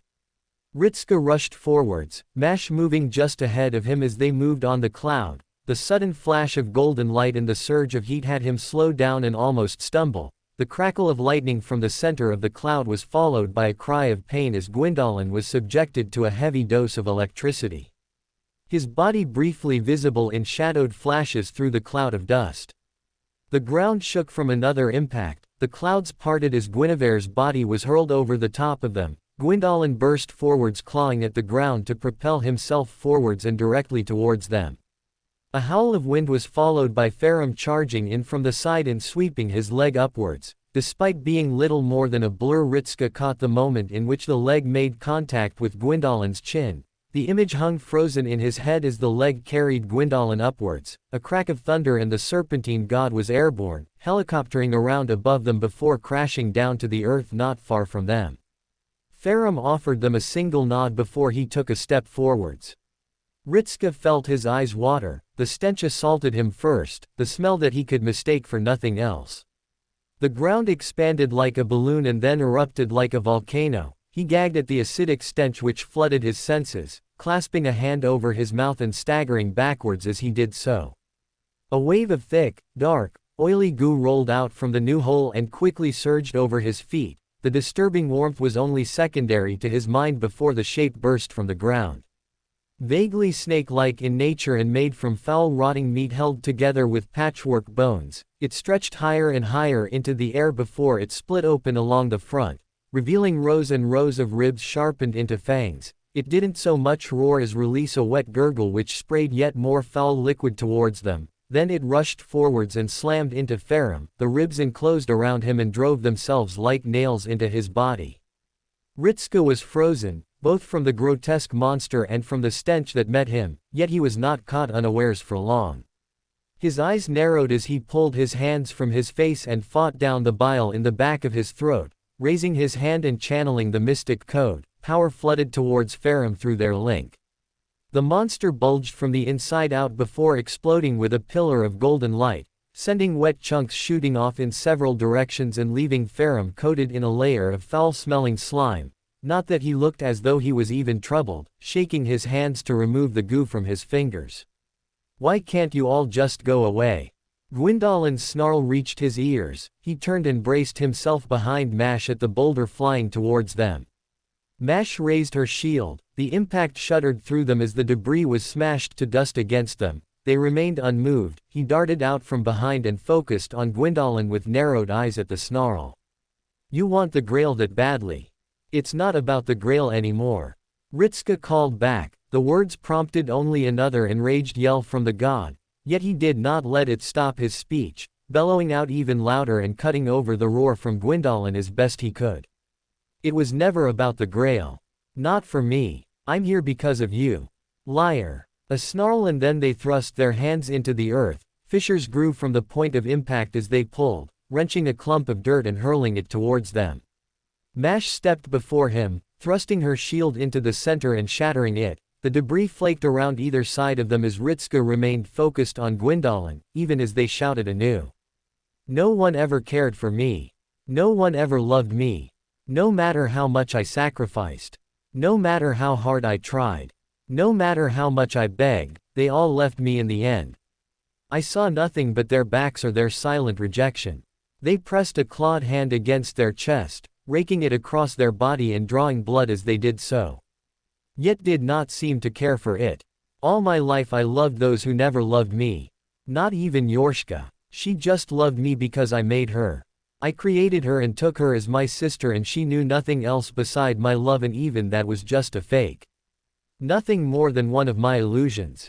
With a sweeping gesture, the space shimmered before them as shambling desiccated bodies charged from nothing, wielding curved swords and scythes, they charged towards into the fray of combat. Yet even as fierce as they were, it mattered very little when Farum returned and dominated the battlefield. Sword spear in hand he was little more than a storm. Thunder and crashing lights all around as entire groups were wiped out in a heartbeat. "Don't you get it? Don't any of you understand? I don't want to love any of you anymore. I don't want to care about people who have never once cared for me. I won't let you steal it from me all again. At least as a monster, at least as a creature, I know what I did to deserve that scorn and hatred." Those cold eyes and those empty words of affection. Red eyes snapped onto him and burned bright. "And you?" Ritska froze at their full attention. "Farum looked at me like that as well." They spat with such a broken voice. "With such care and affection, as though I mattered, but then he left me. He abandoned me to them. I won't let you do that to Gwendolyn. I won't let you make him think someone cares and then toss them aside like they were nothing. Farum, Quelaag, Velka, Sullivan, you. Every time Gwendolyn thought someone actually cared they just left him." Gwendolyn breathed deeply, then looked up to the sky and snarled as he spread his arms wide. A spotlight shined down atop them and Ritska ducked, bringing his hands up to cover his eyes from the brightness now assaulting him. A deep rumbling creaking sound reached his ears from above. He glanced between his fingers and squinted. The moon now hung directly over the top of them, the glowing sphere virtually glaring down at them. Through the gaps of his fingers, he could see the facsimile of the moon visibly tremble at the surface. Its face pulsed as the vibrations increased in volume and power.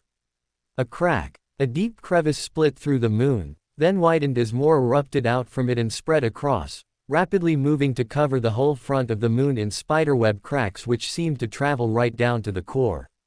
In the next moment, it collapsed inwards in a sudden crunch, folding like a tin can and into a crumbled shape. Yet it did not show even the slightest evidence of stopping. The crunching echoed out around them, drowning out all other noises as the Luna body was crushed tighter and tighter. Yet the longer it went on the brighter it became, folding into itself and burning like a sun within the sky. His eyes darted to Gwyndolin as they started to float in the sky. As though dragged by an invisible force, they climbed higher and higher until they were positioned directly behind the burning light of the crushed moon. He covered his eyes, barely able to make out the shape of Gwyndolin amidst the rays of light. Shadows danced before them as they clasped the moon, which was now no larger than an apple, in their right hand. The light vanished with only rays escaping from the gaps between his fingers. The arm slowly moved until it was held pointing away from his body horizontally. Gwyndolin flexed his muscles and crushed the hand into a tight fist. Light erupted from either end of his fist, shooting straight in both directly as a thin beam. The focused energy moved higher and higher without end as it reached for the stars and pierced through the ground beneath him. It was no peaceful light either, its form was jagged and violent, flickering along the surface like fire. To say nothing of his arm, which was gradually starting to burn away, the skin blistering and peeling from the heat that was claiming his fist. Yet through it all Gwyndolin made not even a whimper as they stared down, face wiped of emotion as they brought their arm back and turned, cleaving a burning light right through the ground as they spun the spear of light in their hands. A noble phantasm. It had to be. A glance to Farum for a moment, the war god stood in awe of the display, his one remaining eye having gone wide with clear surprise written on his features, his scarf long since having been blown from his face. A half step backwards before they catch themselves and narrow their eyes. Not this time. Gwyndolin's cold words reach him from above, the finality in their tone apparent. This time, I will put an end to it before you can cause him harm. Before he can suffer again. I will grant him the peace in death that evaded him in life. His final wish to be free of the agony that you wrote unto him. The light burns, it swings backwards as they draw back for an obvious slash, yet nothing about whether or not it's obvious will change the outcome. He steps closer to Mash, placing a hand against her back and anchoring himself next to her. She replies with no words, but stands a little taller. Shattered corpse of the dark moon. Forgotten shadow behind the light. Crush with hatred and tear with vengeance. The light burns brighter than before, if such a thing was possible, yet he does not tear his eyes from it, squinting a little better to keep them from burning, but he still sees Gwyndolin's face as they prepare the swing. Bifurcate all. Melteeth Hall Marv. A moment of stillness and then the light falls in almost slow motion towards them, insultingly slow. He knows the speed at which servants can move, this is far from that. Perhaps a chance or perhaps merely the effects of the noble phantasm itself. Either way, it does present a chance. The command seals on the back of his hand burn, he knows the link with Gwyndolin remains. This is the be-all and end-all moment. He could likely use all three and stop Gwyndolin before he could let off the attack, perhaps he knows it as well, that's why he is doing it so swiftly. But he won't do that. Instead, his eyes land on the back of Mash's head. When he speaks, it's loud enough that he knows Gwyndolin will hear. By the power of this command seal. His voice rings out above even the whirling storm of the attack above their head. At the impossible distance he locks eyes with Gwyndolin. There is a sad triumph on their face, they think they already know his next move. This one time, he is happy to disappoint. Mash. Protect those who stand with the moon. The arm jerks, the command seal empowers Mash as she steps forwards. With a sharp yell she brings her shield up and clasps it with both hands. Her affirmation is secondary to him for the first time since he's known her. Instead he sees the pure shock painted across the face of Gwyndolin. By the power of this second command seal. Farum. Use storm to get the Gorgon sisters and Asterios to safety. The red burns away, the shock on Gwyndolин's face is striking now and he sees their movements have jerked in clear surprise through the swing.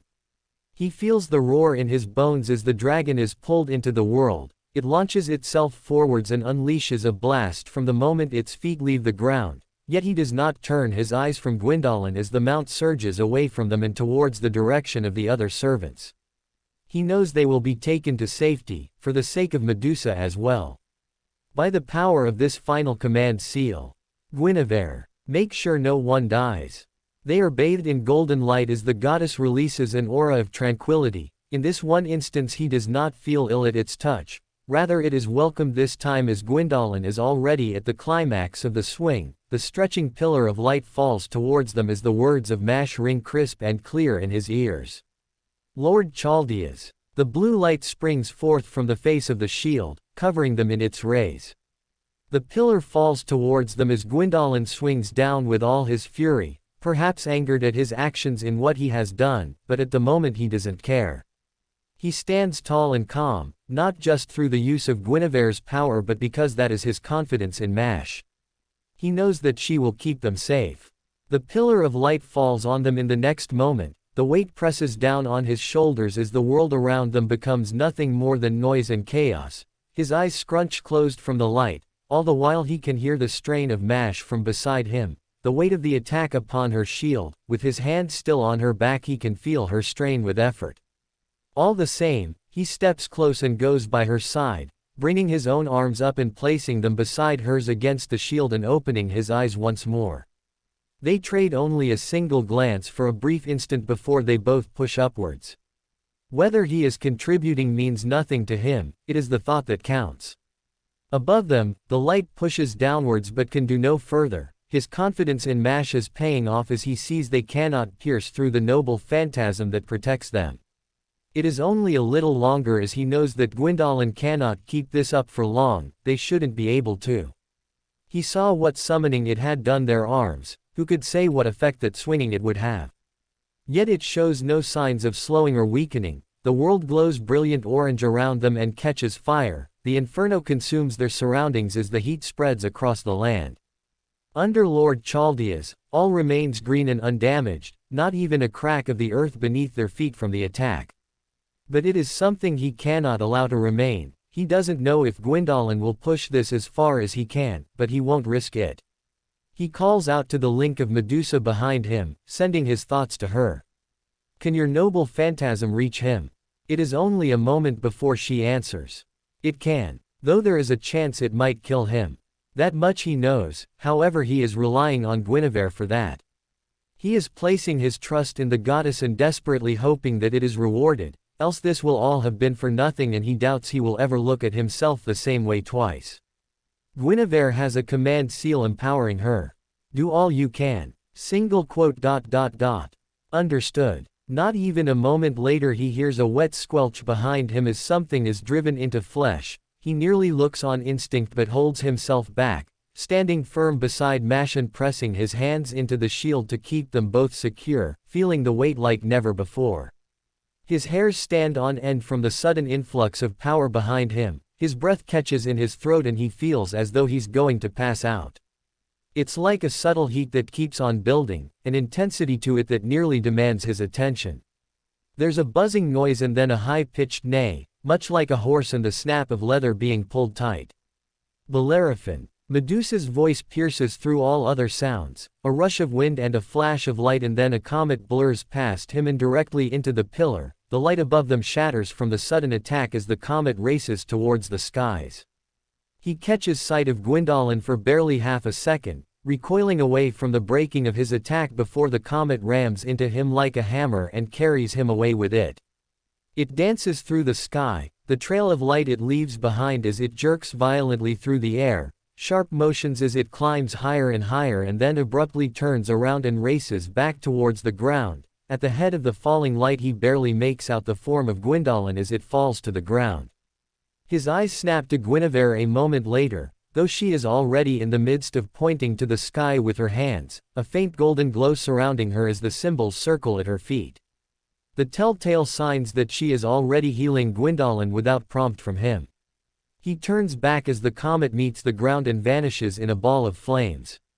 The shockwave very nearly blows him back, yet a hand gripping his shoulder keeps him still. He turns.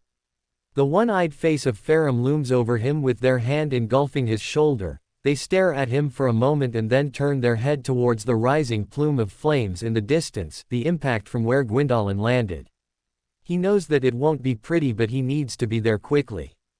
By the time he arrived, the flames were already in the middle of dying out. He slowed to a halt at the mouth of the crater in the ground. His eyes swept over the interior of it and saw Medusa sitting on the ground not too far from him, the writer breathing in and out as she affixed the blindfold around her head once again. She turned to him, seeing his face, and then nodded once. He felt the relief shoot through him at her words before he turned his attention down to the center, around 3 meters down and lying with patches of burnt flesh covering them. Yet his eyes lingered on the smoking remains of their right arm, gone from the elbow down and above it being burnt black and peeling away. Ritska's breath caught in his throat for a moment before he shook his head and made to take the first step down. A croaking cough stayed his feet. His eyes danced from the limp form of Gwyndolin towards the walls of the crater. The fires were flickering brighter than before. His eyes lingered on them before they turned to the movement at the center of the hall. Gwyndolin rolled onto his side, coughing out flakes of blood. "It's over, Gwyndolin," he called down to them. They did not respond for a few moments, save for turning their head and then looking up towards him. The look in their eyes was distant. He couldn't quite place it, perhaps annoyance or perhaps disbelief. Whatever it was replaced by rage as their scarlet eyes burned brighter. Their hand clawed into the dirt beneath them as they brought up their remaining arm and swung it around, spitting out blood as they spoke. What are you expecting me to say this time?" he snarled. "You think this proves anything?" Ritska stared in silence, watching as they rolled up and onto their tail, wavering as their balance threatened to give out beneath them. "Over, you say? You think because you won't kill me, that it matters?" Another wet cough. They brought their hand down, pressing their palm into their chest as they did so. He moved to raise his hand again, already preparing the next healing spell. The movement was noticed and was reciprocated with another foul glare. "You think this proves anything to me? You're just the same as all the rest, the same as all others who claimed they cared for him. It is the nature of servants to be ephemeral. Our parting will come sooner or later." The red eyes dulled. "And when it does, Gwyndolin shall be all the worse for it. He'll be dragged into loving family who will leave him all over again," they glared. "What sort of life is that worth living? Loving those who care nothing for you? Is that what you believe, Gwyndolin, that you mean so little to me?" Farum came to a stop next to him. Their shadow fell over the wounded god. Voice trembling. I do not expect you to understand my choice and I will not apologize for it, but I could not allow it to continue. You cannot ask me to sacrifice my morals for anything, not even family. Especially family. But do not assume that means I never cared for you. Shut the fuck up. Gwyndolin breathed, cursing out his brother as he did so. Their shoulders slumped as exhaustion moved onto their features. What's the point if your choice would remain the same? I know you, brother, even with all the news of what occurred after you left, the damage your betrayal did, you would go through it all again. Because that's who you are, Farum. That's who you've always been. Farum remained silent, tellingly so. Or Guinevere, who cast aside the ancestral home, the land that father built for us, because you could not muster the strength to repair it. Where I alone had even an ounce of care for the land which father built. Which was his final legacy on the world and the one thing by which we could remember him by. A bark of broken laughter followed, their hand cradled their head as it simmered away. But that is what you are talented at. Easier to start again than to fix the problem, better to leave that to someone else, and that someone was always me. I've spent my life cleaning up after the messes left behind by my family. Now you're going to stand there and say, what? That you're sorry that happened? That you feel bad now? They sneered, pulling their hand away from their face. Don't give me that nonsense. Gwyndolin put himself through those years of torture because he loved all of you. The family that dumped their problems on him, that left him alone, whose negligence actively led to his death. Ritska felt Guinevere flinch at his side. He turned and glanced at her as the first evidence of discomfort made its way onto her face. She wet her lips and opened her mouth. Sullivan deceived me. Then you're an idiot. Gwyndolin spat back at her. For one who claims to be all the smarter, history is riddled with your mistakes and failings. The spoiled child who never learned how to put things back together after they got broken. I extended Sullivan trust because his recommendation came directly from you. Because Gwyndolin still loved you, and that love, that trust in your decisions, finally proved to be his undoing. His arm dropped back to his side, his features lost their weight and dropped, his eyes closed, and he released a single hollow breath. I'm going to make my choice. I'm going to be free of your influence once and for all. I'm not going to be tied down to the family who cares nothing for me. You live in hindsight and only now realize what utter failures you are as my siblings. He snarled. It does me little good now, it does Gwyndolin little good now. Ian's waiting for the day his siblings would come home, where they could be a family once more. He couldn't even get that. Even when you resided only a country away, you never once came back to visit him. Silence, then a whisper. The worst part is that he would have forgiven you all if you just came home one final time. His attention was stolen by the fires. The remnants of the explosion were flickering once more, now pointing down as though blown by an unfelt wind. His gaze swept across the circumference of the crater. All of the flames, regardless of location, were pointing to the same spot. The very center, where Gwyndolin resided. But I don't want that anymore. Gwyndolin declared. I don't need it. You, all of you, you can't even let him enjoy his afterlife without dragging the happiness from him once more. So I'm done. I'm done sacrificing my right to choose for the likes of you, throwing my life away so that you can be happy. If you won't let me even have the freedom to be myself, to become something more than a puppet, then I can at least steal your prize from you. He wasn't sure what motivated his next actions. Even to him they seemed beyond reckless, yet perhaps it was the language they used and the recent string of events prior to today, but he could sense what was going to happen before it did. In the moment that Gwyndolin swung his arm up, he was already throwing himself forwards, pushing off the ground and leaping with neither style nor grace towards the center of the crater. He felt the heat come next. Flames erupted in great pillars directly from the ground, tearing the land apart as they were called forth. All of them rushing straight towards Gwyndolin, perhaps an act to kill himself. Either way, in the moment the fires approached, he and Gwyndolin made eye contact. Red eyes flashed with alarm at his sudden proximity, more so the fact he was actually falling through the air towards them.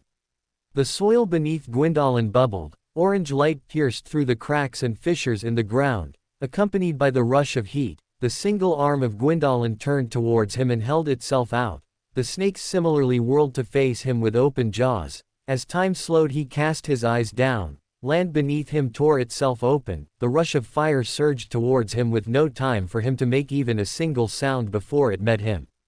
Though he felt no burning, rather the heat vanished in a moment and he was staring at nothing but rushing light. A novel experience, before he crashed into something and was ripped from the moment. The moment gravity took hold, something wrapped around his back and pressed him closer to what he had struck. He jolted and blinked twice, finding himself practically nose to nose with Gwyndolin. Their single arm being the only thing keeping him from dropping down to the ground. You are, without a doubt, the most suicidal idiot I have ever had the misfortune of crossing paths with.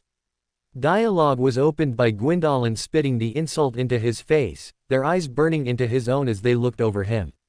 I have no words to even describe what you have just done, and I doubt that asking you will yield any answer that is satisfactory. I wasn't thinking at the time. The words slipped forth easily. Gwyndolin sent him a look that made it clear that the answer hadn't been all that surprising. A quick glance either side of them revealed they were surrounded from every angle by a wall of flames, just leaving the two of them in the tepid center. I just thought you were gonna try something and jumped, I guess. You jump. Gwyndolin cut himself off. He almost released a gasp as he was let go of, yet it was only temporary. The hand of Gwyndolin latched onto the back of his shirt and pulled him away from them, dangling him very nearly like a cat as they stared at him with clear annoyance. A cocktail of emotions played over their face before closing their eyes. Nothing swept over their features. Why you? He blinked. Why me? Why you, and why now? The red eyes opened. A lifetime he lived without anyone, and then you just show up and throw yourself into the flames for the sake of Gwyndolin. The literal flames just for him. I try to kill you and you just. His body was jostled back and forth as Gwyndolin shook him by the collar. I do not understand you in the least. Why you? What makes you? Why do you care?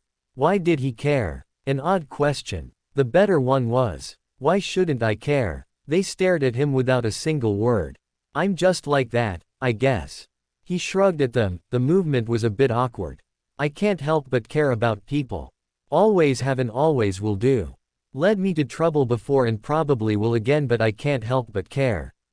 His eyes met theirs. I can't begin to understand what your life was like. It sounds, what was he supposed to say? That it sounded rough. That it sounded bad. Understatements if ever there were some. But that doesn't mean you can't hope for something better. It might sound corny, but I want to at least be there for someone, anyone, really.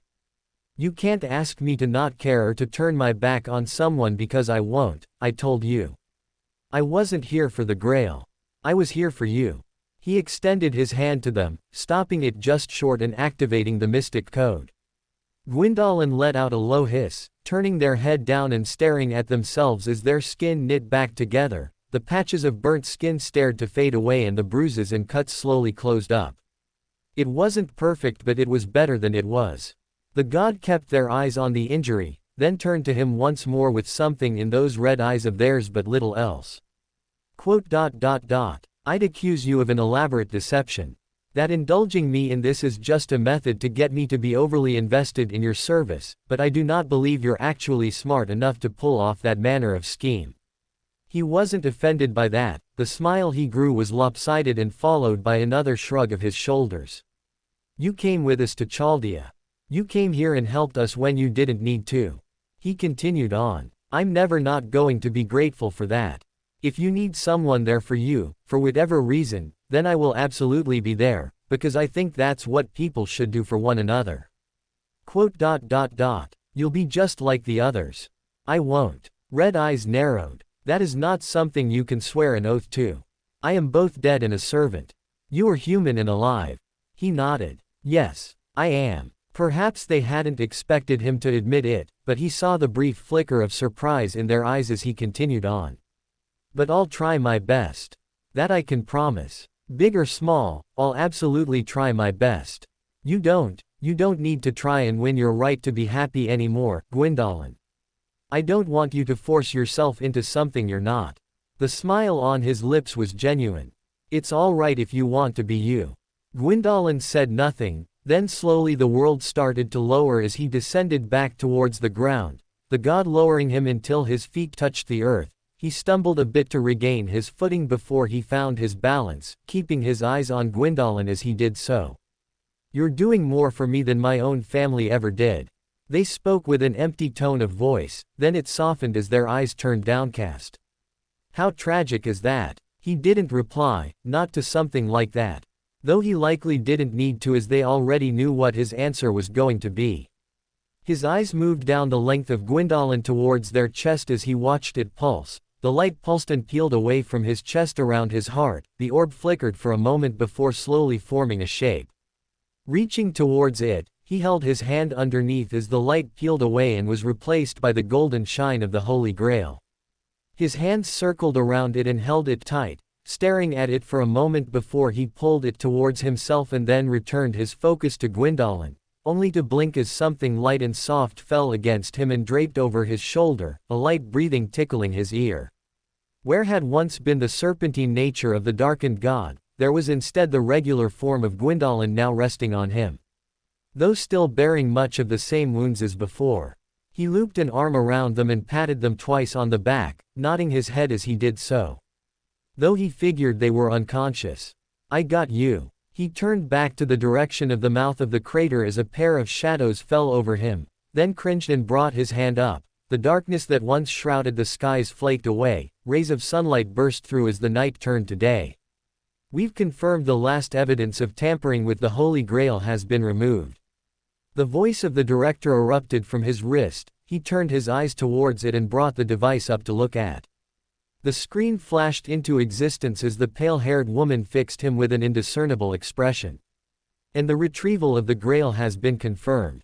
Though the servants summoned by it remain, however, that is a matter for Gwyndolin to deal with. the singularity will likely start to vanish soon. I would recommend preparing for immediate evacuation from there." He nodded back to her, then glanced towards the direction of Ferrum and Guinevere above him. Neither of the two of them had said anything as they stared down, yet he could see the expressions on the both of them. Clearly troubled by the ordeal they had been through. With a grunt, he tossed the Holy Grail towards Ferrum. The god fumbled as he caught it and glanced down at it before he looked to Ritska. "I'll have my hands full with something else," he replied to the unasked question as he turned back to the unconscious Gwyndolin and crouched down, scooping his hands beneath them and lifting them up as he did so. One thing that surprised him was how light they were. He had been expecting having to put them on his back and give them a piggyback ride up the face of the crater, yet it was no different to the time he carried Euryale. Turning back around, he looked up at the pair as he held the unconscious Gwyndolin in his arms. Putting one foot in front of the other, Ritska started to climb up, wavering from side to side and keeping his balance as he did so. "Don't worry, Mash, I have him," he spoke to her when he caught her in the corner of his eye looking to move closer. Reaching the top of the crater, he moved past Gwyndolin's siblings and towards the opening, turning his eyes to the sky and watching as Storm flew through the air, dropping down to the ground in front of them and tilting its beaked head to the side. The dragon made a small noise before lowering its wings to the side like a ramp. The passengers it had carried away started to disembark from its side, though it was actually just Asterios carrying both Euryale and Steno on his shoulders dropping to the ground. "Well," Steno drawled out with an almost dismissive tone of voice. "That was certainly a rather chaotic mess you all made of our island." She waved a hand around. Ritska followed it and remained stone-faced as he beheld the destruction, which now looked much worse when he wasn't in the midst of a fight. Large sections of the land had been turned upside down, scorch marks and impact craters all around, and then the large burn mark running the length of the island except for the point where Mash had been standing. "What of the instigator?" Euryale called out to them from atop Asterios' shoulders, leaning forwards almost as though to get a better look. "They look a fair bit smaller than they did a moment ago. I take it you were able to pacify them." He raised only a single eyebrow at her in response, unsure of whether or not he should say anything back to her. After a few moments of deliberating in his mind, he decided that he just didn't have the energy for all of that. Instead, he just let out a small sigh and shook his head from side to side at them, turning away and moving further towards a clearing with Gwyndolin still in his hands. Then he stopped as the air in front of him shimmered. 4 figures appeared before him, each of them keeping their posture loose and clearly not rushing for combat. Gwyndolin's 4 knights, so to speak. "It would seem as though victory is now yours." The blackened Arthur spoke up first. Pale yellow eyes moved from Gwyndolин's unconscious body in his hands towards his face. He swallowed as she sent him a piercing look before grunting once and giving a faint nod of the head. "An achievement to stand before a god and beat them in combat, even if you had the aid of others by your side. It would seem your victory was more than a product of mere happenstance." Letting out a breath, he felt his lips pull into a ghost of a smile. "I'm not too sure about that, if I'm being honest with you." His eyes moved across the servants in front of him before he spoke up. "What are you all going to do now?" The tall white archer stepped forwards with a metallic thud. Their glowing eyes bore into him a moment later as they spoke. Orders were provided in the event of this outcome. In the event of defeat, this group was to pledge loyalty to Chaldea should they wish or find the goal acceptable. The archer straightened out. "This fuselage deems your victory acceptable. The criteria have been matched. Servant, true name, Minamoto no Taintamo. I shall recognize you as my master if you accept the contract." Ritska blinked, then slowly moved his eyes towards the other 3 servants in front of him, all of whom were staring back at him in silence. "I had hoped to be summoned eventually. If Lord Gwyndolin pledges loyalty to Chaldea, then I shall do the same." The silver lancer stepped forwards and bowed her head. "Servant, Lancer, Sanora of Haida, if you can look past my actions this day, then I will offer my spear to your cause." "Servant, Assassin, Hassan." The masked man called out to them. Riduska was all but certain they might have met before, but he couldn't quite place it. "Your cause is noble and you have proven yourself loyal to your allies through even difficult times. If you were to accept a contract, I would offer one. Ritska turned his eyes towards the final figure. I have made my stance clear. You have proven your resolve thrice now, it would be shameful if I were to step back where others step forwards. Arthur declared. Excalibur placed itself in the ground in front of them. Are you the one who shall serve as my master? Ritska felt like he was going to pass out on the spot, the feeling compounded when he heard someone clear their throat to his left, dimly turning his head towards the direction and seeing that Steno and Euryale were giving him very expectant expressions as their eyes darted between him and Medusa. He could practically hear their silent demands to be allowed to accompany them, and if Euryale was coming, then it was guaranteed that Asterios would want to come as well. Wetting his lips, Ritska shrugged his shoulders. Sure. He glanced down to Gwyndolin's unconscious face and stared at them. Thinning his lips, he let out a small breath and faced the servants once more. Yeah, let's all get back to Chaldea. I think we're just about done here. For more thrilling fanfiction stories like this, check out my channel Fanfic Audiobook. Dive into epic adventures, mysterious realms, and legendary journeys brought to life through immersive storytelling. Don't forget to like, share, and subscribe for more amazing audiobooks.